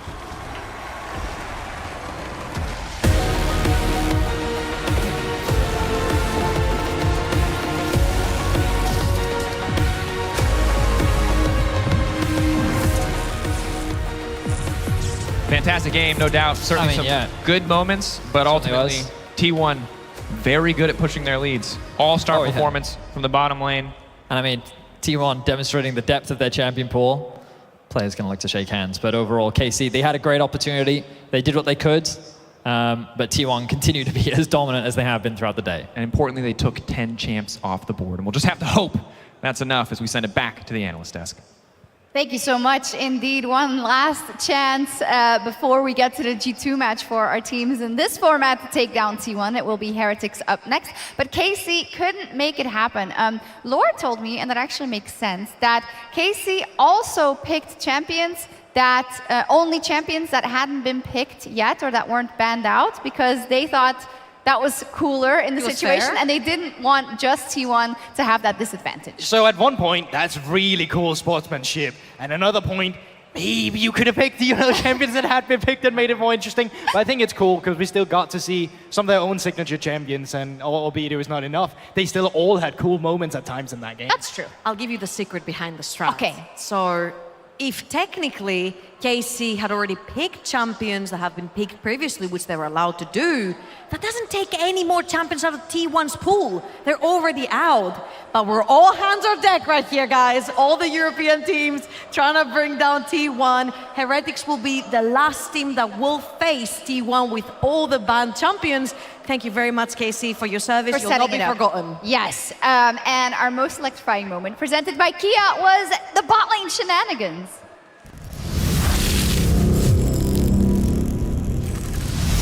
And I think we had a lot going on here. First of all, we learned that Choke FQ and Guma is a targeted ability. Yep. That is no longer a skill shot. Just generally the juggling that came through them here was incredible. And it's just straight up 2v2. My bold prediction was that Karmine Corp's bot lane was going to 2v2 kill them down in the bot lane.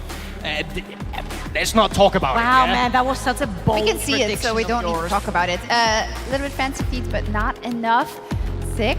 Someone reminded us also on Twitter, excuse me, X, that actually it's a Guma OTP, the Cho'Gath. So he's really good on it. It shows why he is well. But I do think this is an incredible moment where this is where you can still see the raw mechanics coming out in some of them. I think the micro movement on Kalista is really good. You can see how close to his character he's actually clicking by the way he's juggling right now. And Betty has broke it down really nicely. Dodging the Cho'Gath Q, you're going to see him dodge the net and the Q as well from Lee Sin again, and just playing out of range. Another really sick stutter step is the one where you're going to see it on the E right here, where you can see goes back just a little bit. I have no clue if it actually mattered, but boy, did it look sick. I just want to say that happened during 2 traps being down, a bunch of minions that he had to juggle himself through, 3 champions around him, a million skill shots thrown at him, but he made it work, and I think it shows the caliber of player that he is. I think he showed no fear in every single engage that he made over in the bot lane. I think he also 1v1 Gumayushi at some point that was off screen as well, so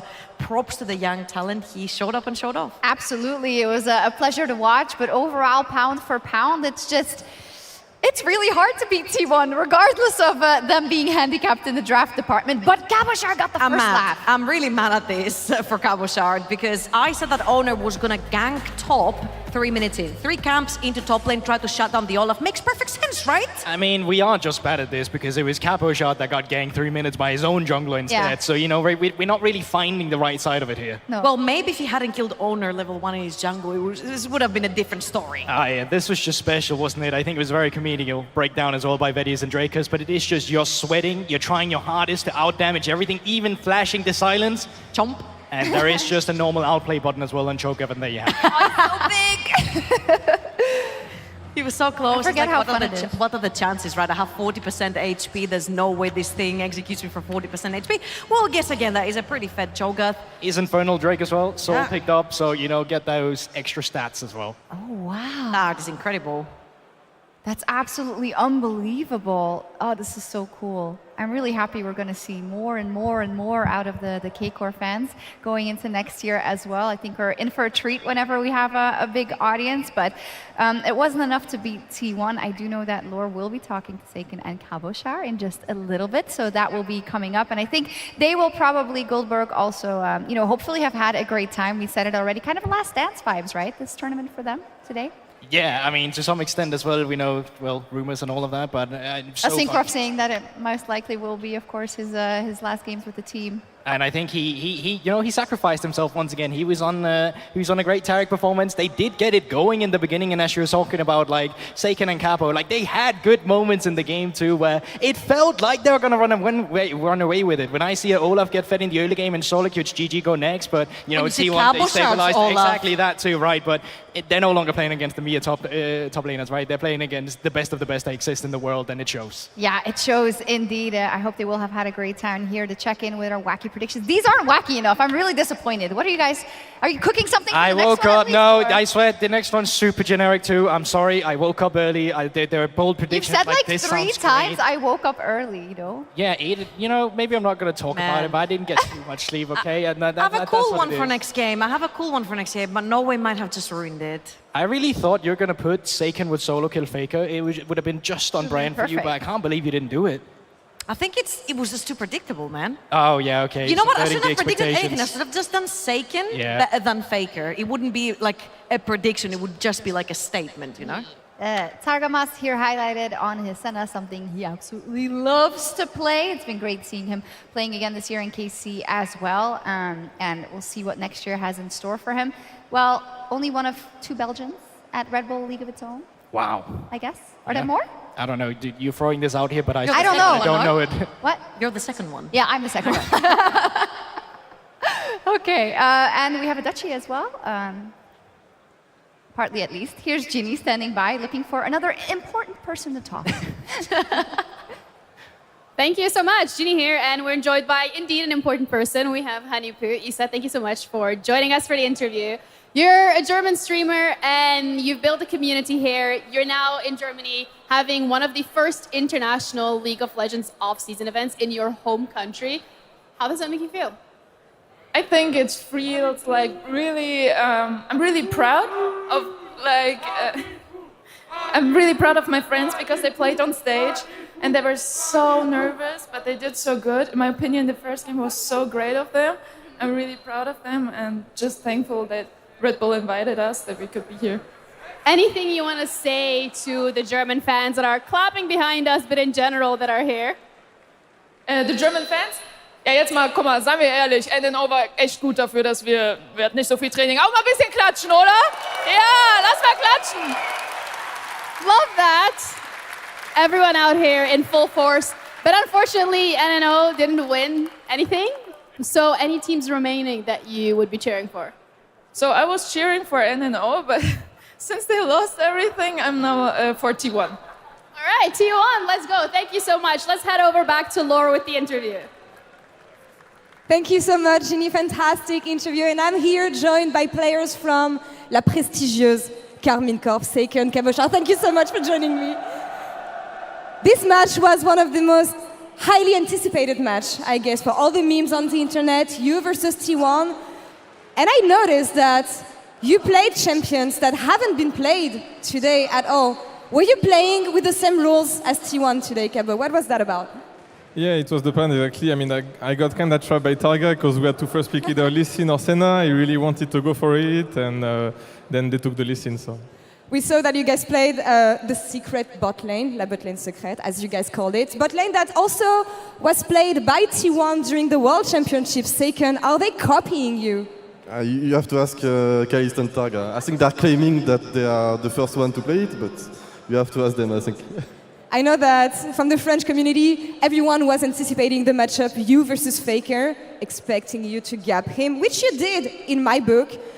Highest in CS, better KDA for most of the game. How was it gapping Faker today in lane, Seiken? It's just a show match, so I want to meet him in a real competitive game, so it doesn't mean much for now, but it was still a fun game. Yeah. Okay, but what do you think of we call it the job interview, you know, when you press tab at 15 minutes, you see his head while Faker is roaming. I mean, it was fun overall. It was a fun game to watch and to play, obviously, for you guys, I hope. Second, it was maybe the first time you play internationally like this against teams of this caliber, and especially playing against the world champions. How was this for you? What will you remember from this matchup? I just more of it. I just want more. I would like to play them, to play more teams, and for it we need to get to LEC. Maybe we have opportunities. Maybe we will have more opportunities in the future. But it's really exciting to play against players like them. I mean, you guys have to realize this was the best session of second. He has slept 2 hours, hasn't played solo queue in 10 days, and he's just doing 7-2 on Rise. So yeah, it was perfect. It is not even his final form, is what I'm hearing here. And Cabo, I think it makes sense, and I'm really happy to hear this because the fans keep on saying that you will be the hope for Europe next year, joining the LEC, competing internationally. Are we satisfied today about what we saw of you versus T1, and are you finally going to bring some joy to Europe next year? Yeah, I mean, we cleared the ERL for many years, so now it's one step higher. Today was a show match, as I can say. We kind of took it lightly to make sure to enjoy it.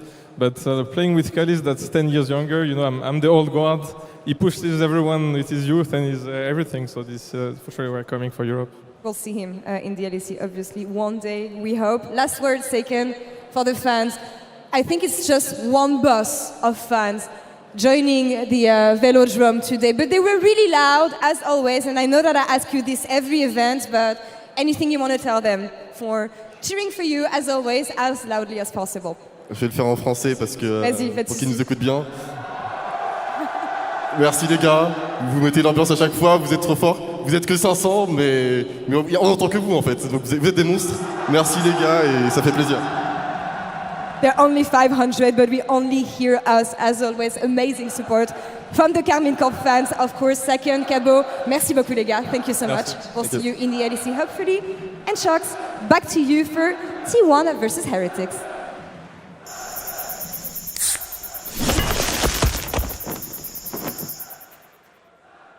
Merci à vous, Laure. Wonderful. Second that. Saying, thank you to the fans, they're always there, they're always loud, they're always monstrous for us, but also saying, you know, this was a really cool match, but I want to play those real matches versus this opposition. I want to meet T1 in an official match, hopefully at an international tournament, and I love that. That felt very sentimental. Yeah. I had an interview with Seiken right before his EMEA Masters finals, and I was like, hey man, how come you're not in the LEC yet? You've won 3 EMEA Masters titles, you've gapped pretty much every mid laner in the ERLs. He just sat there and he was like, it was just unfortunate I didn't really get any offers. So for him to be able to get that sweet taste of playing these sort of international matches, even if it's a show match, you get that sweet taste that you just want more of. Oh, absolutely, and we'll be looking forward to it as well as we run down the schedule and see the matches we have completed already today, and see that next up on the docket we do have Heretics up versus T1. I am very excited for this match for multiple reasons, not in the least that I'm super hyped about this Heretics roster. I gotta say, the old G2 top side back together, then flanked by Flecket and Kaiser in that bot lane GB. It's an exciting prospect. Oh, absolutely. And you were talking about a Yasuo earlier, famous game from Perks 2. You're putting all these pieces together. Now, you have Wunder. Okay, what was Wunder really good at and renowned for in the LEC? His Gragas, weak side duty. You get that going for him up there where he can just be on the Gragas. Yasuo in the mid lane, you set up the one, but it could be again. Let's just start the narratives already now. LEC hasn't even started yet. They're back, baby.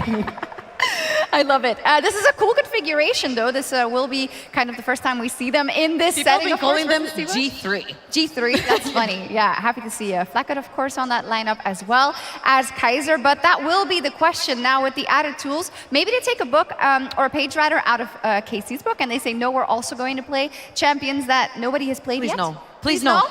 All the teams have fallen in the battlefield for you, Heretics. Yeah, Casey they set it up. Casey said, we're going to put another 5 champions in the ban pool for you, Heretics. You've done it once back in 2019. That trio in the top lane has done it once. They've beat them back in 2019. A few times.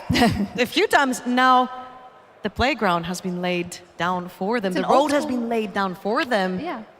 It's an old school rivalry, actually. Old school, like 4 years ago. Yeah, it can be old school. That's a long time, actually. Yeah, sure, time flies, okay? But even if they fail, I mean, it's just... They're not going to fail. No, okay, but if they do, everything will stay the same and G2 will just be Europe's last hope anyway. So, we'll wait and see what happens. But I am excited for the Heretics roster for a lot of reasons, and you are too. It's kind of like Jankers and friends too, with Flacket having played with them too. Kaiser joins the roster. So I'm excited to see how Jankers will really pilot this entire roster together with him, just due to the fact that he was so pivotal in their success that they had early in the year. He was really a candidate for MVP in Europe. And now that he has better tools to play around with players that he has played with before, it just sets up a lot of avenues for him to already have some predetermined synergy. That's a good point. Jankos was smurfing it last year. I mean, he always is. So let's see how this works, because we've seen it in the past. You see a roster on paper and you think they're going to do amazing, Georgia, and then sometimes it doesn't quite work out the way you want it.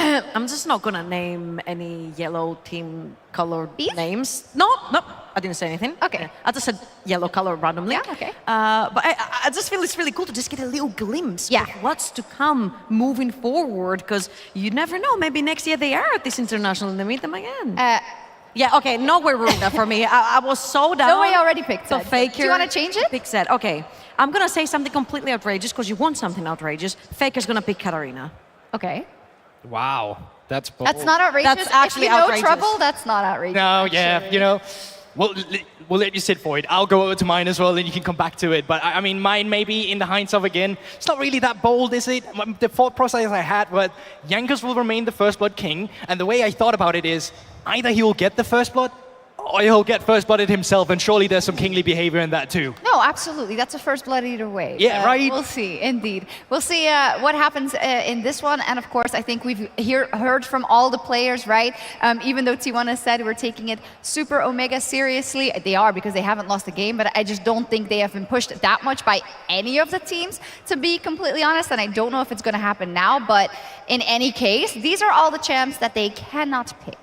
I would say it was really cool to see them earlier on versus Big and NNO, because it felt like, hey, we might not have the macro potential that T1 brings to the game as world champions, but if we push them in a little bit sort of fiesta around the map, maybe they lose their focus, maybe they lose their macro. No, T1 bled them all out by having more CS in lane, by staying focused, by playing their side lanes, by playing their waves. So I feel like Heretics might take the same approach, just clown it up. I don't know how try-hard they will be, but I really hope that they're looking at, there's not too many mid-lane champions yet either. Oriana is one of the ones that's still up and very pivotal, either first pick it or take it away. Just make sure that Faker has as few champions as possible to actually go by, or have a blind pick where the only champions available is only a champion that you have a good matchup into. So I'm hoping they've studied the sheep coming up to the stage and having a good plan around their draft. That's a good point, because we talked about it at Worlds as well, the fact that Faker was out of duty for a while, so when he came back it was only a limited champion pool that we saw him really gravitate towards because of that injury. But you never really get to ban that out anyway when you're playing him in a best of 5, because they just have so much they want to pick anyway, or that has to be banned against them. Now, maybe it's possible. Maybe, but the thing that makes Faker good was never really the fact that he played one champion. It's the fact that he is Faker. There's a reason he's the greatest of all time in League of Legends. But if there's a guy who's, upset these persons before, it would be Perkz in the mid lane, albeit he was bot lane last time. But, we don't mention that, okay? Now he's in the mid lane. He was still play the same champions. Exactly. We just go by that. No, indeed. We'll see indeed what happens. We do have a small delay on stage. This is why we haven't gotten to the team introductions yet, but I'm excited for those, specifically Heretics, just walking through the crowd, shaking some hands, maybe fist bumps, actually, ideally, and we'll see what happens.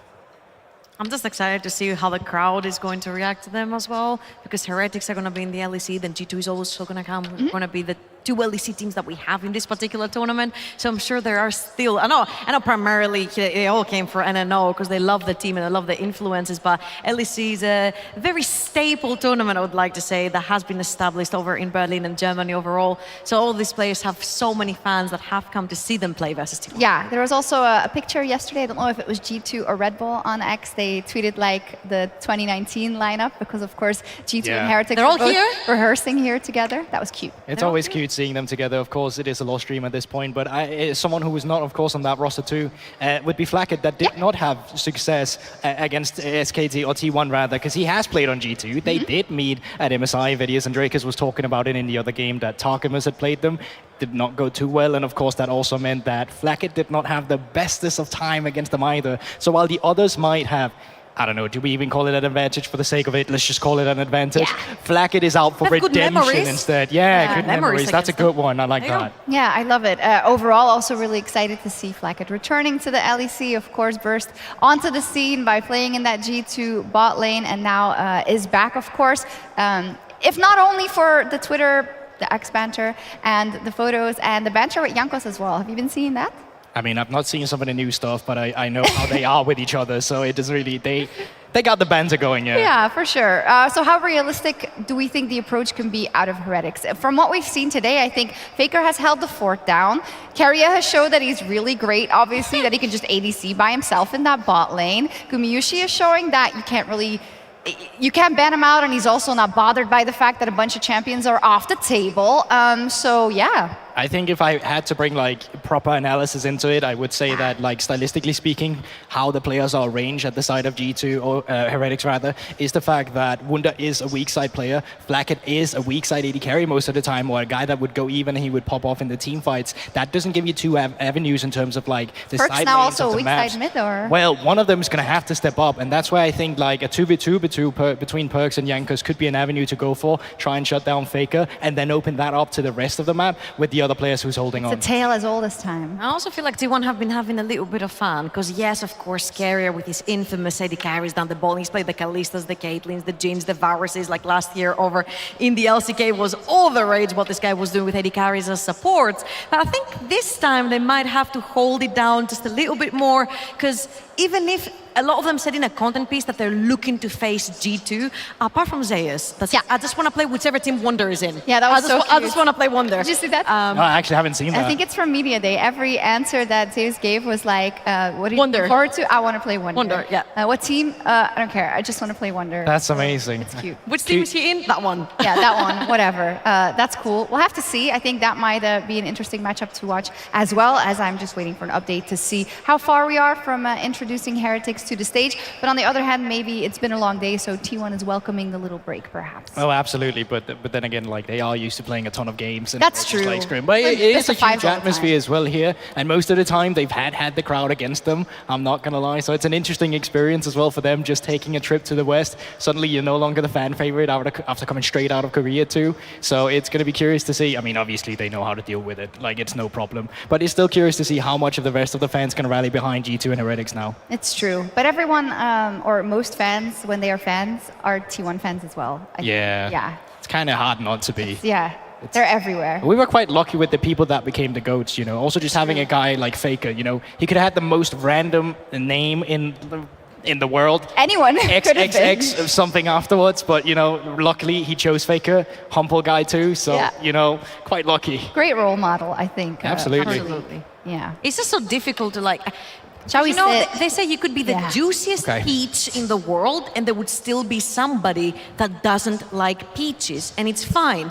But I have yet to hear about anyone not liking Faker, not thinking he's one of the greatest player of all time in League of Legends, and that's because of the legacy he has built on and off the Rift. I will keep rambling about this all the time. Every single interview I've watched of Faker, even when the reporter will push him into, you know, sometimes like pushing his teammate under the bus sometimes, like, oh, you're already kind of inted right there. He's like, I could have done this better. That's media training for you, Trouble. That's exquisite media training for you. I miss the times when he would step on stage with a broccoli and do a barrel roll on stage. I miss those times, but I get it. And you're right, like as he is in game, he is out of game, right? The fact that he's going to be protective of that squad. I mean, we've just made a Faker podcast as well. This feels like the Reddit front page after Worlds was over. Just not much to post about. We're just talking about Faker. It's too, true. as well. So I gotta push fact. you because it's so easy to talk about him, Yeah, right? absolutely. But also about the other members. Maybe Sheepy was on the desk earlier, and he was like, if there was anyone that I would have to predict or project to be the new Faker in terms of course, the influence that Faker has had on League of Legends as a whole is, I don't think, ever going to be beat. But in terms of maybe performance, standing in a community, and titles and international titles, and he said Zeus. What do you guys think? I think that's actually really interesting as well. I think the fact that he's been playing as stable as he has did have some up and downs, obviously, but just... I love how you contradicted yourself immediately. He's been so stable with all his ups and downs. You know what? English ain't my first language. I've had a little break. Are you mocking me? No. Oh, okay. We all have our ups and downs. Yeah, we do. No, but I do think like he's obviously been super stable at Worlds, is by what I would say, and the players that he's played against and actually just straight up gapped in a level where you take a look at MSI where it didn't go the same way. It was the Chinese top laners that was having the better in there. So the fact that he's become as good as he had, and while he is as young as he is incredible. I think for me as well, who I think can just solidify himself as the GOAT of support will just be Kyria in the future. I think the mechanics on some of the champions he plays where it's a simple champion, where you take a look at his Lulu at times, where you take a look at the Lux, these champions where you don't expect a skill expression, he has a skill expression on and does things on these champions that no one else will ever do.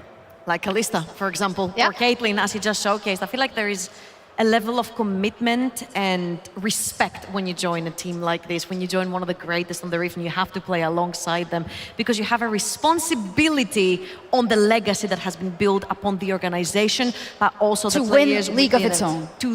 To win League of its own and anything else around. It seems like once they were on gear, once they won Worlds, Faker walked up on the stage and he's like, I'll show you, we'll win that too. Yeah, I don't want to lose a single game because that would just be embarrassing. Here we see again the champions that are not available for T1 anymore. Is there anyone that we're really sad about, actually? Zed. It's kind of boring for now. Zed, yeah, that's true. I'm going to have to agree with that. I would have loved to see a flashback to Season 3 with Faker. That's, you know, where we really made the stand of the scene. Yeah, as we are still trying to get to the stage, we do have Ginny standing by, so let's see who she's found. Okay.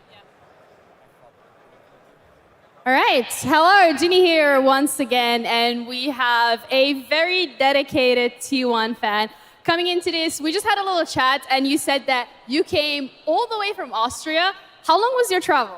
About 9 hours, just by bus. Just by bus? Anyone here who had longer than 9 hours want to scream, put your hands up? I see only 1, 2, that's it, only 2 people, 3. Okay, my maths is not that good, but there's quite a few of you. Respect. I might come back to you in a little bit, so be prepared. You're here, obviously, supporting T1. You have their jersey on.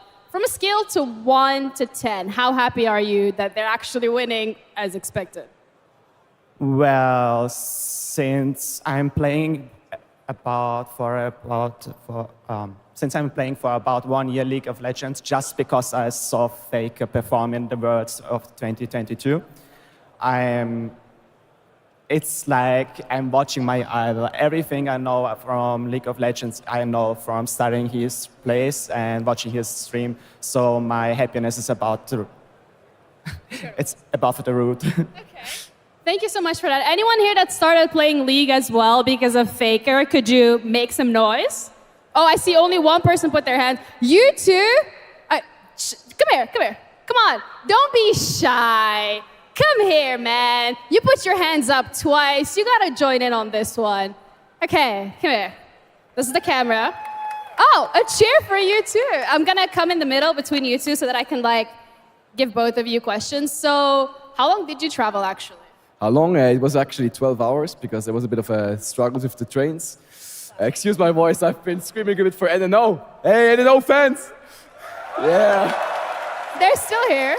So yeah, we had to ride with the Flixbus, take some different routes, but it was worth the ride. Hell of an evening, yeah. It's been incredible so far. I can totally agree with that. You also said that you started playing because of Faker, particularly? I mean, who didn't, right? We all started playing with some friends, but then we saw some esports, we saw some Faker action, legendary role and all this stuff. His 3 times title, now 4th, absolute insane career, and he's just inspiration for all his League players, I think. Did you hear that, guys? He's an inspiration. Do you guys agree?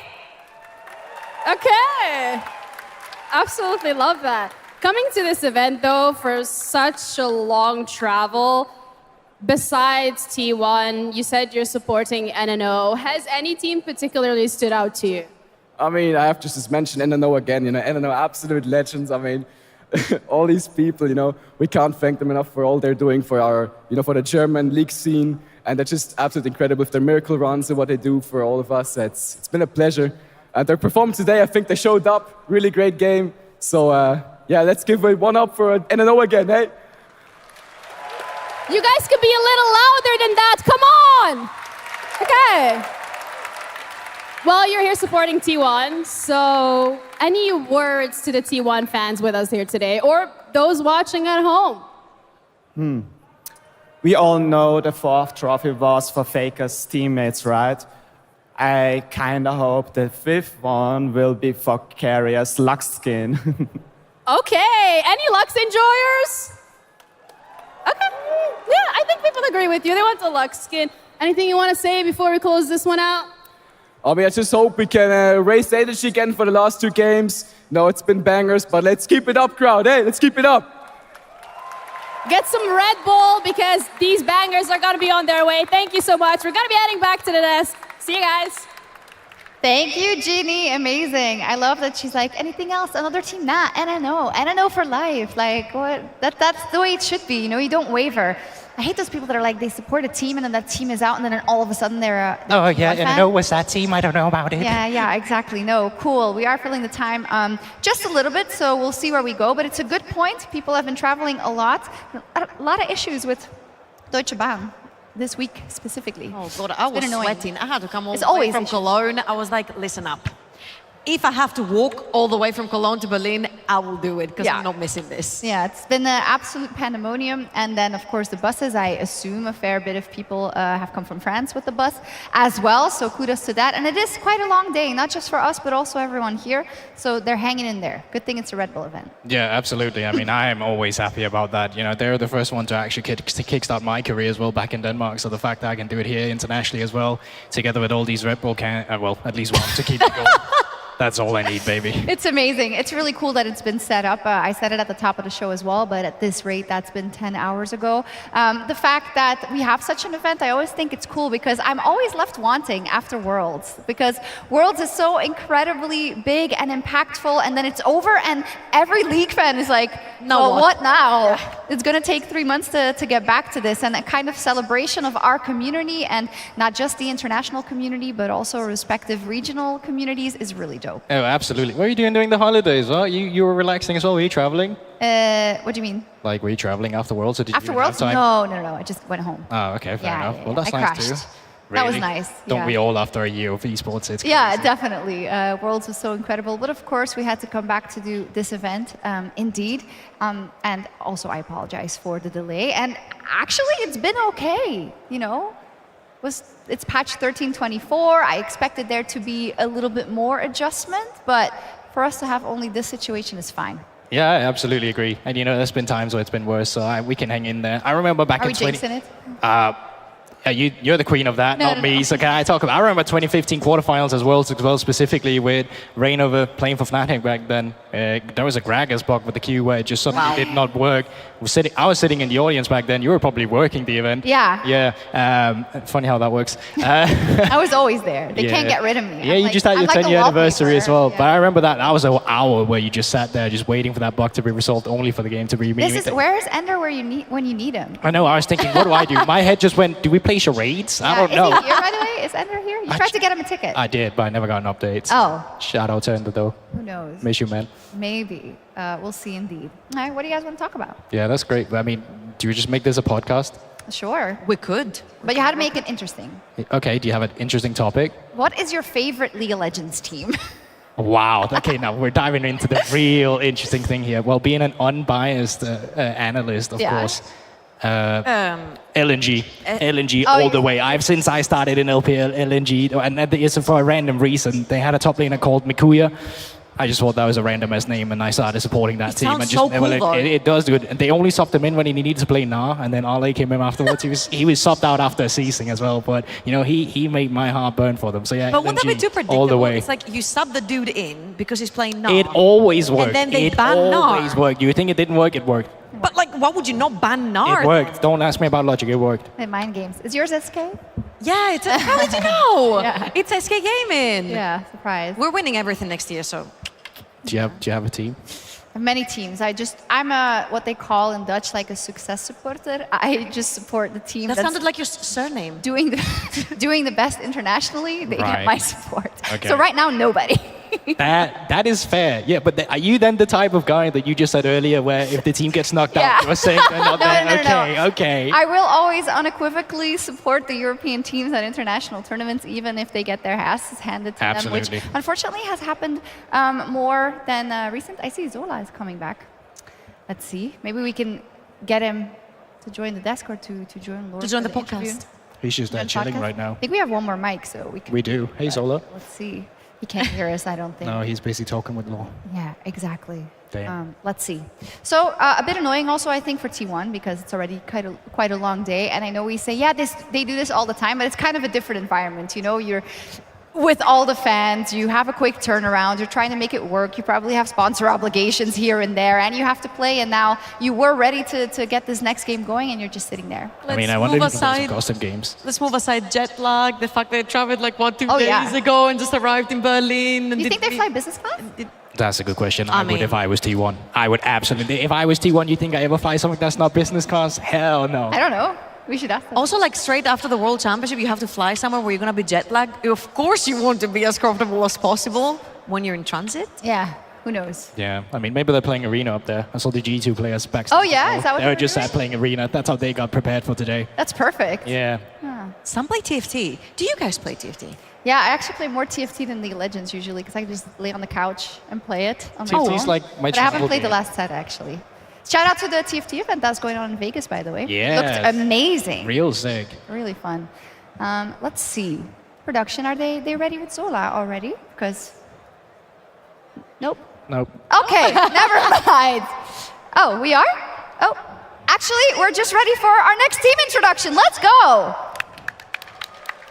All right. How we doing, Berlin? We ready for this next one? Yeah? Oh. Every time I say something like that, everything sparkles and comes to life. It's amazing. Right, our next team. Precision, aggression, mechanical prowess. They have tons of thrills in their locker. But will they manage to discombobulate? Great word. Discombobulate our reigning world champions T1. Are you ready to meet the next team? I need more from you, Berlin. Are you ready? Then please give them a warm welcome to Team Heretics.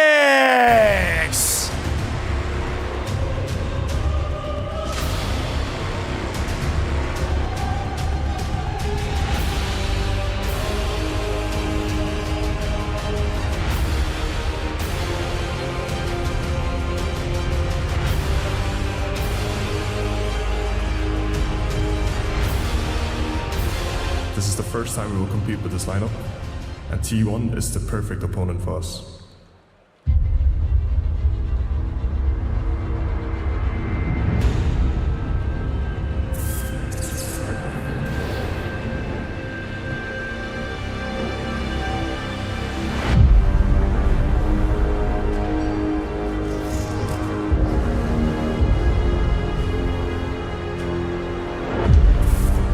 Heretics are in the house. Show them some love.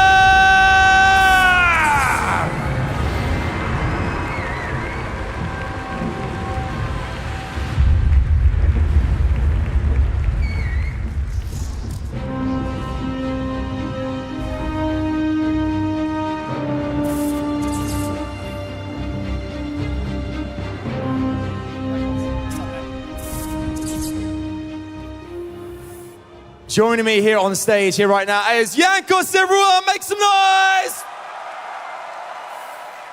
Dzień dobry, Jankos. Good to see you. Well, it's great to have you. This must be an incredible experience for you and Team Heretics. How are you finding being here in Berlin with all these amazing people? Thank you so much. You guys are amazing. It is super exciting. The arena is full, and we can't wait to play already. We've seen you've reunited your team together, like so Wunder and Perks. You guys, I mean, it must feel fantastic as well, competing here together with a team. I mean, how are they feeling amongst themselves? How are you guys feeling? I think we are playing pretty good. Maybe we are a little bit washed because, you know, it's been a couple of years, but we'll see. We'll see. I must ask you as well. I mean, you are a streamer. You're very popular. Everyone loves a bit of Jankos, right? Everyone loves Jankos. Do you find as well when the energy in the room is electric? Does it galvanize you guys, inspire you, make you feel stronger, better out there? Definitely, and I think it's honestly one of the best arenas I've played in. I think the stage is insane. I think the crowd, we have full arena. It's crazy. You heard it. Now, T1, they're pretty good. They're pretty good. How do you guys go about taking on T1 today? Are you coming into this? Are you using, I think it was KC under the same champion restrictions to play that same way. Are you going to do the same thing as well? Well, we are not playing under restrictions, and we are the team to beat them as they have the biggest handicap against us. I think they cannot play half of the champions right now. So as much as they are very talented and they can kind of play everything, I think we can take it. Okay. Do you think Team Heretics can defeat T1? Finally, any words you want to say on behalf of Team Heretics to the fantastic crowd here in Berlin and watching at home?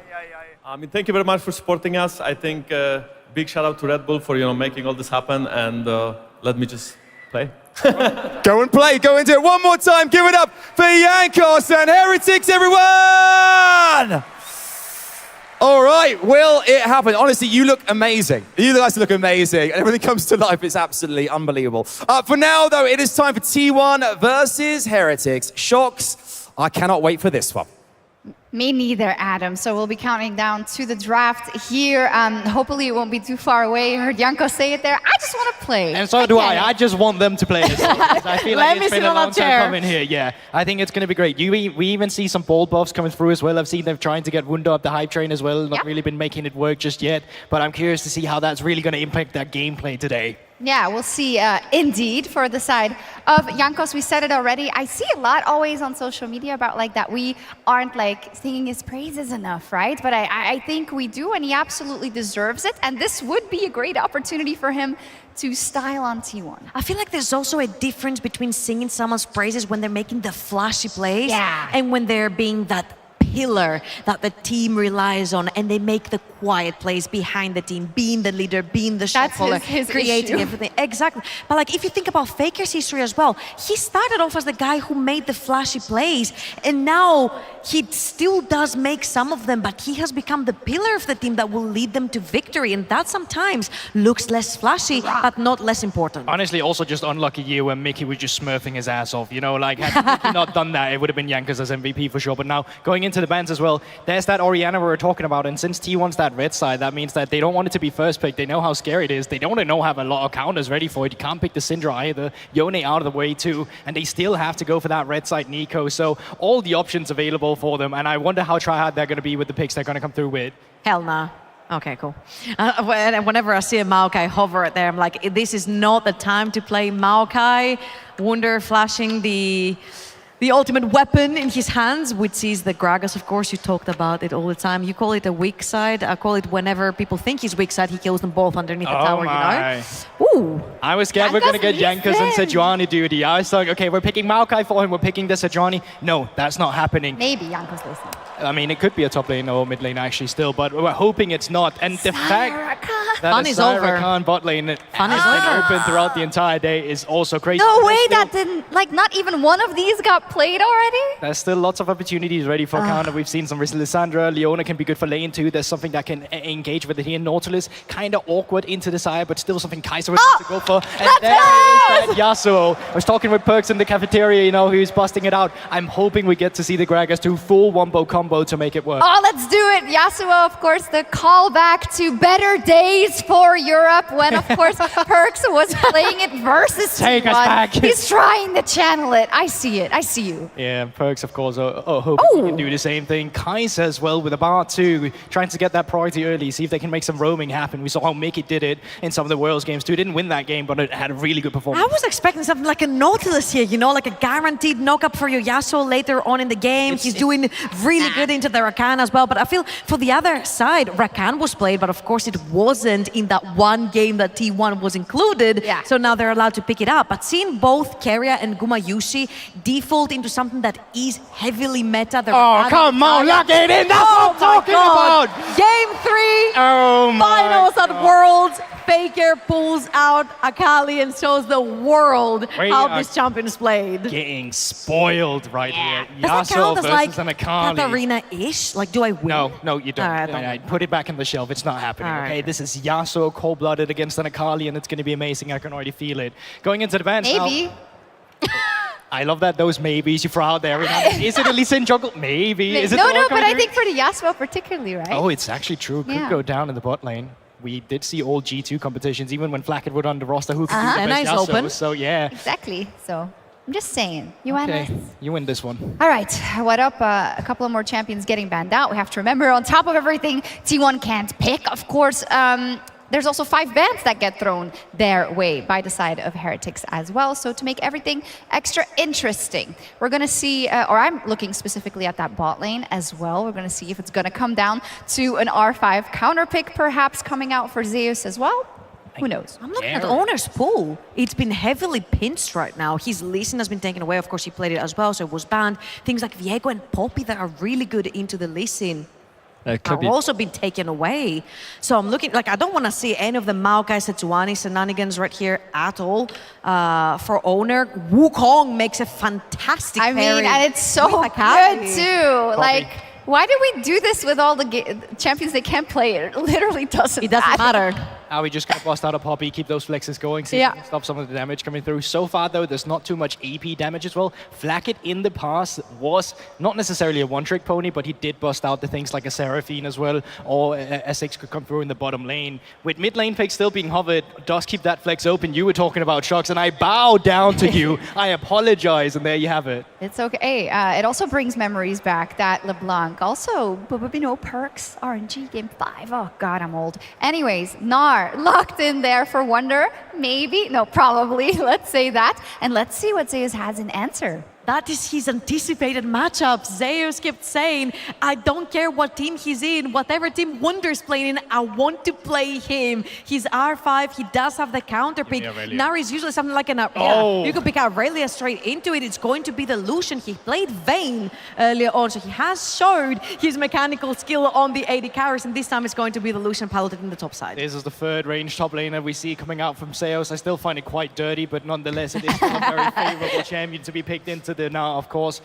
Especially when the laning phase is so weak. But if Gnar does survive the laning phase, you hit level 6, your jungler comes up there, there's a big avenue to actually shut down the Lucian. It's very reliant on becoming a bit snowbally. It is, but Wukong on the other hand is so strong. The setup is there, the Xayah Rakan, it's scary, guys. I love how throughout the entire tournament, T1 have had so much playmaking potential in every single lane. Yes, we're saying that they're having fun, but they're playing very structured. They know how to play their matchups, especially when they're having these more aggressive picks and they play them to their limits. We did see Zeus solo kill over and over again. He was talking on the Camille. So right here on Lucian, he could do the same. Let's see what happens. Drakus and Vedi, do you believe in Heretics?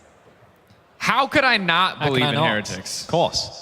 Absolutely. Unequivocal 1,000,000% faith. The classic Yasuo Bard bot lane. What is there to doubt? It is concerning that with 8 bans in every role, by the time we entered this draft, that T1 basically drafted a world's comp outside of the Lucian top. Yeah. But here we are. We also thought it was pretty funny that top lane still just keeps picking away Guma's champion. Yeah, poor Guma. He's got like 12 bans. He's just like, I will play AD carries now. It's fine. This just keeps taking them away. Well, as long as they can find a win here, it will not matter. A bit of a historic matchup, of course. Wonder, Jankos, and Perks were part of the G2 roster that did take down T1 back in the day, back in 2019.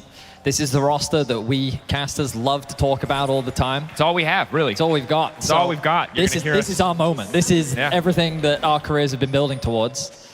And we agree, right, that if Team Heretics or G2 win this game, that they're world champions? I think so. Yeah. We learned 2 things if G2 win. We learned 1 thing if Team G2. I mean, they're just the best team in the world, right? Yeah, that's number 1, yeah. With 40 extra bans. Yeah. Sorry, caveat, asterisk with 40 extra bans. Well, I mean, they got a world's comp, man. Look at T1. Sure.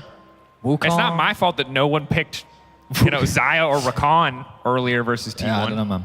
Kind of surprising, but... I mean, they've got a really strong bot side. That's the easiest thing to say, with Wukong, Rakan, Xayah. This is a bot lane 2 versus 2 that gives you a lot of agency, a lot of playmaking potential, especially against the melee champion in the form of Yasuo. Top lane also has room for potential outplay, but this could be a very volatile lane. If the Gnar or the Lucian loses their flash, there is some very serious consequences that come as a result of that. Yep. But we'll have to wait and see where these teams put their focus. Jankos choosing to start on the bot side of the map. Owner looking to mirror. We shall see if they go for a bit of a clash towards that top scuttle. And have to see if Owner's just going to spend all of his time topside, as he has in the 2 other ranged matchups that Zeus played earlier in the day. He just lived up there. It was only in the Volibear game where he finally gave him some space alone to 1v1 up against Cavo. Faker getting poked out early on, no surprises there in this matchup. We have to see what the bot lane does, though, because I feel like the Yasuo was probably always a flex, but I do feel like Perks was like, listen, Flackett, you got to take one for the team, brother. I mean, I remember Flackett actually, back when he was on G2, he was playing a bunch of Yasuo as well. I feel like that it's just a staple that if you join G2, you need to be able to play Yasuo. Wouldn't surprise me if Jankos could also play some Yasuo. But yeah, I don't fully agree that the Yasuo Bard is a lane that I love. It does some things. It does some things. Not a lot of them are particularly synergistic. Yeah, I mean, the Yasuo Gragas was the bot lane we were very used to. Yeah. Or jungle mid combo. They have the option. Or jungle mid combo, also a valid option for sure. Right now, the only reliable knockup you have for Yasuo is the Lee Sin kick. You can get it with Gnar, but again, not nearly as reliable. Lee Sin just gives you the freedom to point and click. So see if they can leverage that to their advantage early on. No surprise to see them get pushed in on the bottom side. Flackett and Kaiser can't do a lot to fight back at this stage. Well, no surprise to see Perks with this level of pressure. I do expect to see full AP LeBlanc come out in this mid-lane matchup. So far, Perks has been doing a great job in the 1 versus 1. Obviously, for those long-term Perks fans, you'll know that this is one of his favorite champions, one of his most successful throughout his career as well. But Faker, no stranger to Akali. We saw throughout the World Championship how proficient he was at this champion. As we are jumping into a quick pause. Once we have a resolve, we will jump straight back into game. But yeah, a lot of tension. I feel like the aura is different with this game for T1. You know, they obviously pay a lot of respect to the opponents they have across the other side of the rift. We'll see if they can be as dominant as they have been so far throughout the day. This is their 4th game of the day. And so far, they're 3-0 in this theoretical best of 5. Yeah, and the formula has basically been the same. There will be some kill trading early on, but T1 will just consistently pull ahead in the gold, whether it's through farm, whether it's through more advantageous kills, tower plates. They've been building pretty sizable advantages as early as 5 minutes into the game. Let's see if Heretics can give them a bit more contest here early on. But right now, Wonder suffering on the top side matchup. Piercing Light just hitting through those minions. Expect him to kind of suffer here for a little while. Gnar obviously just a relatively safe blind pick, but this matchup can be incredibly punishing. Oh, nice. Very nice trade there from Perks. In his ideal world, he wants to just bully the Sakali out as much as possible, force an awkward base. Bit of a skirmish towards the top side. The problem for Jankos is that he doesn't have push in his top lane. Owner playing around that pressure that he gets from the Lucian. Kaiser's now made his way mid. Portal through. Q. Ooh. Angle was almost good. Faker going back in. Jankos is here too. But no mana on Perks. He doesn't have the kill threat. Faker just going to take that ignite and walk it off. We'll be able to sustain slowly but surely thanks to the fleet footwork and the Doran shield. Yep. But he's doing a good job. Like, in terms of the war of attrition, he's managing well. He did very well. Looked like Perks probably got a biscuit at 4 minutes and immediately popped it based on the little spike up there in the mana pool, but it's going to be a little bit tricky if he sticks around in this lane for too long as he's Does have the TP though, can just return to lane and try to keep that pressure up. Akali, of course, fun champion. Doran shield, fleet footwork, probably some second wind. Hanging out, living through everything. We were talking about it during rehearsals yesterday. Just such a frustrating champion to lane against with that defensive utility. I mean, Perks is doing a good job though. He's built that small CS lead, and the advantage of LeBlanc is in a side lane. You can actually match up against the Akali. It's a very difficult lane for the Akali to really kill, even if you can get some nice trades. And there's a lot of skill expression between the 1v1, which is always what you want to see when you have two very historic mid laners going up against each other. Credit to Flackhead as well. We have seen a bit of a roam from Kaiser, but he's doing a good job in the farm department, not too far behind. Their only real deficit is on the top side of the map, but we know that Lucian is a bit of an old school counter to this Gnar, and Zeus demonstrating why. Yeah, see how soon Wonder can get back. Maybe pick up some early tappies, make the lane a little bit easier for himself, but Zeus 44 CS already is going to be getting some pretty early item spikes. Level 6 there. Can't just coal him down. Wonder, though, luckily has the hop able to jump over the minions. But it's looking very similar to all of the other Zeus has a ranged champion lane phases, which is he's bullying. Oh, he's going to get dived. Wonder, you can see the Lee Sin on the way. Perks use the TP, so he can't come to help. Wonder. Here's Jankos. The last light of hope. Still there as Jankos is in the area. Jankos committing onto Owner. Zeus standing in the area, but Owner just flashing back. Good heads-up play just to get out to safety. Flashing over the wall into the river surely still would have resulted into his death, but back into the arms of Zeus keeps him safe. Yeah, I mean, very well played from Owner. The fact that Wonder was able to buy enough time for his jungler to arrive. Tower shot going to be taken. Faker getting low here. Also, Faker hard read on the Perks snapback on the distortion. Does manage to connect the E, but Perks still winning out on the trade is big. Flacked. Looking for the knockup, looking for the angle, dashing in, keeping this one going. Guma, the pullback, Flacked flashes away from it. Flacked, the knockup is there! First blood, baby! This bot lane, I underestimated. Flacked and Kaiser, 2v2 kill, Gumayushi and Keria. Definitely caught me by surprise there.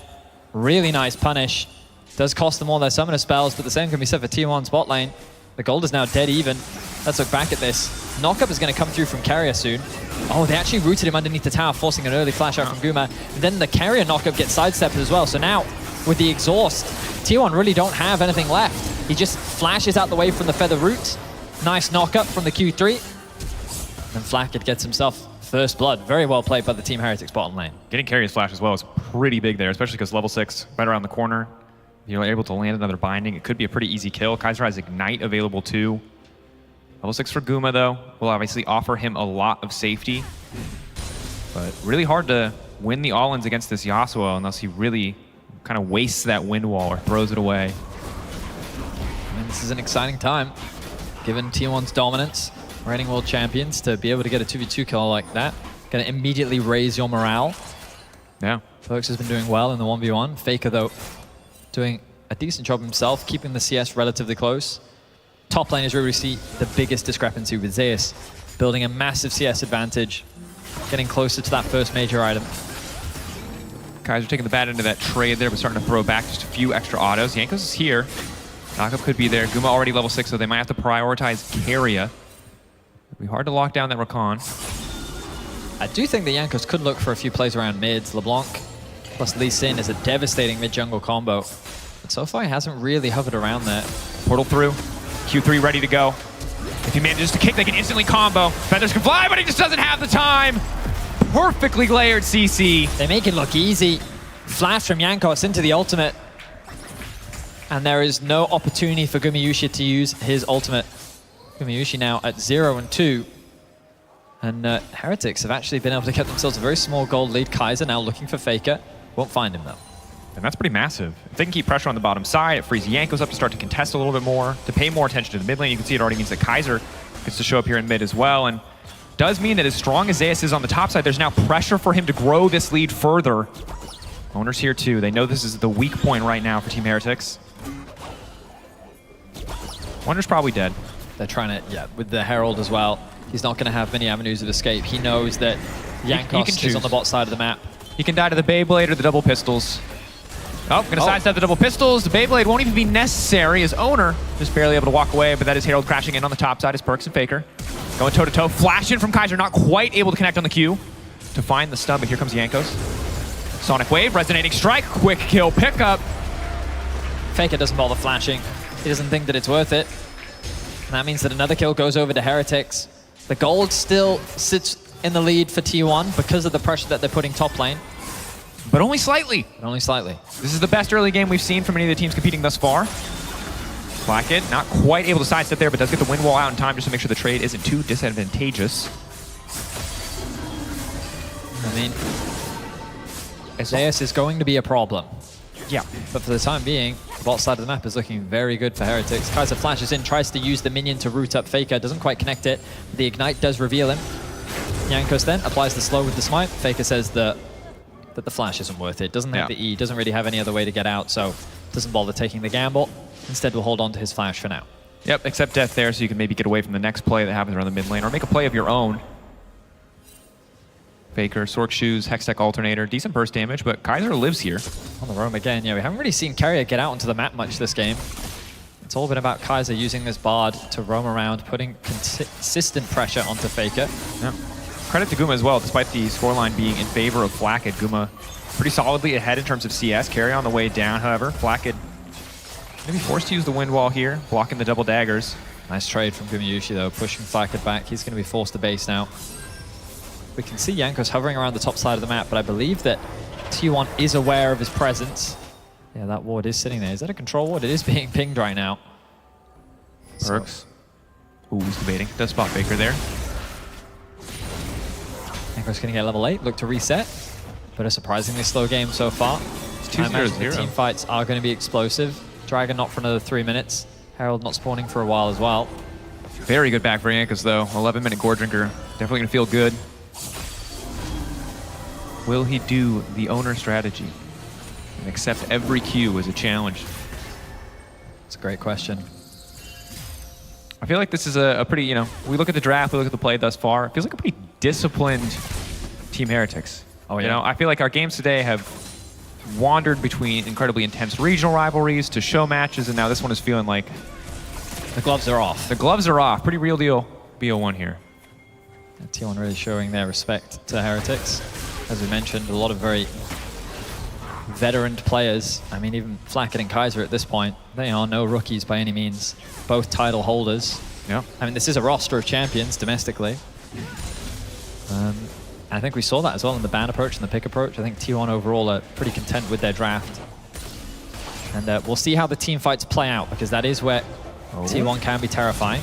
Jankos now looking for the lineup here, trying to take Zeus out. Wonder can go Mega. Zeus dogs back. Kaiser going to grab the kill. Solid kill on the top side. Stops that tier 1 tower from going down. They keep making this play work, using the Bard channel to find a flank and then collapse. Now Flackhead in danger.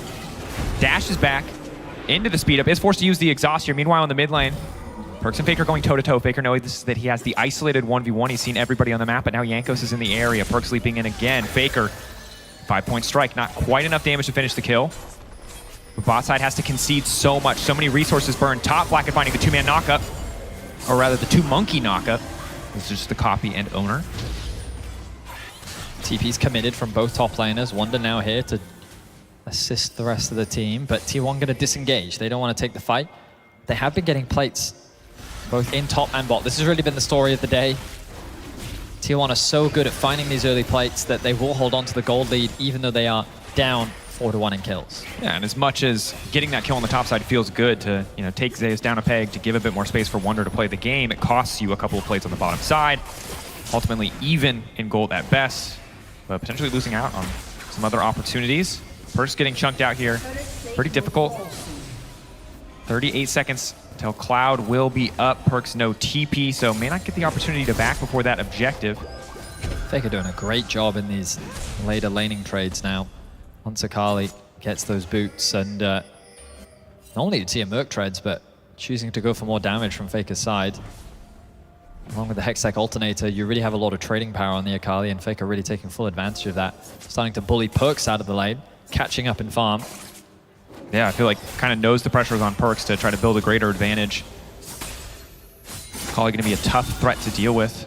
Of course, while you don't have a traditional AD carry, Kaiser's going to be very vulnerable if Faker ever gets on top of him. Blackhead has to be careful as well. So much also strength, of course, is how slippery he is and the ability for Windwall to mitigate a lot of threat. But once you get on top of him, if he's not ahead, all can fall apart pretty quickly. Faker level 11, eyes in the pit. Knows that this is happening. They're just going to try to burst it down. Yanko's going to take that one. Leaps in, gets the portal out, and again, clean play from the side of Team Heretics. Yes, T1 are pulling ahead in gold, but 2 Drakes, the side of Heretics at least, to feel a little bit better.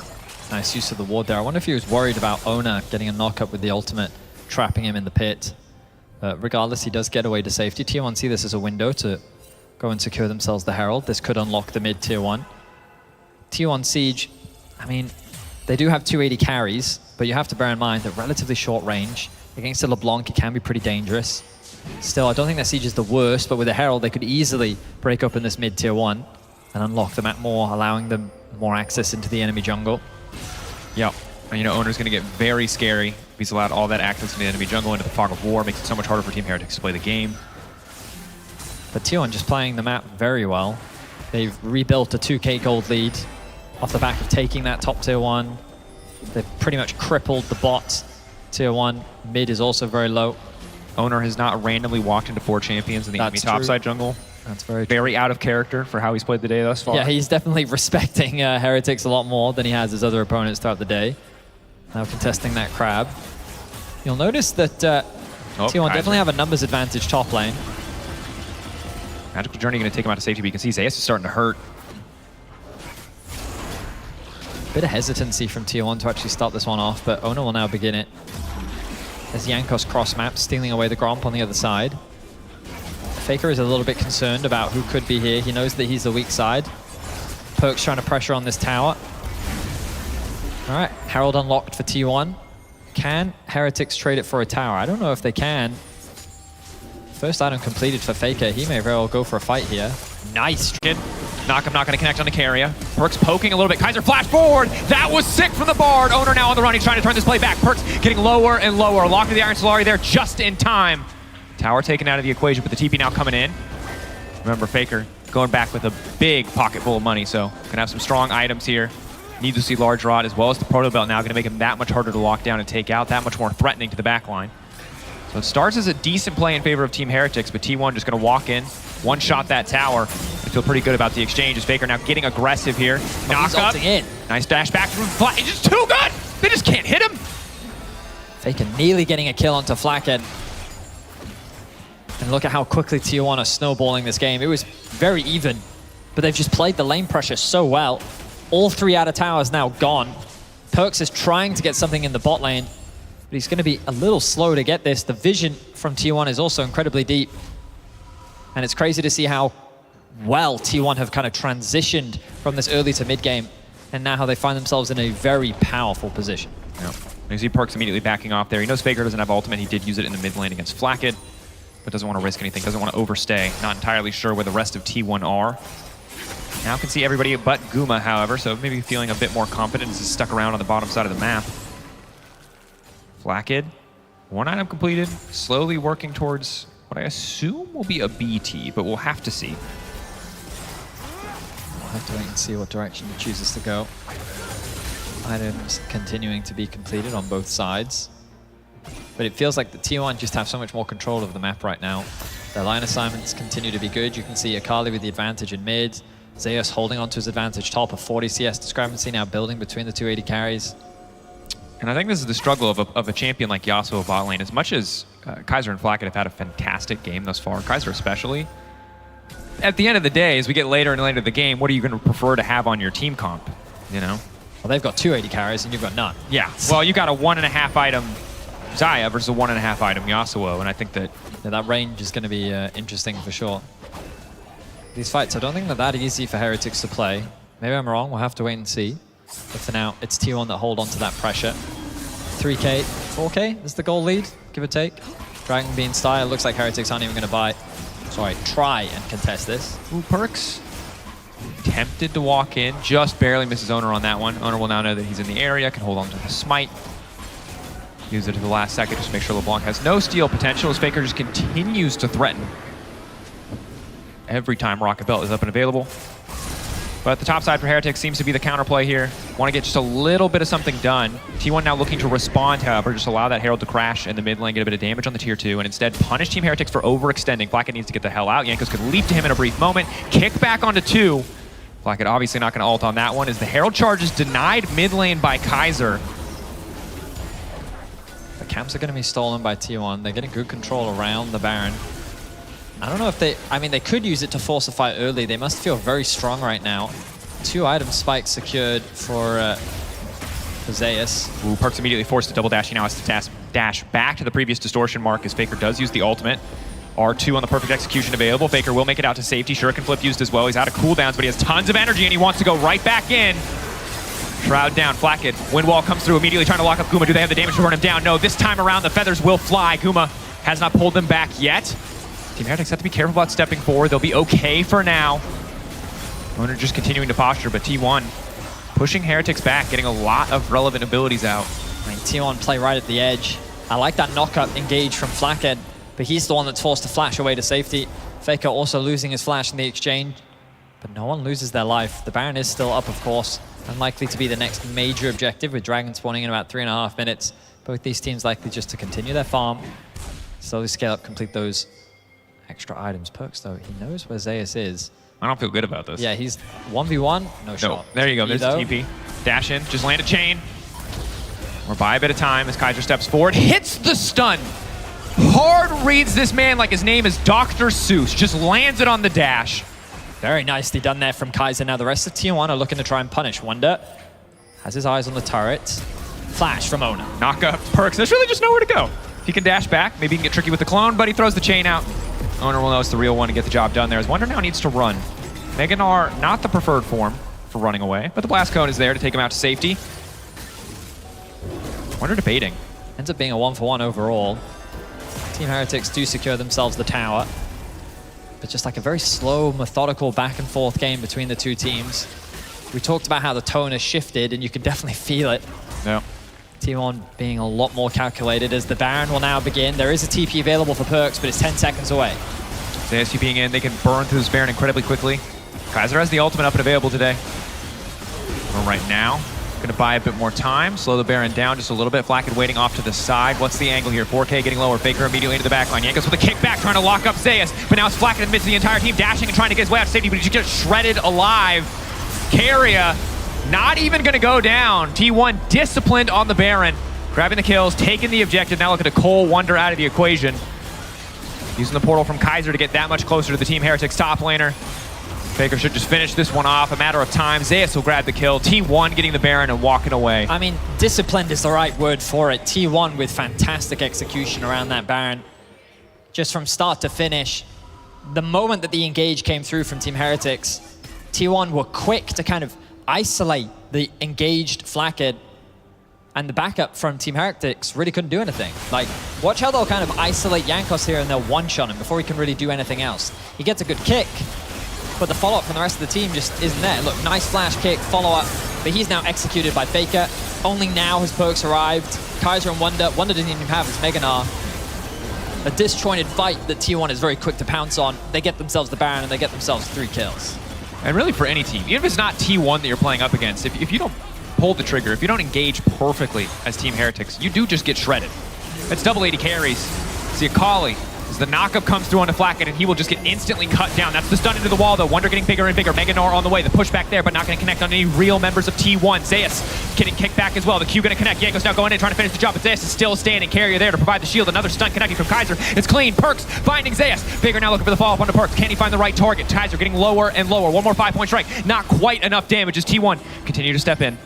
Wonder now backing away. Faker just looking to finish this kill. Wonder buying as much time as possible for the rest of the lineup.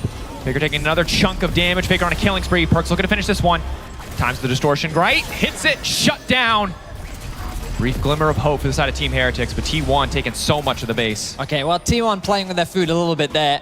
They looked for kills. They forewent the inhibitor in exchange for trying to go for these fights. That may very well cost them the dragon. TP is available on Faker, but that's 30 seconds away. Gumayushi going to make his way back out onto the map. The question is, can Jankos get there in time? Well, the answer to that is yes, he is here. And here we go. Owner does he really have the capacity to stay in the area at this stage. Taking a decent chunk of damage. Q is there, but it's only going to hit on the Wukong clone. Objective bounty available for Team Heretics if they can get this one. Huge damage on the carrier. Kaiser just trying to zone off as best as he can. Flacket just throwing out the tornado, hoping to hit somebody. 2 members going golden. Do they want to go for the objective? It looks like the answer is yes. They're not looking to follow up here. Owner trying to follow up, but immediately they just go through the portal. A clean Steel Tempest from Flacket to knock up 3 and ensure their escape. Zeus looking to finish the job with calling. He will get it done. Team Heretics need to get the hell out. This is not their fight. 1 member already picked off. Perks trying to make the difference at the backside. 2-man knockup from Flacket. It's big. Wonder needs to find the angle. He knocks 1 back into the wall, but it is only Owner. Faker on the backside. 1v1ing Jankos effortlessly. It is Perks and Wonder versus the world. Crunch coming out. Wonder jumping out to safety. Owner on the chase, though. Guma in the area. Carry on the way, too. Mininar going to give him a bit of a movement speed steroid. Can zoom out for a brief moment, but Owner already has the clone ready. Just going to finish him off. T1 again taking the fight. I mean, T1 may have spent a little too long chasing for kills because it's going to be difficult from this point to be able to siege. But you know what? T1, they know the position that they're in. They know that they're extremely far ahead, and they're going to be happy with their current state. Faker looking to secure that tier 2 in the bot lane. Level 16 on the Akali. 4-2 and 4 alongside his jungler, 4-0 and 5. Yeah. Criticism thrown towards Owner earlier, but now that he is focused, he is on his game. Nice knock up there from Flacker to buy a little bit of time, but the TP comes in from Faker. A nice ultimate from Zeus. Kaiser doesn't have anywhere that he can go. Flacket gets completely torn to shreds by the mid-jungle duo of T1. A good ultimate from Flacket isn't quite enough. While Wonder does get a kill on the backside, it's T1 that end up cleaning up the fight. And a big shutdown on the Owner. Cast the curse. Hey, there it is. At its finest. Praise him and he dies immediately. Isolated from the rest of his team. It's alright, Owner. Your Lee Sin, your Wukong. He does at least minimum 1 per game. He had the 1 in the Lee Sin game. He had 1 this game. He had like 7 in the Briar and Zac games combined. So, you know. Still an incredible performance overall. He had some fantastic Lee Sin kicks earlier. And some of his engages on the Wukong have been stellar. Now, support or combat, Kaiser and Carrier both arguing over who has the better K name. The battle is yet to be decided. Dracos? That's what they got on stage today and said, who has the better name? 13-11 is the kill score. Yeah, it's surprisingly close in the kill department for how not close it is in the gold. Yeah. Oh, fake a flash. Oh, okay, so Ono was mainly covering for his mid lane and then chooses to base in a water bush. You know what? He's not at fault for that. I mean, maybe you could argue that he shouldn't have backed in that bush, but that was less egregious than some of his earlier errors. Maybe you could argue that was not the place that he should recall. Maybe. Maybe. But only maybe. But I don't have the authority to... I can't say. Yeah, I can't say. Was that the place you should have recalled? Who can say? It's outside my area of expertise. Yeah, not outside my jurisdiction, yeah, exactly. certainly. Baron now, 40 seconds. T1 already setting up. This will likely be our final battle. As T1 will look to try and close things out here unless Team Heretics can find a miracle fight that will swing this game around. The good news, if you are a Team Heretics fan, there's 2 items on Perks. The bad news, and they're good items. 2.5 items. 2.5 items on Flat Kid. Bad news is there are 3 items on Guma, the 80 carry. There are 3 items on Zeus, the other 80 carry. 2.5 items on Wukong, who at this point, screw it, 80 carry. So, it's looking grim. It certainly is. And here we are, Baron's going to spawn and immediately it's going to get started up. Faker pushed out top wave, level 17 now. And this is going to melt, here we go. One final stand. Baron goes golden, Faker off to the side, immediate engage coming through, but Zeus can't quite get over the wall. The coin now coming out, the follow-up over the wall is massive. Feathers fly and are pulled right back. T1, they're obliterating Team Heretics. That was not close, that was not a fight, that was a slaughter. T1 taking their time, the feathers are pulled back. It is a massive ace. I mean, the name of the ability is perfect execution, and that's exactly what that was. T1, 0 hesitation, flawlessly ace Team Heretics, and they're gonna look to end the game. Yep. All say if this is Mortal Kombat, that's a brutality right there. Oh yeah. My man's missing his head. There's no coming back from that one. T1, it'll be a bit of a slow victory lap here as there's no one here to contest the Nexus, but a well-earned victory nonetheless. Team Heretics will not be able to find the edge. T1 remain undefeated on the day.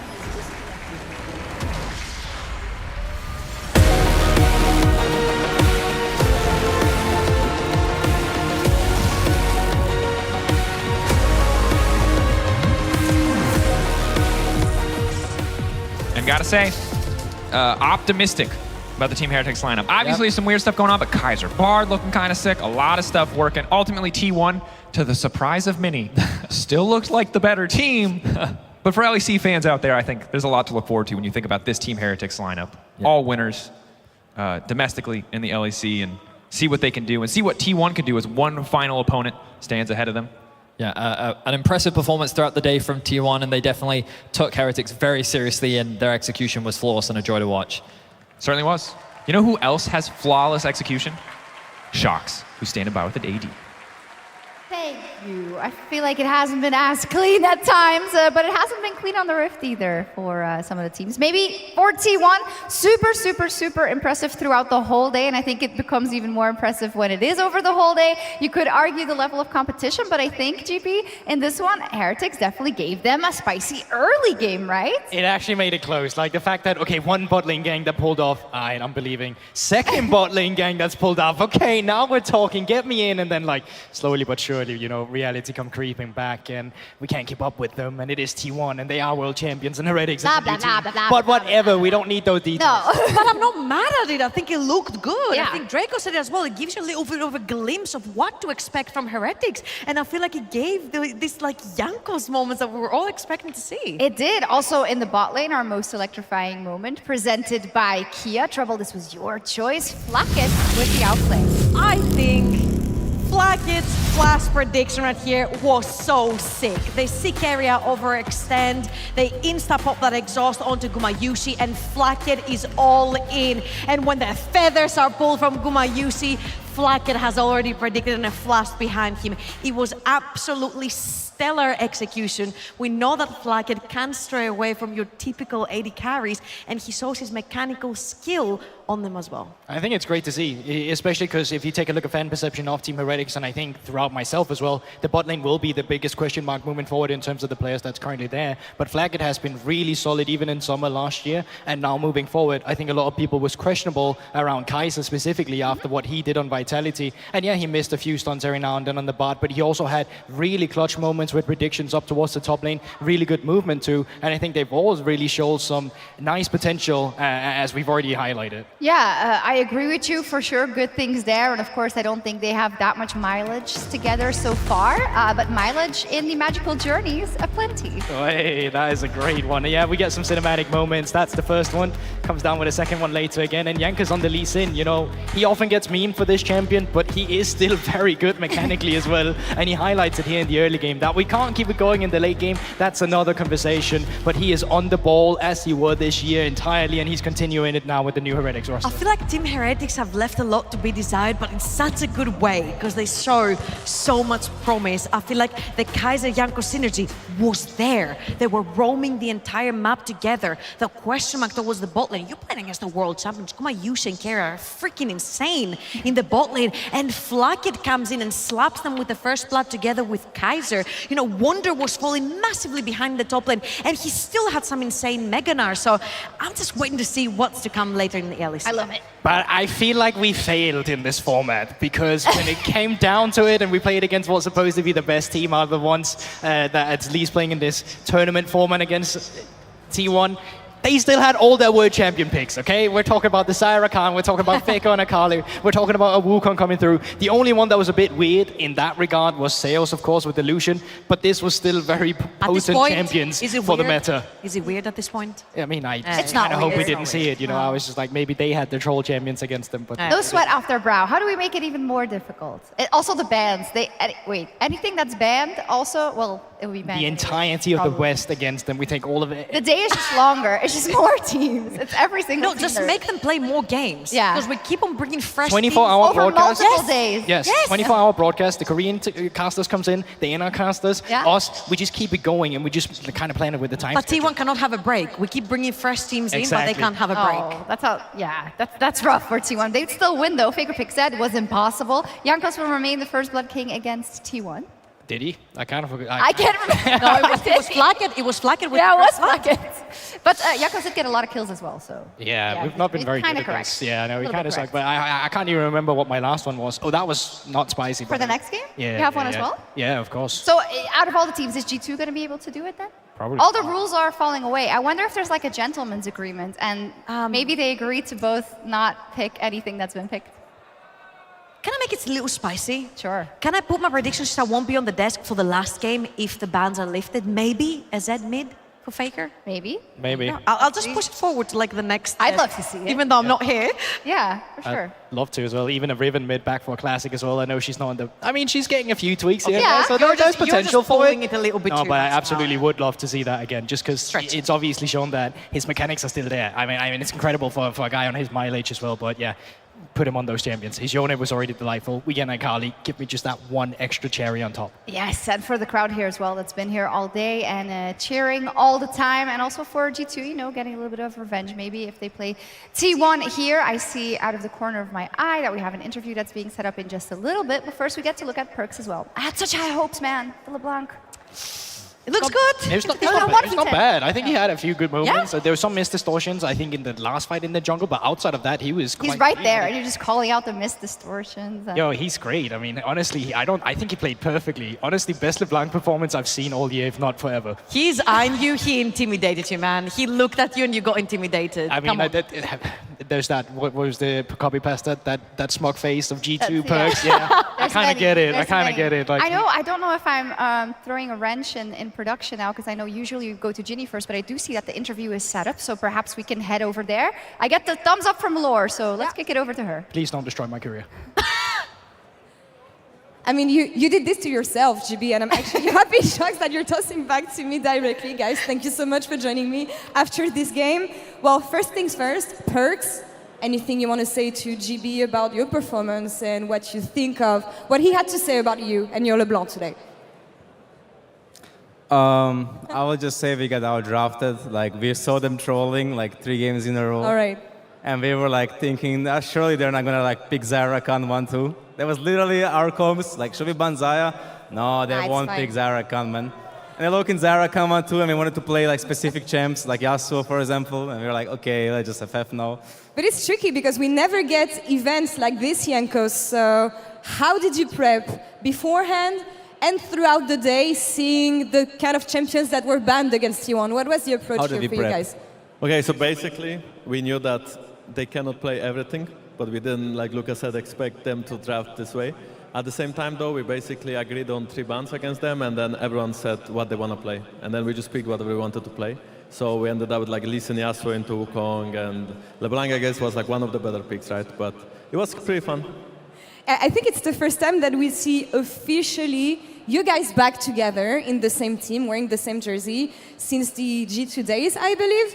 How would you rate the synergy you had today compared to what it used to be and what we hope it's going to be next year, Perks? I mean, considering that we like did pretty okay for the first 20 minutes. Yeah. against the world champs until they started Baron. I mean, they were actually so fucking good there, starting Baron. We're good. Like that was kind of crazy. But yeah, I think it was good. I think it can be better. So we're working hard, you know, to show good performances for next year. I think it's a good training before the LEC next year, of course.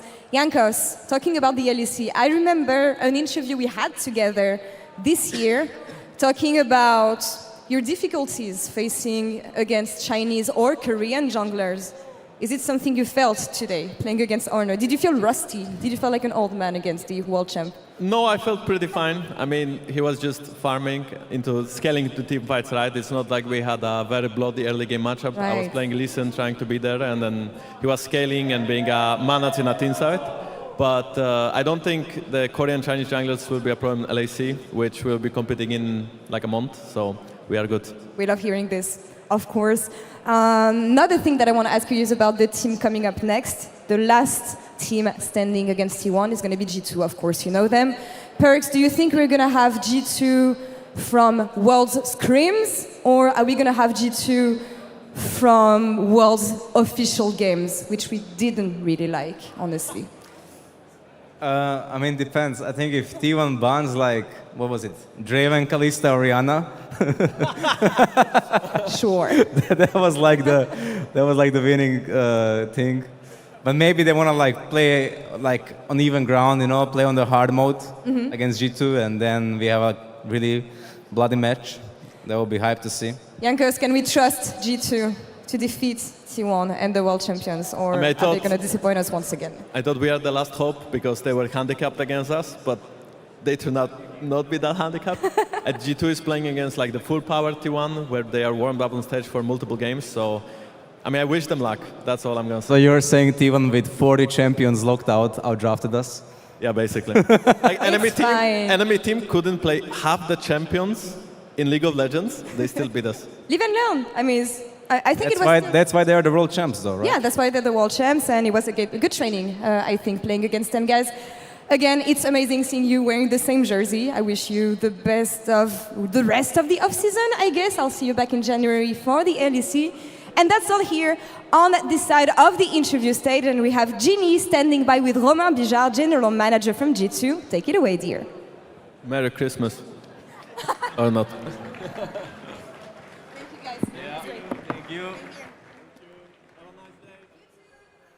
Okay. Hi. Okay, we're live. Yes. Merry Christmas indeed. Thank you for that one. We're here with Romain. So can we have some noise? Yeah. Some people know you, but we'll talk about that. We just had a question from Laure in terms of whether or not G2 can take on T1. You're kind of like our last hope here today for EU fans. Is it going to be G2 World Scrims or G2 World on stage games? Well, it should be the same, right? A team is always playing in scrims the way they should be playing on stage. The truth is, our scrim at Worlds went well. We won versus a lot of the Asian team. There's one team we could not beat, even on scrim. Like, we got humiliated on a few days. And it's T1. So I don't think it mattered too much if we're going to play World stage level or World scrim level, because I believe they're going to offer a really, really good fight. That's what we're looking forward to, a good fight indeed. Coming into that next game though, with the fact that you're just saying, unfortunately, they humiliated you guys as well, in scrims and on stage. Was there any prep for this event? Not really, I'm not gonna lie. We just came back from holidays on Monday, and we spent the first few days of the week to prepare 2024. A lot of talks, a lot of workshops, trying to understand what went right and what went wrong in 2023. So we are really ready for 2024. A big part of this prep was to not touch the game, so we can really discuss processes and how we're going to deal with the year. So the boys are rusty, I'm not going to lie. And Riot decided to launch the 2v2v2 not too long ago. They really like this mode, so they've been spamming it. So yeah, I have a full excuse ready if we lose right now. Love that. You got to come prepared, right? Have you seen any of the games today? Have you had some looks at what T1 has been pulling out of the bag? Yeah, I've seen what they did to us. They are really, really good. And it's always fascinating and crazy to me to see how well they control the mid and end game. I really like the game of my boy Chachi. He did some really cool stuff with his Poppy top, and he's been a professional Poppy player for ages now. But yeah, I think it's humbling and as well a good reminder for us to see how crazy good the Korean team plays, and especially T1. They might be a bit on a honeymoon phase right now. They just won the World Cup. They re-signed the whole team for the third year in a row, which is unusual to say the least. So yeah, they also know us.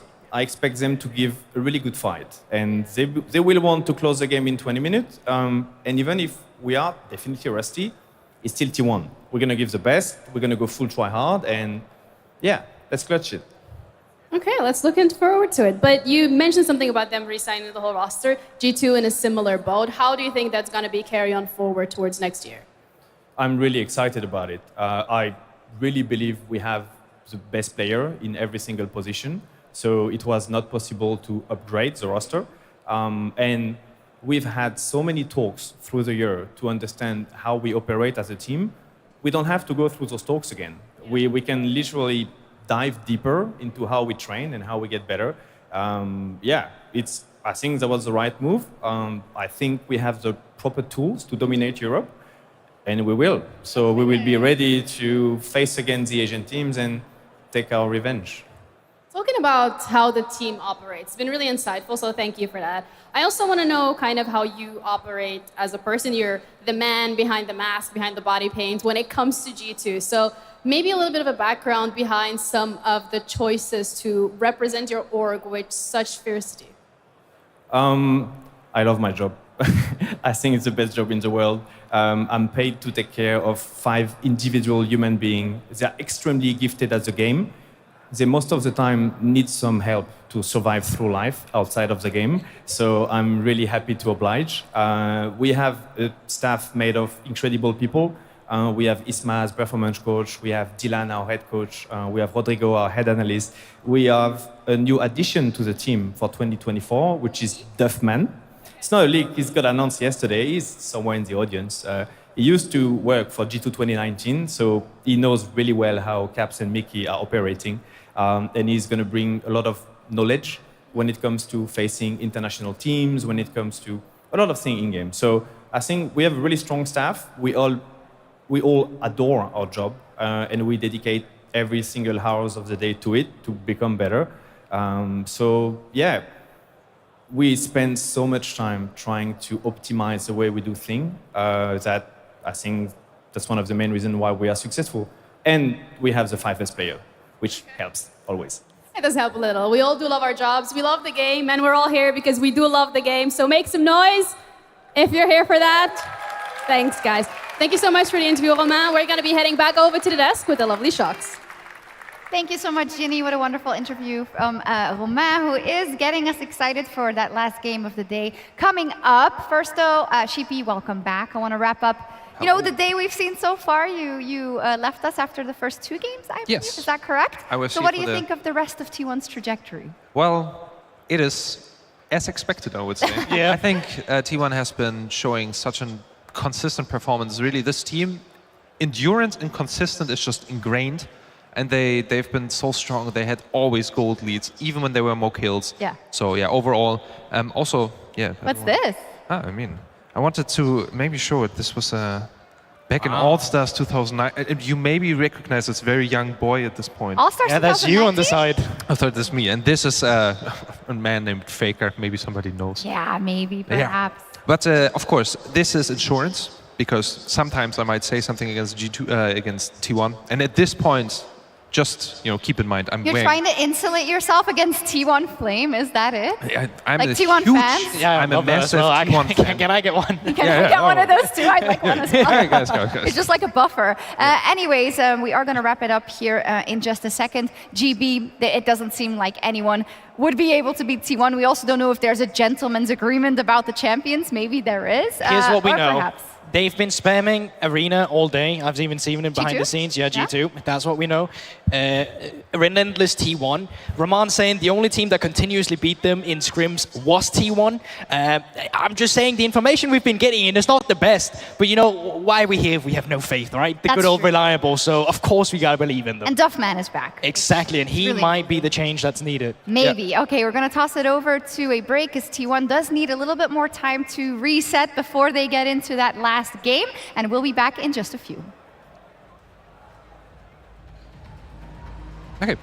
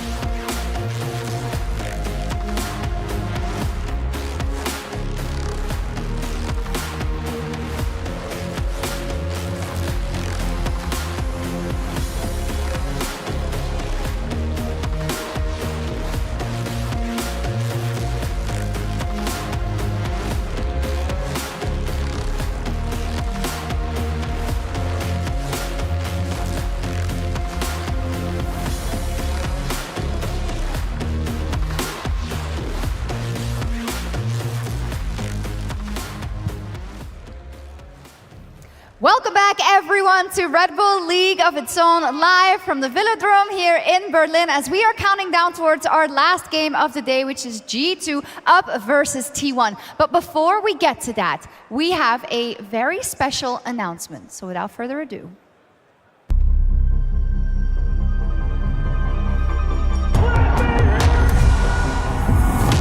Playing in front of the crowd means everything, right? Nous sommes honorés de vous accueillir aujourd'hui pour une grande finale. Réveillez-vous le stade! Réveillez-vous le stade! Oh my God!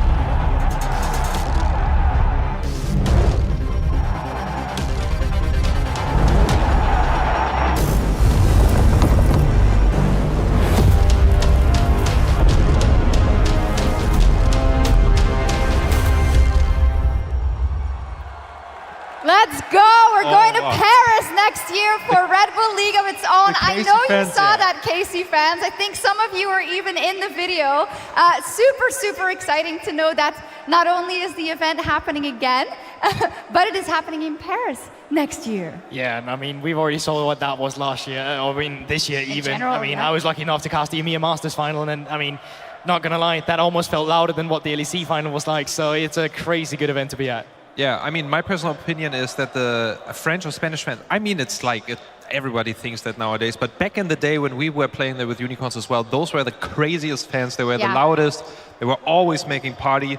Everything was crazy over there, so it will be an absolute banger in Yeah, we Paris. can vouch for ourselves. Like, for our own European crowds, they're usually the best, and the French are often extra special, so super excited to be heading to Paris. We'll see a lot of action, actually, in the league department next year. But let's focus up on our last game. We have the last chance for a team to take down T1 with no rules anymore. So, in principle, they can take any champion that they'd like to take on the side of T1. The same, of course, would go for G2, GP. Yeah, and honestly, I know it's a show match. I really do, okay? And it should be fun. But I really hope that they're both showing up with what the best they can as well to really give an entertaining matchup, something that can challenge them as well. I know we heard they struggled against T1 in scrims, but I don't care. You know, I want to see them out there at full force again, and I want to see them play with the same sort of confidence that they've done throughout the year. Maybe not Yike on a Maokai or Sejuani, but something that can actually carry too would be really interesting against Ona. Is it not that we would want? Because they were doing so well in all the scrims versus the other teams, and then they couldn't replicate that on stage. So if they're doing badly in scrims versus I like T1, where this is going. then maybe. But we have a coach here. Like, how much does scrims matter? Scrims don't matter, apparently, because G2 also was very successful in the scrims. Overall, they had a very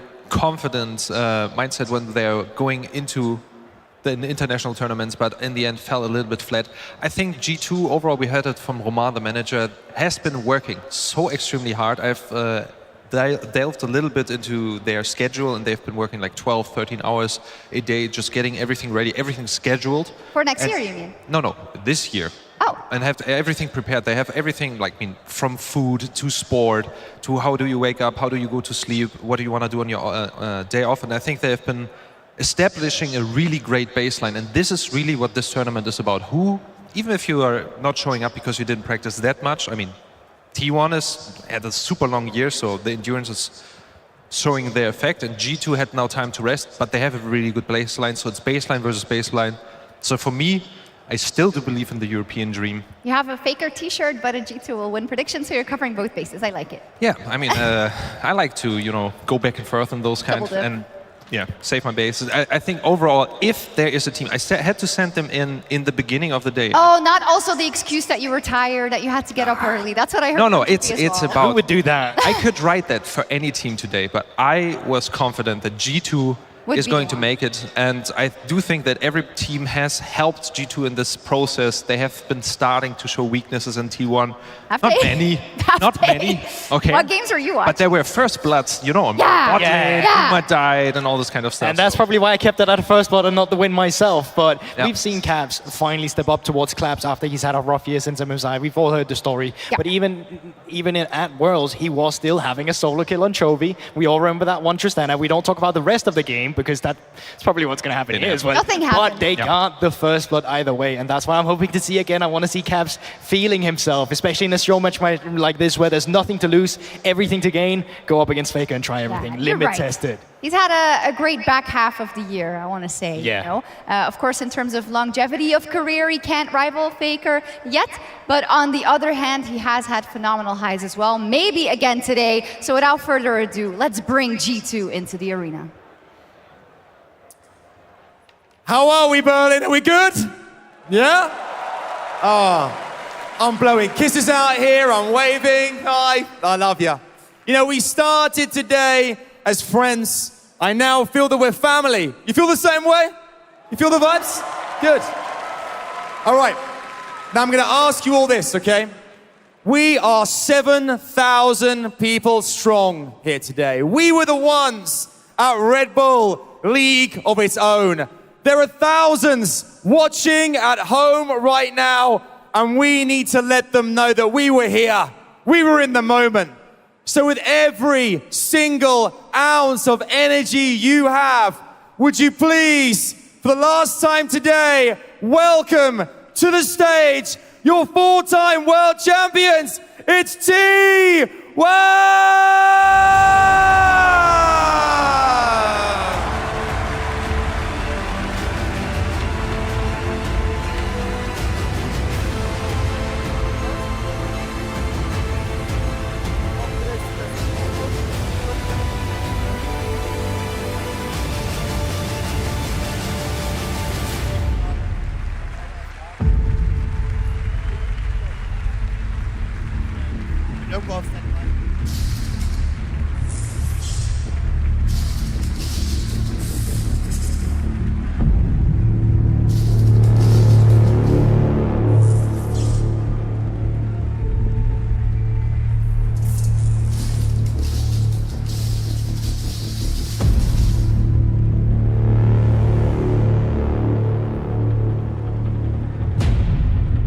We were here and there they are, T1!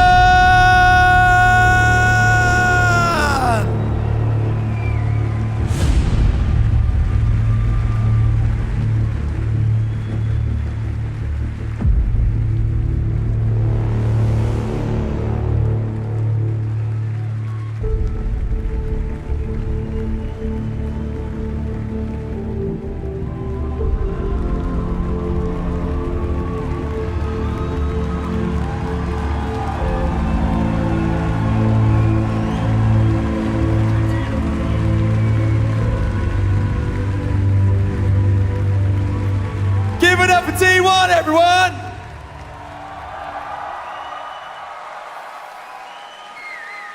All right, there they are, all getting ready to roll and sat down in their seats. All right, of course, there is one last team to walk into the Lion's Den. They are a star-studded lineup who pride themselves on the strategic brilliance, a dominating force in Europe. Would you please give an almighty welcome to their opponents, G2!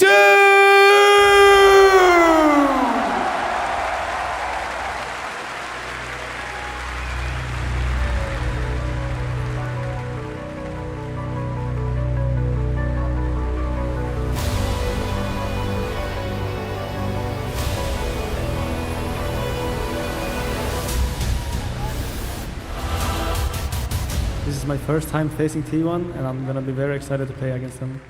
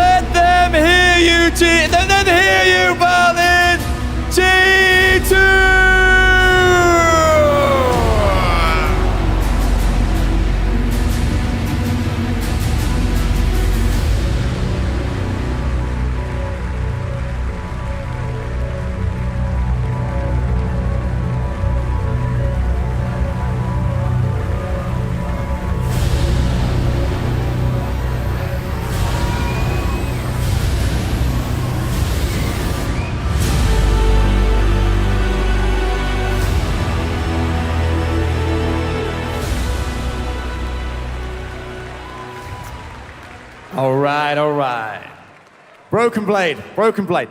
Come and chat to me for a second here. Guys, give it up for BB in the house. I like them a lot. I like these guys. I like these. BB, how does it feel to be here, the most decorated German player amongst all these amazing fans here in Germany?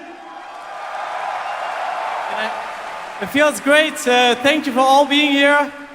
First time in a German audience. Thank you guys. Dankeschön. What a ledge.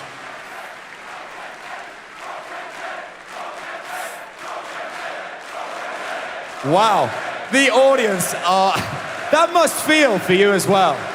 To know that you have everyone here supporting you against T1. How do you feel? I mean, 2024 on the horizon, the lineup announced. What are your expectations looking ahead as well to next year? This year, T1 won Worlds. Next year, it's going to be us. And today is the day we beat them.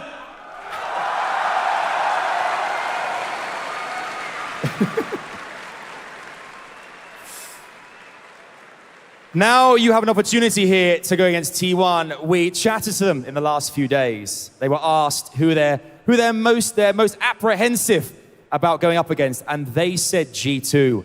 How does that make you guys feel? Do you know that you can go toe-to-toe and you can do the business against the world's best? I think it's great that the rules have been lifted. We obviously want to beat them on their best. We came back from a little break, so we're a little rusty, but we're going to unrust today against T1 when they're at their best. All right. I want you one more time, Germany. Wherever you're watching from around the world at home as well, would you please one more time give it up for BB and G2! Oh! I want to hang out with these guys all the time if this happens every time they're around. So much to look forward to. Make sure you keep that energy there at all times. We have got ourselves a massive matchup. One more time here. Berlin, let T1 and G2 hear you make some noise!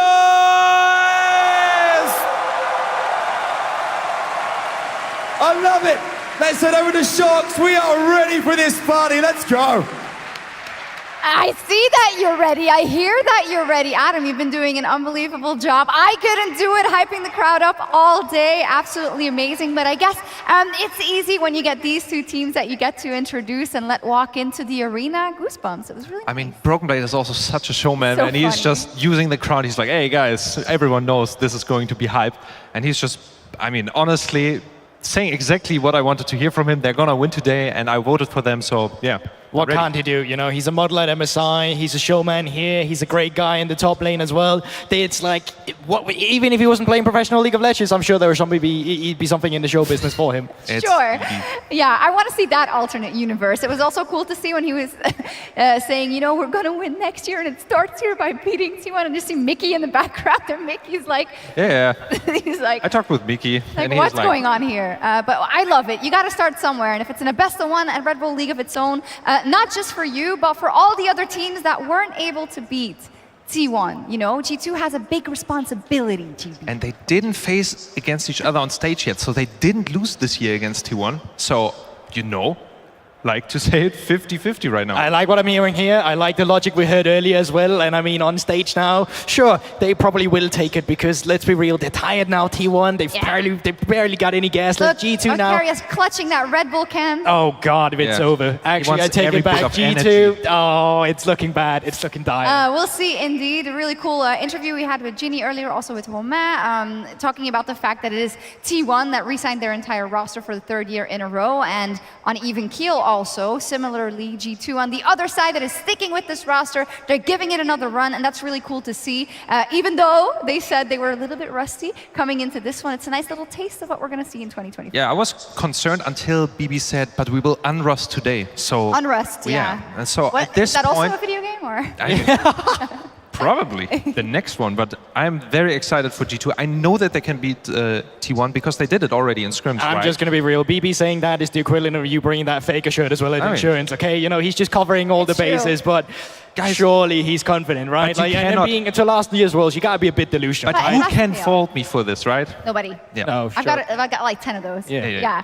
You actually, It's amazing. I also think it's cool because like for G2, right? They worked so hard all year and they scrimmed so much and so well. This is their last chance to show that it actually meant something. They can beat T1 here at Red Bull League of its Own. It would be a good silver lining to end the year because undisputed best European team all year, and you know obviously has been for quite some time as well. We throw Rogue in there too, but on the conversation of G2 right now, often ends up being the last hope of Europe, and here they are once again. It is of course a show match, but if you want to end the year on a high, you do it at this stage. You do it against G2 and T1 here, and you do it with everything available, as they said themselves. It'd be a bit boring if they had 50 champions taken away from them and they finally beat them then, because it gives you no bragging rights whatsoever. You want to beat them on even footing, and you want to do it here now. Yeah, we'll see if for T1 maybe just say to themselves, no, we're just going to we're going to continue this game and we're not going to pick anything that's been picked before. And if they still beat them then, that's embarrassing. Yeah. That won't happen. But I think that League of Legends has been very good with us this year, and we can end with G2 versus T1. We didn't get that at Worlds. It was a matchup I really desperately wanted to see. G2 is... I've known so many teams throughout my year and how they are working, and G2, now that I got a little bit inside, are just working so unbelievably hard. Everyone is so committed. You saw it when they were losing. They were heartbroken. They had so high expectation of themselves, and they were always working for that. So even now, if they're a little bit rusty, you saw it from BB, they have it ingrained in their souls to try to win those games. So absolutely. But Cheapy, everyone works hard. Everyone it sucks after a loss. Everyone does. You still have to win. I want to break the mold a little bit there and say not everyone is working that hard. I think there's like... That's also true. Yeah, there's a difference, especially from EU teams, the insight I have. I think that... Leaks. G2, I mean, I will not Who doesn't work hard? No. Tell us. No, Sharks, don't put me on the line. I'm 8 hours in. I'm ready to go crazy. Come on. I cannot burn bridges. Okay. It's too I get it. fragile. But, saved by the draft. Oh my God. Oh, the draft. Yeah. Let's go. Well, it's starting. We were, Yankers and Perks was talking about Draven, Kalista, Orianna. So far, that's an eco, so at least that ritual will be broken just a little bit, but I'm pretty sure we will still see that Draven ban to come out for T1. Hans Summer, it is just his bread and butter. Yeah, and I want to be a little bit more serious now in this draft because all the rules are lifted. It's the last international stage game that we will have for 2023. It's ending on a banger. Christmas is soon, even if it feels like it is today. And we should be expecting the Draven ban from T1 in the last. And I want to say Jarvan is a really, really good ban as well. Probably going to see Lee Sin from Owner.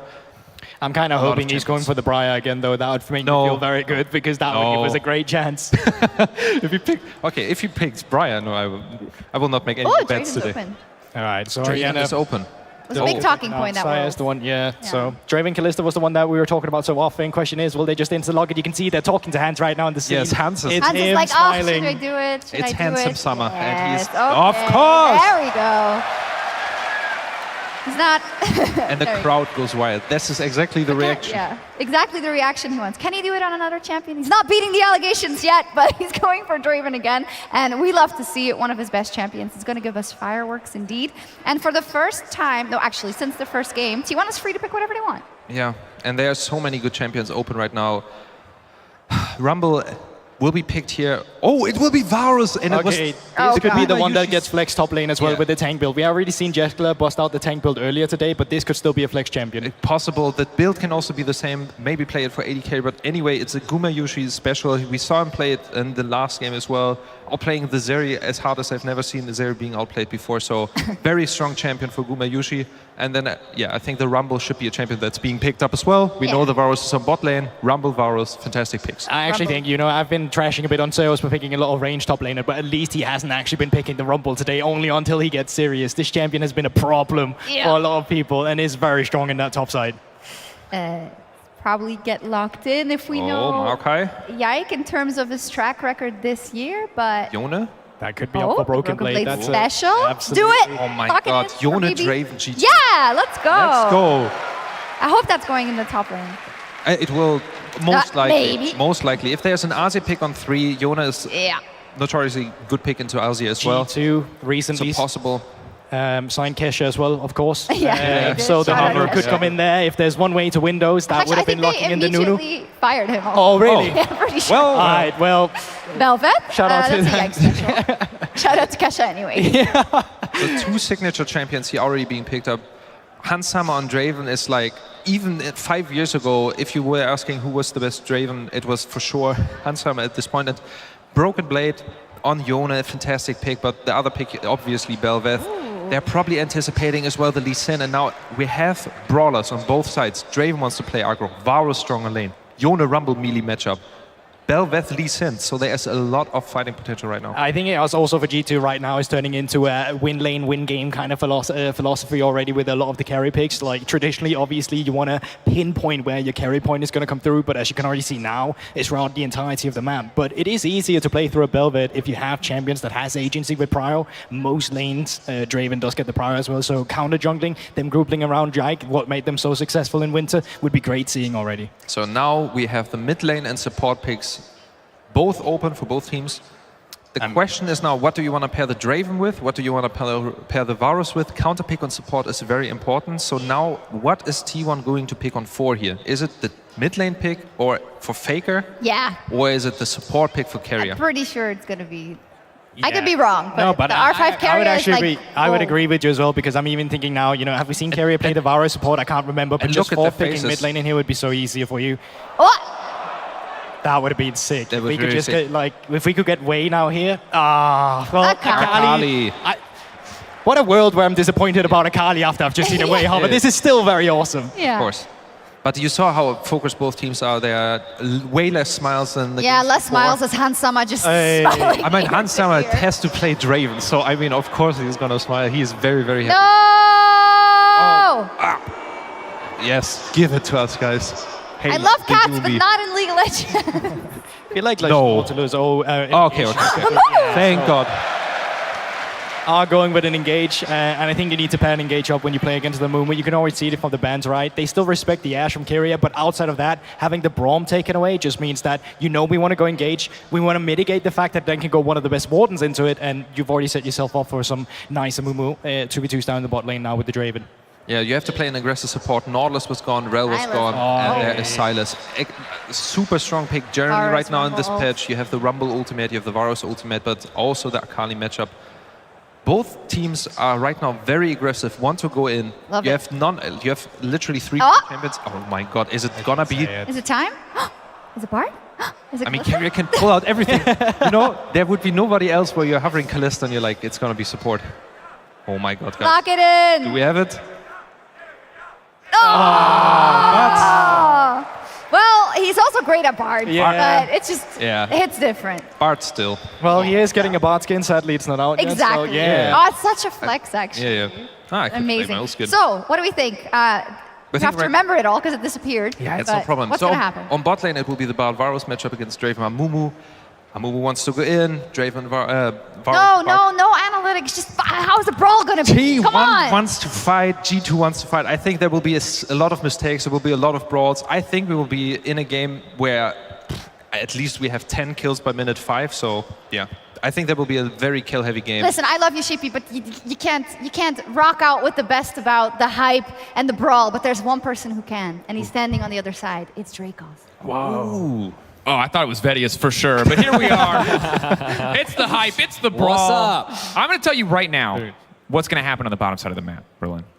They're going to kill the shit out of each other. They're going to murder each other. They're going to queue up. It's going to be life or death from level 1. And that's what you want to see. Mickey X Carrier, they know each other super well as players. Also, Dracos and I have been casting 5 games, so we're It's excited. going to get loose, folks. Get loose.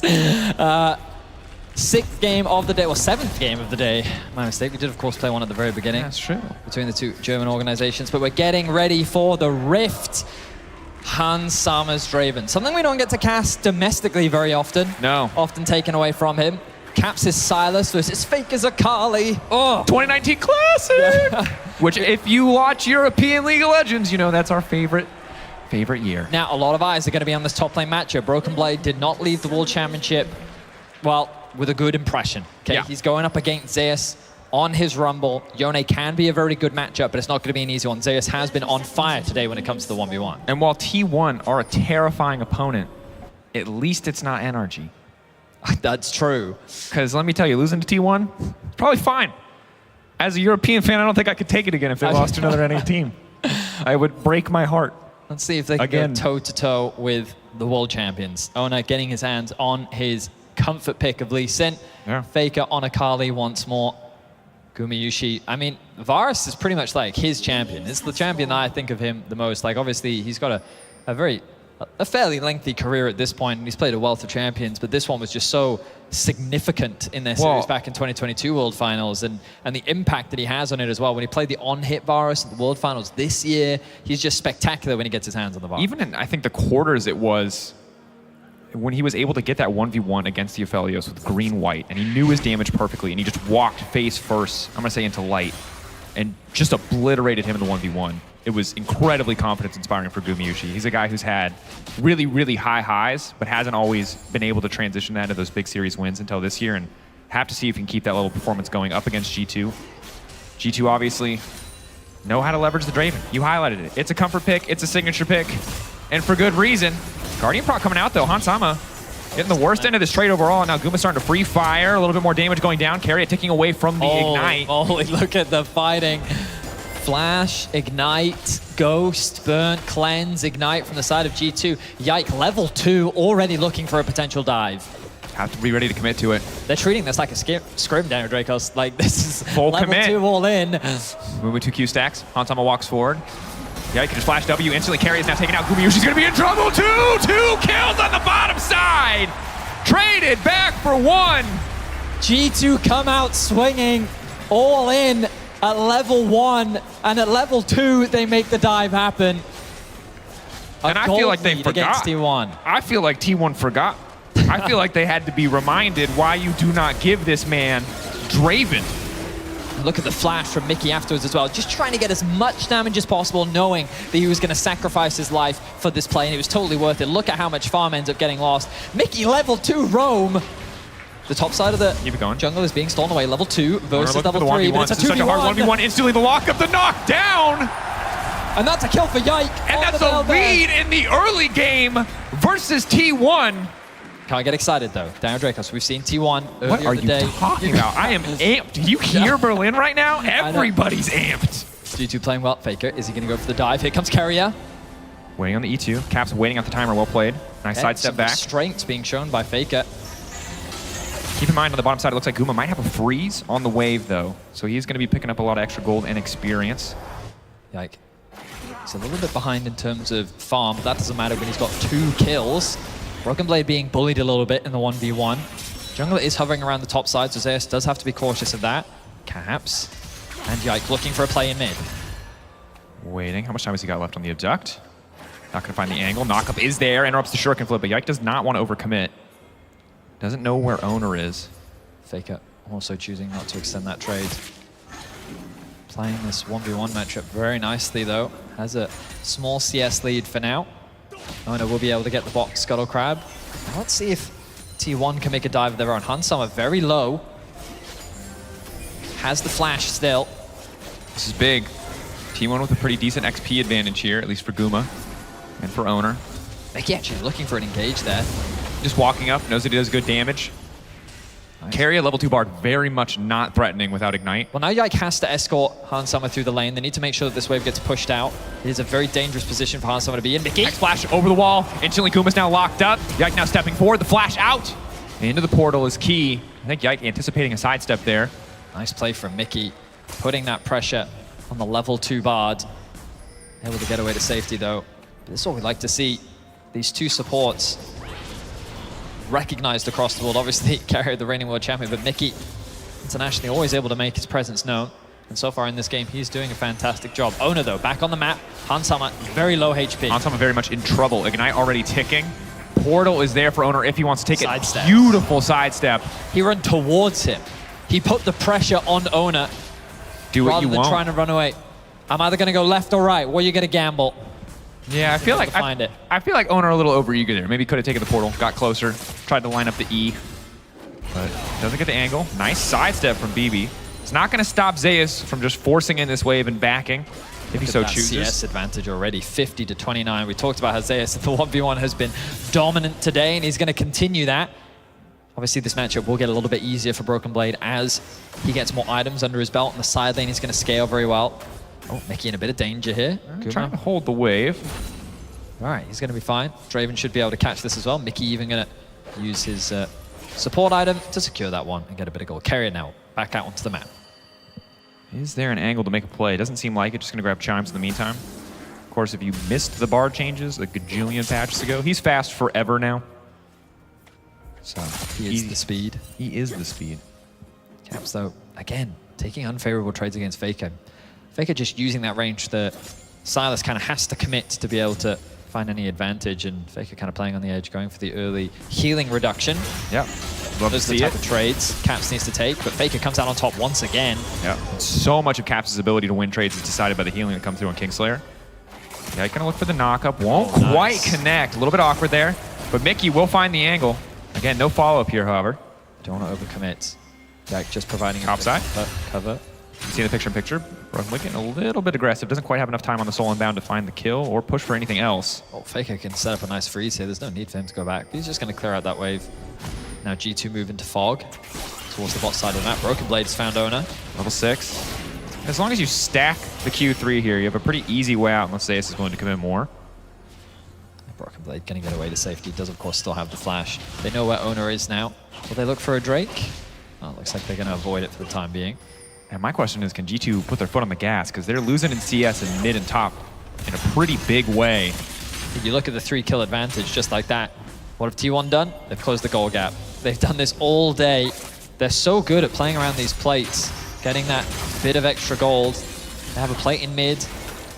Haven't quite gotten that plate in top yet. Ansama, good damage, immediate cleanse out, quick and easy kill pickup. Does not go over to the Draven. A little bit rough. They're gonna look for the knockup. Yike immediately gonna tank. He can try to get the E down and survive. He'll just barely be able to live. Must have been Triumph healing. That has to have been the Triumph, yeah. The small bit of HP that Yike got back, enough to keep him alive. They find more kills on the bot side of the map, and G2 will quickly reclaim the gold lead. Owner, though, not going to waste any time. Going to start off that Herald, knowing where Yike is on the map. Let's have a look back at this play. Hansama sees an opportunity to go for an all-in trade, knows he has the level advantage. A lot of damage comes down, cleanse comes out. He isn't quite able to get the kill. That does go over to Mickey, but they know that with the oncoming wave, they can make this play happen. Yike tanking up the tower, is able to, really nice binding there from Carrier. You see that extra bit of HP he gained. Thumbs up from Yike. A clean play overall from G2. Yeah, just barely able to get it out. Still would have been positive, of course, if it had been the 2-for-1, but the fact that they managed to get everybody out makes it that much better. Again, 58 to 81, the CS score in the mid lane, very much in favor of Faker. Similar story on the top side, but Hansama knows that he has to further extend this advantage. He is the strong point. He is the raid boss, and he makes damn good on that commitment. No hesitation from Hansama.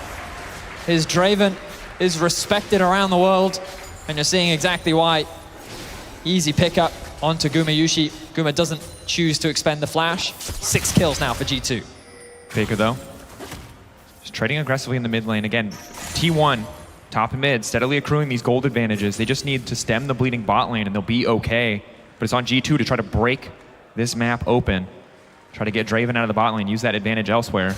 I mean, right now for G2, they are kind of bleeding gold in mid and top, as you rightly said. The solo lanes for T1. Knockup is there. Oh, hang on. Q1 from the Amumu. Faker now going into Caps, but Caps is going to grab that kill.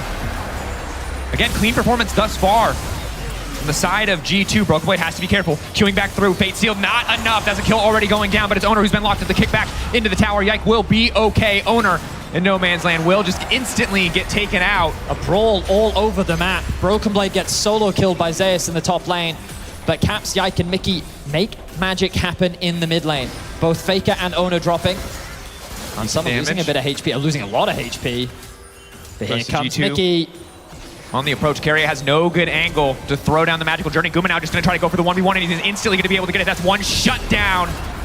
But the Banquet comes out. Yike going to grab that one. A bit of revenge for Gumayushi, as he's able to punish Hansama. Left isolated, took far too much poke in the 2 versus 1. He's able to get himself a bit of gold back. Will, of course, cost him his life. Yike needs to be a little bit careful here. Isolated in the dragon bit, but he'll glide on over to safety. Mickey having a huge presence on the map. Roams up towards mids. They get this knock up on the Faker. He tries to use the E to create space, ends up losing his life. Oh no, broken blades. Can he ult out to safety? Just doesn't have the space. Zeus is overheated. He doesn't even need abilities to try to finish the kill here. Gonna connect on the Harpoon and another kill in favor of Zeus on the top side of the map. Broken Blade, he needs to be playing safer in this matchup. Later on into the game, he can definitely come out on top, but Zeus is just bullying him right now. T1 knowing that G2 needs to reset, find a window to secure the first dragon of the game. But even though the kills are 9-4, and the gold is 1.5k in the lead of G2, you just know that when it comes to the team fights, T1 are a force to be reckoned with. We saw it in the game versus Heretics. Their Baron was incredible. Yeah. So we'll have to see if Hansama can actually navigate his way through these fights. Can he avoid a kick from Ona? I mean, incredibly disciplined. And of course, Draven, you get the Blood Rush, you have a little bit of extra mobility, the cleanse as well, but with how strong Zeus is, if he just throws an ult down on top of you with any kind of follow-up from Owner or Faker, hell, even Gumayushi, it's going to be so difficult to navigate these fights. But the strong points right now really are Hansama and Yike. Yike here on the top side, looking to use some of his strength to get BB back into this game. Fatesealed goes completely wide. Zeus overheating, though, really has no recourse here yet. Broken Blade will need to snap back in a moment, and they're able to grab the kill just in time. Yike now on a rampage. So Yike able to relieve some of the pressure in the top lane. Ona gonna run into Yike, but Faker on his way as well. Yike able to TP dash out Caps. to safety. TP's good, dash in, one-man knock-up. Ooh, excellent Q3 through the wall to find two. Caps has to be careful, though. He missed on the abduct. Caps now stepping forward, stolen Akali ultimate. Yike mitigating so much damage immediately to turn their attention right back to Faker. They're gonna grab the kill. Yike unstoppable. Signature picks for G2 paying off. Going golden under the tower. Hansama not gonna take the aggro. Now it's gonna be Guma in trouble. The Whirling Death, it's coming out. Hansama gonna grab another one. Carrier gonna be in trouble as well. Mickey can't just look for the follow-up. It's gonna go a little bit wide. The stun into the wall, Carrier! He's clean with it. Hansama just barely able to get out. How much longer on the Cosmic Binding? Carrier desperate to try and get one back. The Q will not connect. Mickey there to body block. Mickey there to tank the tower. The stun comes through. Mickey will give his life, but Hansama finds one. He needs to get the hell out, though. A TP now coming in. Faker on the hunt. He's looking to try and execute. Faker on the hunt. Even if he just gives the kill to Carrier, it'll still be an overall positive. The knockback there, but it's the turret that gets the credit. Clean play from G2 and Hansama. I mean, G2 are very quickly running away with this game. They're mounting the kills, they're mounting the gold, and a lot of it was off the back of Yike, finding great plays across the map. Of course, the 2v2 in the bot lane going heavily in the favor of G2. Zeus gonna get some plates back, but this early game is completely dominated by the jungle support of G2. And we'll take a look back at this play, and you can see the initial dive. The initial flash didn't quite go the way Mickey wanted it, but he lands the ult. Yeah. Good ultimate response from Carrier to buy a little bit of time. The damage from Hansama, though, is just too much. Carrier with a really nice binding here. The second aggro is taken, flashes away, connects Hansama to the wall, and then he just does what he can to buy time. Unfortunately for Carrier, it's not quite enough. Yeah, and really crucial here, Mickey just standing right in front of Bard, so there's no way that Q can get through. Quick kill on the top side, though. Broke away the weak point of the map, and T1 trying to leverage their strength to continue to put him into the dirt. Does so much damage. 6, 0, and 5. He's been involved in 11 of G2's 15 kills. Broken Blade, the sacrifice in top lane. And I mean, you heard it from him. He doesn't have the wealth of experience that so many other G2 players have playing against T1. First game shown up in a big way. I mean, yeah, we got to think back to when Yike debuted in the LEC. He was put on all these carries. And you have to imagine that coming into this draft, like we talked about comfort pretty much everywhere for either side. Perhaps maybe Mickey on Amumu. I don't know if he's famous for that, but everything else, things like Silas for Caps, Draven for Hansama, Yike and his Belveth, something that he is very, very confident on, and he is making magic happen on the Rift right now. G2 gonna grab the Herald. Only one Drake taken thus far this game, so overall a pretty slow game in terms of a neutral objective. See what they can get done with this Herald. Yike, of course, it's the true form, the truest true form. So incredibly obnoxious pressure to be dealt with. Hex flash over the wall from Mickey will just spot Carrier. But instant use of the Herald on the top side makes a lot of sense. Getting Broken Blade out of this lane is going to do a lot of favors for G2. Faker cross-mapping, looking to secure an outer tower of his own. Nice use of the Bard ultimate. Herald, sorry, Rumble ultimate can be used as well. I like it. Still escort this to the tier 2. You can see Caps moving towards the top lane as well. Yeah, the awkward thing is it slows the play, but when the Herald doesn't connect, it also doesn't lose health from the charge. So a bit awkward, but there's Mickey instantly going for the play. They want to dive. They want to try to find the kill. Fate sealed onto 2. The follow-up is there. Yike, able to make it out thus far. Snapback comes in for BB. Hansama still standing, but he's blinking low. Owner, can he find the kick? Can he find the angle? And he hits the Draven. He finds the angle. Faker hits another one with the shuriken flip. Yike surely has to fall as well. And just like that, 1K into the back pocket of the greatest player of all time. 4 members dead. G2, they overstepped their bounds.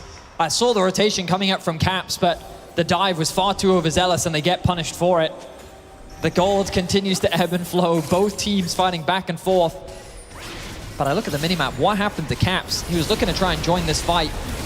The dive comes in from Mickey, the ultimate only connects onto Carrier, and while a lot is used onto him, HP bars get chipped away. Yike is incredibly low. Hansama takes 1, maybe even 2 turret shots. And then Zeus sees an opportunity to flash in. Caps finally joins the fight, but it's too little, too late. And here's a big shutdown that goes into the pocket of Faker. Now this Akali is going to be a real threat that G2 are going to have to find an answer for. Yeah, that's terrifying. Again, coming into Worlds, you might not have been concerned that much about Faker, but his performance with the World Championship just got scary and scarier and scarier. And he still retained that form coming into the event today. 2-2, obviously not the most glorious scoreline, has a 20 CS advantage, but that much closer to a second item. Looks like he's going to finish the Morellonomicon. Could also be a Shadow Flame. We'll see where he wants to take that Hextech Alternator, but Hansama, placement on the ulti just a little bit awkward. Carrier potentially overextending here, but has the rest of the team to cover for him, just to make sure that Hansama cannot freely auto-attack. Faker and Caps trading in the bot lane. Perfect execution going to be used there by Caps. Faker just really dominating Caps in this matchup. We'll have control of the bot side of the map. T1 now looking to chip away as Hansama and Mickey used a lot of summoner spells there. Dragon is still a long way away, so no real objective to fight over right now. G2, I think they should look to slow down the game just a little bit. Get those resets off, spend what gold they have. As T1, as you can very easily see, finding opportunities and slowly crawling their way back into the game. Yep. Here's Hansama, that single Vamp Scepter, with just the sheer quantity of raw AD that he has, making it easy to stay sustained, even against a bit of poke from the Varus. It is just the on-hit Varus, though, so not quite as lethal. That said, it's going to be a tough game for Hansama. No summoners for the next few minutes. Second carry has ultimate up and available. You know, he will be the priority target. If they can isolate that Draven, it's a pretty easy kill. No real defensive tools outside of the stand aside, and if they're already on top of you because of that Bard ult, not a lot of room for response. But yike. It's a big collapse in top lane. TP as well. 2 coming in. Caps on the flank. Yike continuing to step forward. Has to be careful. Zeus is incredibly strong in the 1v1. Caps now walking in, looking to lock up the Rumble. If they can just cut through Zeus, it'll be a good fight overall. They burn him down. He doesn't even get to use the ultimate. And now it's just another name.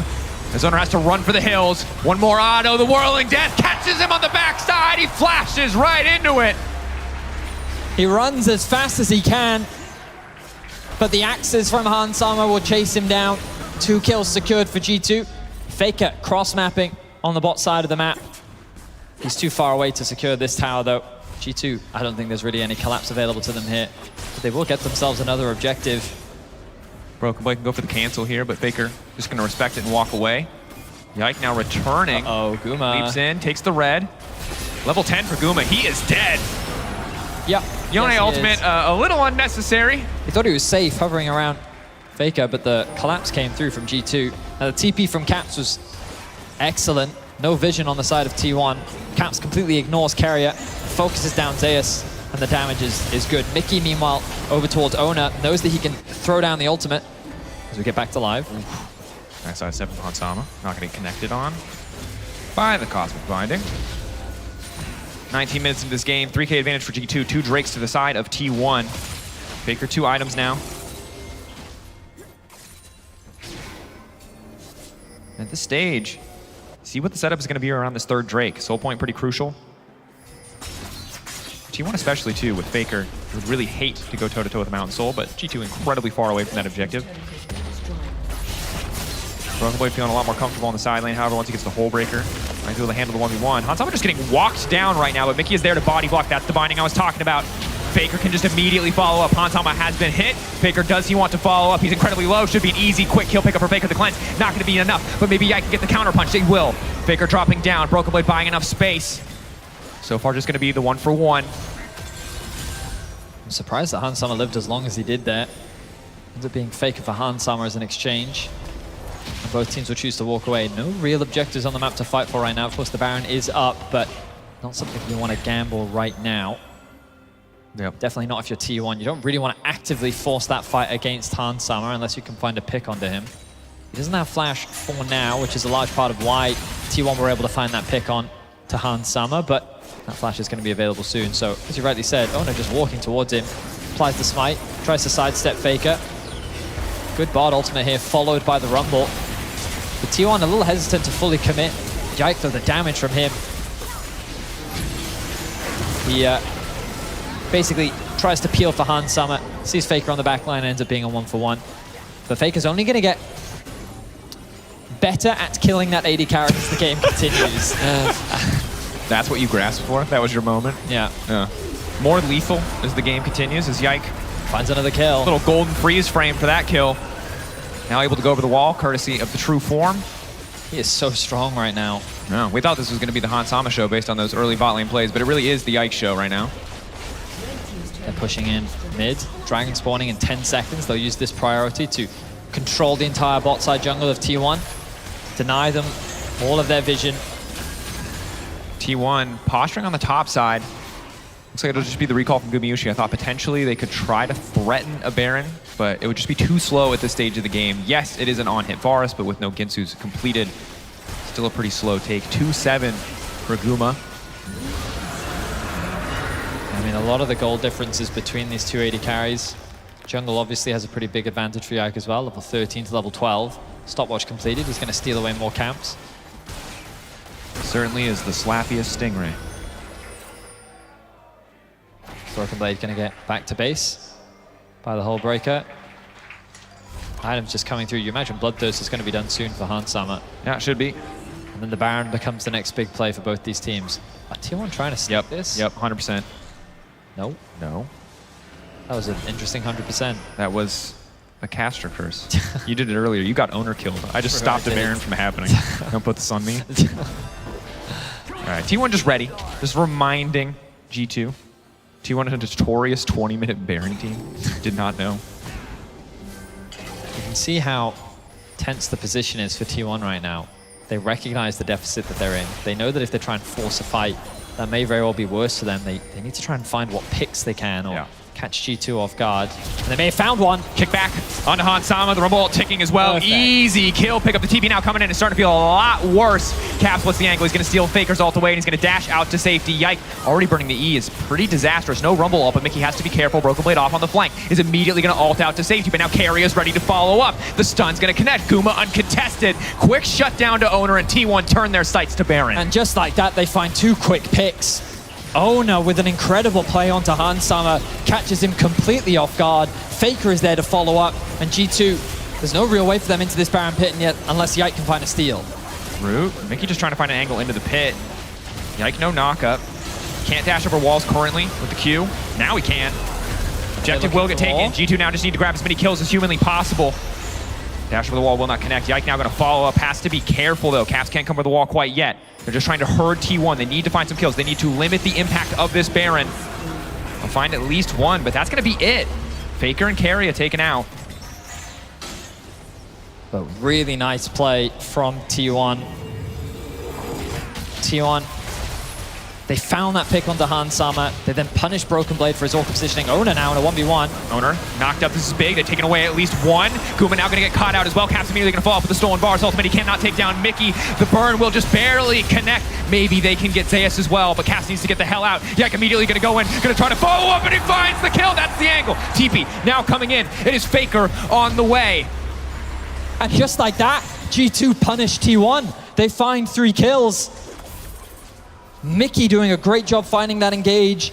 Yike just doing more damage than what Ona can do. The late game power of this Velveth running T1 down. He just got so many stacks. He's so oppressive. He's so powerful. The Red Bull Baron power play amounting to very little. Owner goes to this fight and just look at the damage. Slap, slap, slap. It looks good initially for Owner, but Gumayushi can't really assist. I mean, his damage is still solid, but then a nice binding coming out from Mickey. The damage is there from Caps. Mickey buys a little bit more time. And then look at this flash from Yike. He's waiting, waiting, waiting. Flash, knock up. Then with the damage reduction, extremely well played by the mid jungle from G2, and they nullify the Baron. And Owner, confident to just walk up and start taking that fight, knowing that Guma's behind him, unaware of how many members of G2 were waiting. Canceled his own Baron-empowered recall. I think he probably could have gotten out. Instead, opting to start the fight there, thinking that kicking back into Guma was enough. A little bit of a miscalculation. Minute left on the objective, though. There's not a lot for G2 to do here. They can already feel pretty happy that they've essentially entirely mitigated the impact of this Baron outside of the gold.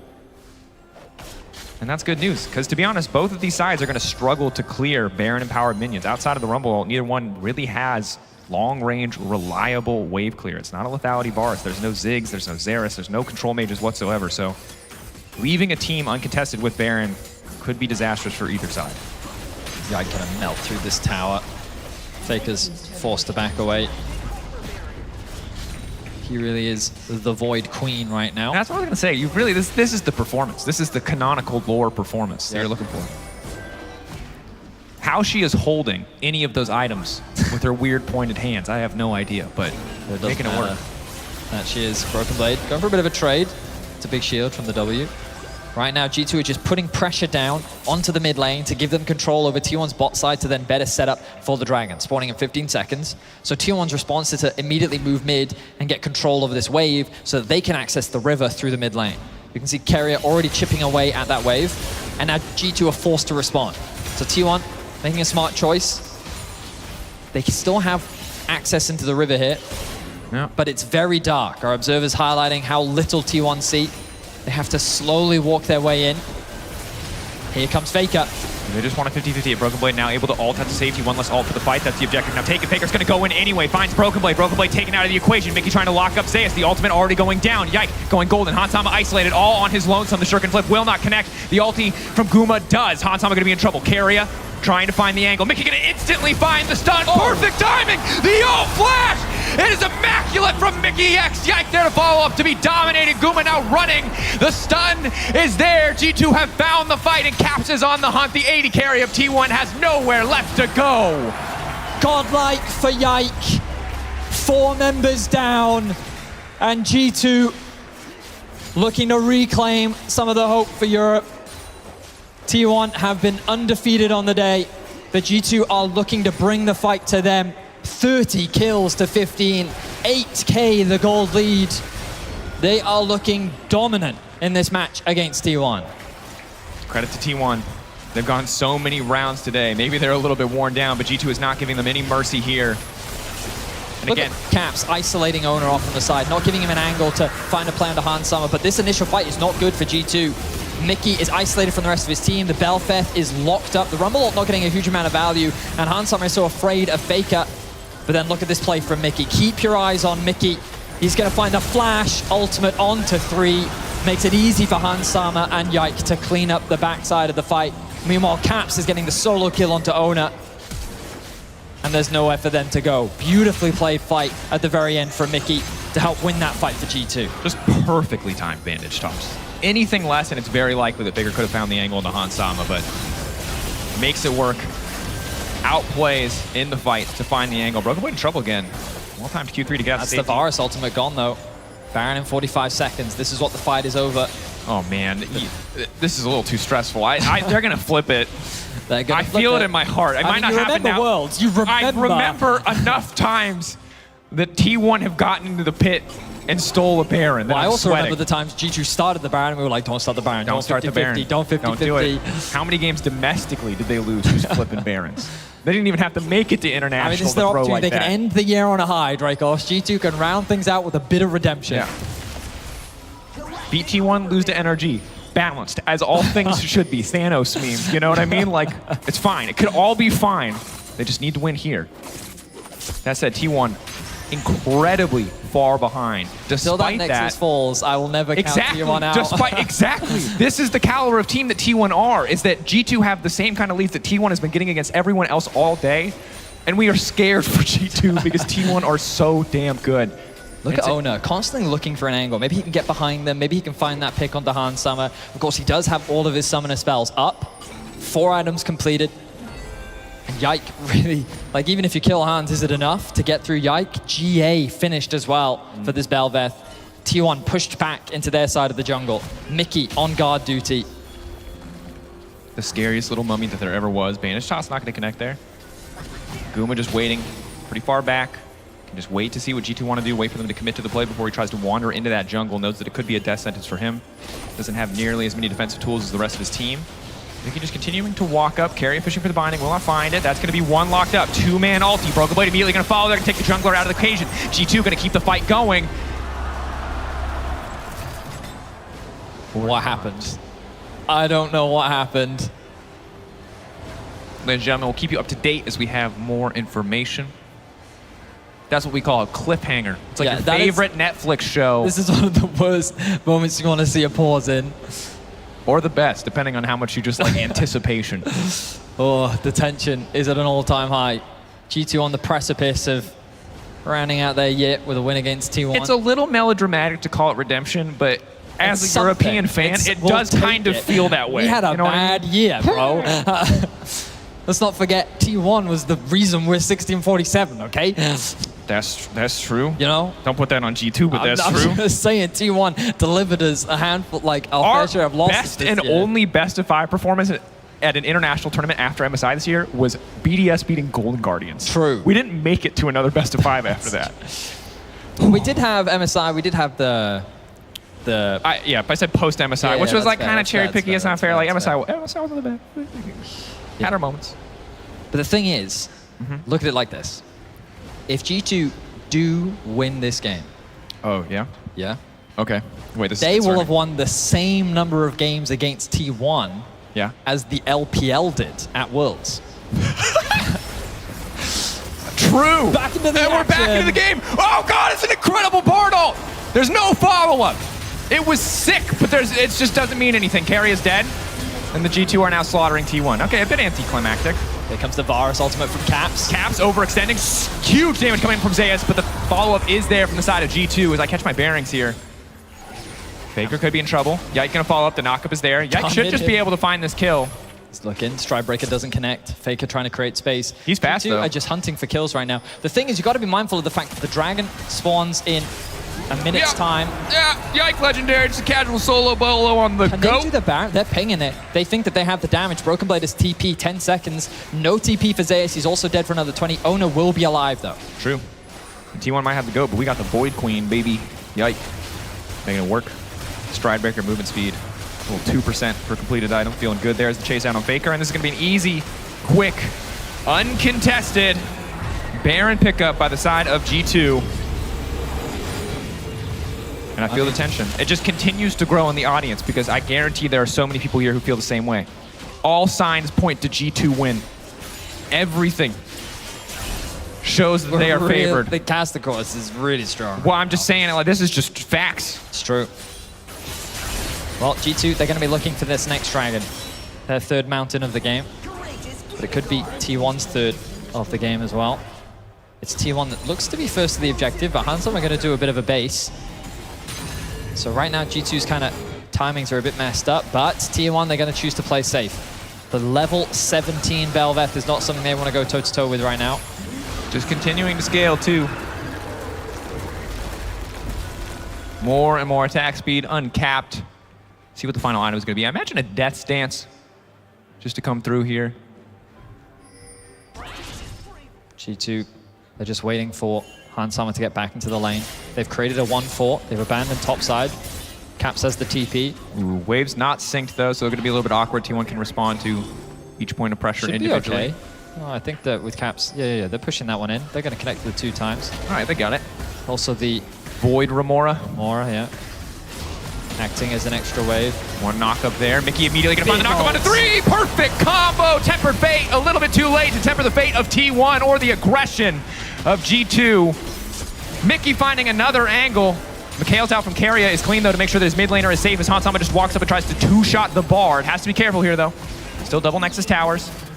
But that is a lot of minions. Void Remora or otherwise. G2 going for the throat here. They do not want to mess around. Hansama still standing. Caps off to the side. Isolating Gumayushi. Gumayushi taking out Broken Blade, finding the kill. Faker is not going to be enough to keep this one going. Takes out Broken Blade in the meantime. Owner and Keria still standing, trying to burn through Caps, but they just do not have the damage to get it done. He goes golden.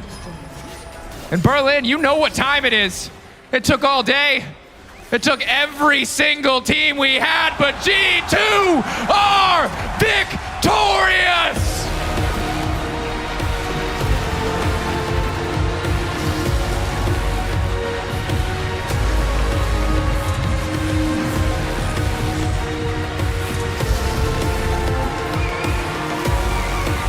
An incredibly fun match to watch.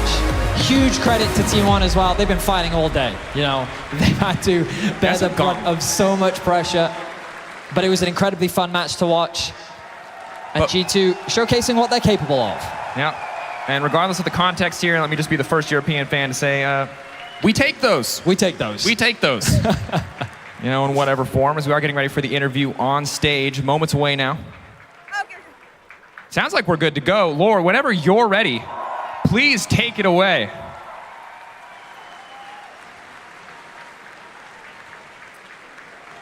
Alrighty, one more time, give it up for T1 and G2!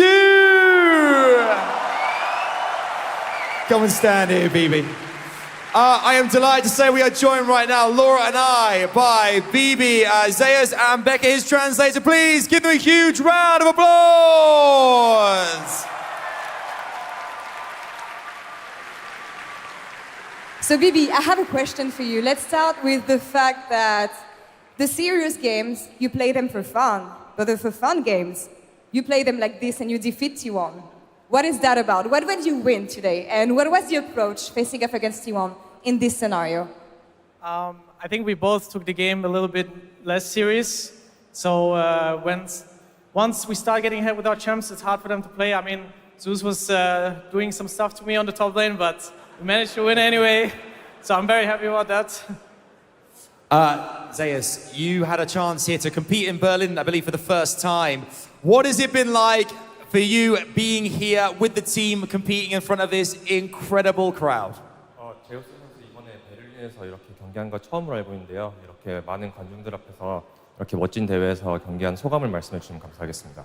일단 이벤트 대회라고 들어서 좀 가벼운 마음으로 즐기려고 왔는데 생각보다 다들 너무 열심히 해가지고 열심히 했습니다. 그냥 롤드컵 하는 기분이었어.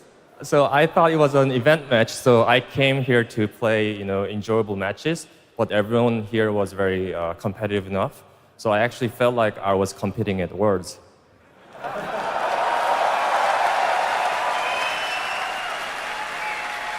The unofficial World Finals then, but with G2 winning this time. Bibi, I know you got an interview before the game about you playing in front of a German audience, playing here at the last event of the season. How was today for you, playing on stage, playing against T1, the world champions, and playing in front of the German crowd? It was awesome. I mean, I'm very jealous of T1 for being able to play so many games behind this crowd. It was amazing, guys. Thank you very much.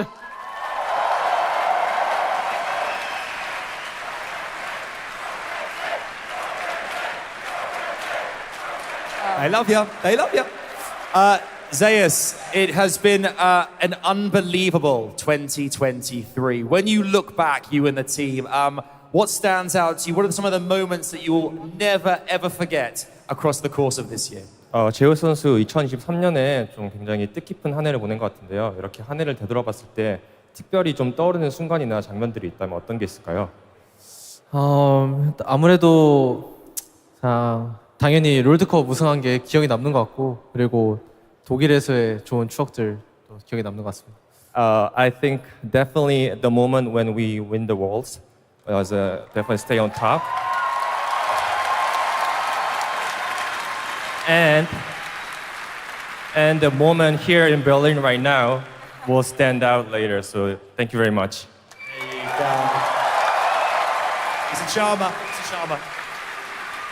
Last question for you, Bibi, because having you both on stage is actually really interesting in the sense that both you and T1 will remain with the same lineup next year, as it has been announced already. What are we looking forward to the most when it comes to G2 in 2024? What I look forward to the most is to meet T1 in the finals next year, World Finals.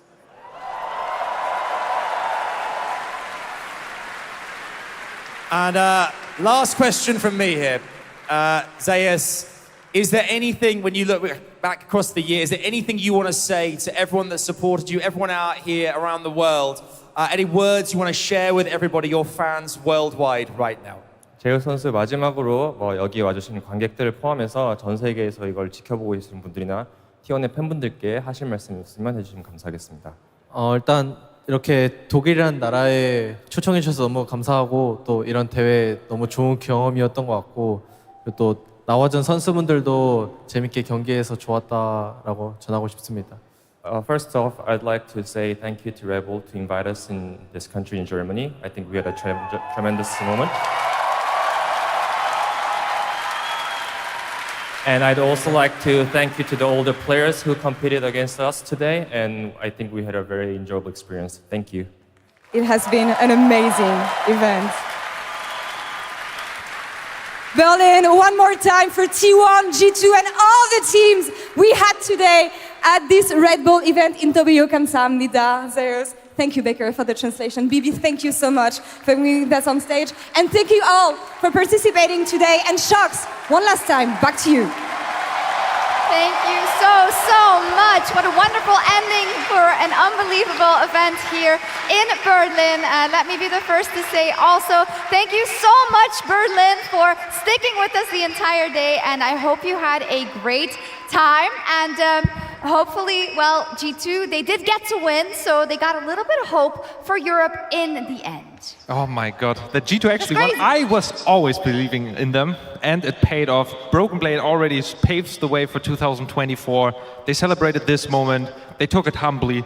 How else are we expecting it from Broken Blade? And honestly, what a great team.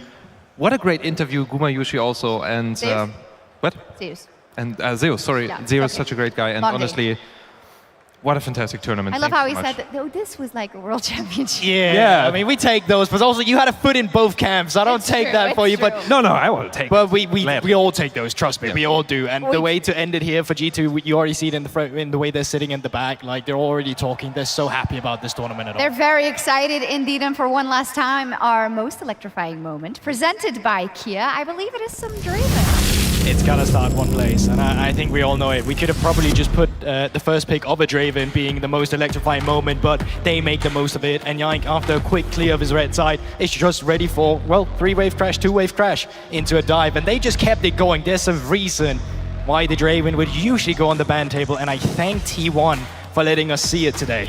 Yeah, it was banned the entire time at the Worlds Tournament. That Yaiko's bot lane level 2 just shows how much trust they have, and it was basically the beginning of the end. Here we have the solo crow from Hans Sommer, and honestly, this man on Draven on this man, everything just fits perfect. I mean, Guma's not trying to kite a Seri this time around. It is, it's a lane bully that's going straight up in his face. For sure. Luckily for Hans, the game didn't end after he got picked there. Because otherwise we wouldn't be showing these highlights, I think. Nah, I was scared for a single moment where they went over extending in the top lane. Yeah. They gave a 1k shot down over to Faker, and you know, oh god, we're back at it again. It's still T1, right? So even with like the huge lead and the great start coming out of G2, you see why they are world champions, Unless why that they've won every single we are sitting at a 10k gold lead, I am scared of T1. Yeah, even if we're sitting Even at if, the thing. I've yes. seen at MSI, I saw teams being like very far ahead. Yeah. European teams. They are the only team who can look ahead when being actually down like 4 to 5k gold. We said it before this match, this would be a bloodbath, this would be a brawl. Draco said that they will, you know, beat the shit out of each other, and they did. And out you comes almost as a got there. winner, G2. You almost finished the show without swearing. Oh, I mean, Dracos, only good it's ones. your fault, Dracos. But yeah, what a fantastic ending. Yes, absolutely. We're counting down towards the end of the day. So do you want to give me your favorite moments of today, maybe? Honestly, NNO being up there, Brookie giving a banger interview. I think, honestly, how well NNO played as well is one of the biggest ones for me. Brookie especially, I think he's done casting, he does everything, and I didn't have on my radar so much, so yeah, for me it was that. Yeah, I think actually what stood out to me the most was actually Gorin's brand. I'm not gonna lie. I think just him piloting these champions when he gets ahead, and actually just in general, the way he's aware of his champion, you could see that the enemy team, or T1 at the time, didn't really know the brand W range, the way he played it in the team fight with Ghost. He's so unreliable, and it's such a joy to see. I mean, sadly they didn't win, but in the end it's T1. Yeah, they didn't indeed, but I had an unbelievable time here in Berlin. Thank you to Red Bull, of course, for setting up this event. The first time we had League of its own. Next year year we'll be going to Paris, and I can't wait for that. But now the only thing that we have to do is say thank you to everyone that watched, both at home and here in person. Thank you for your support for this event this year, and we'll see you next year. Good night. Make some noise for your world champions, T1!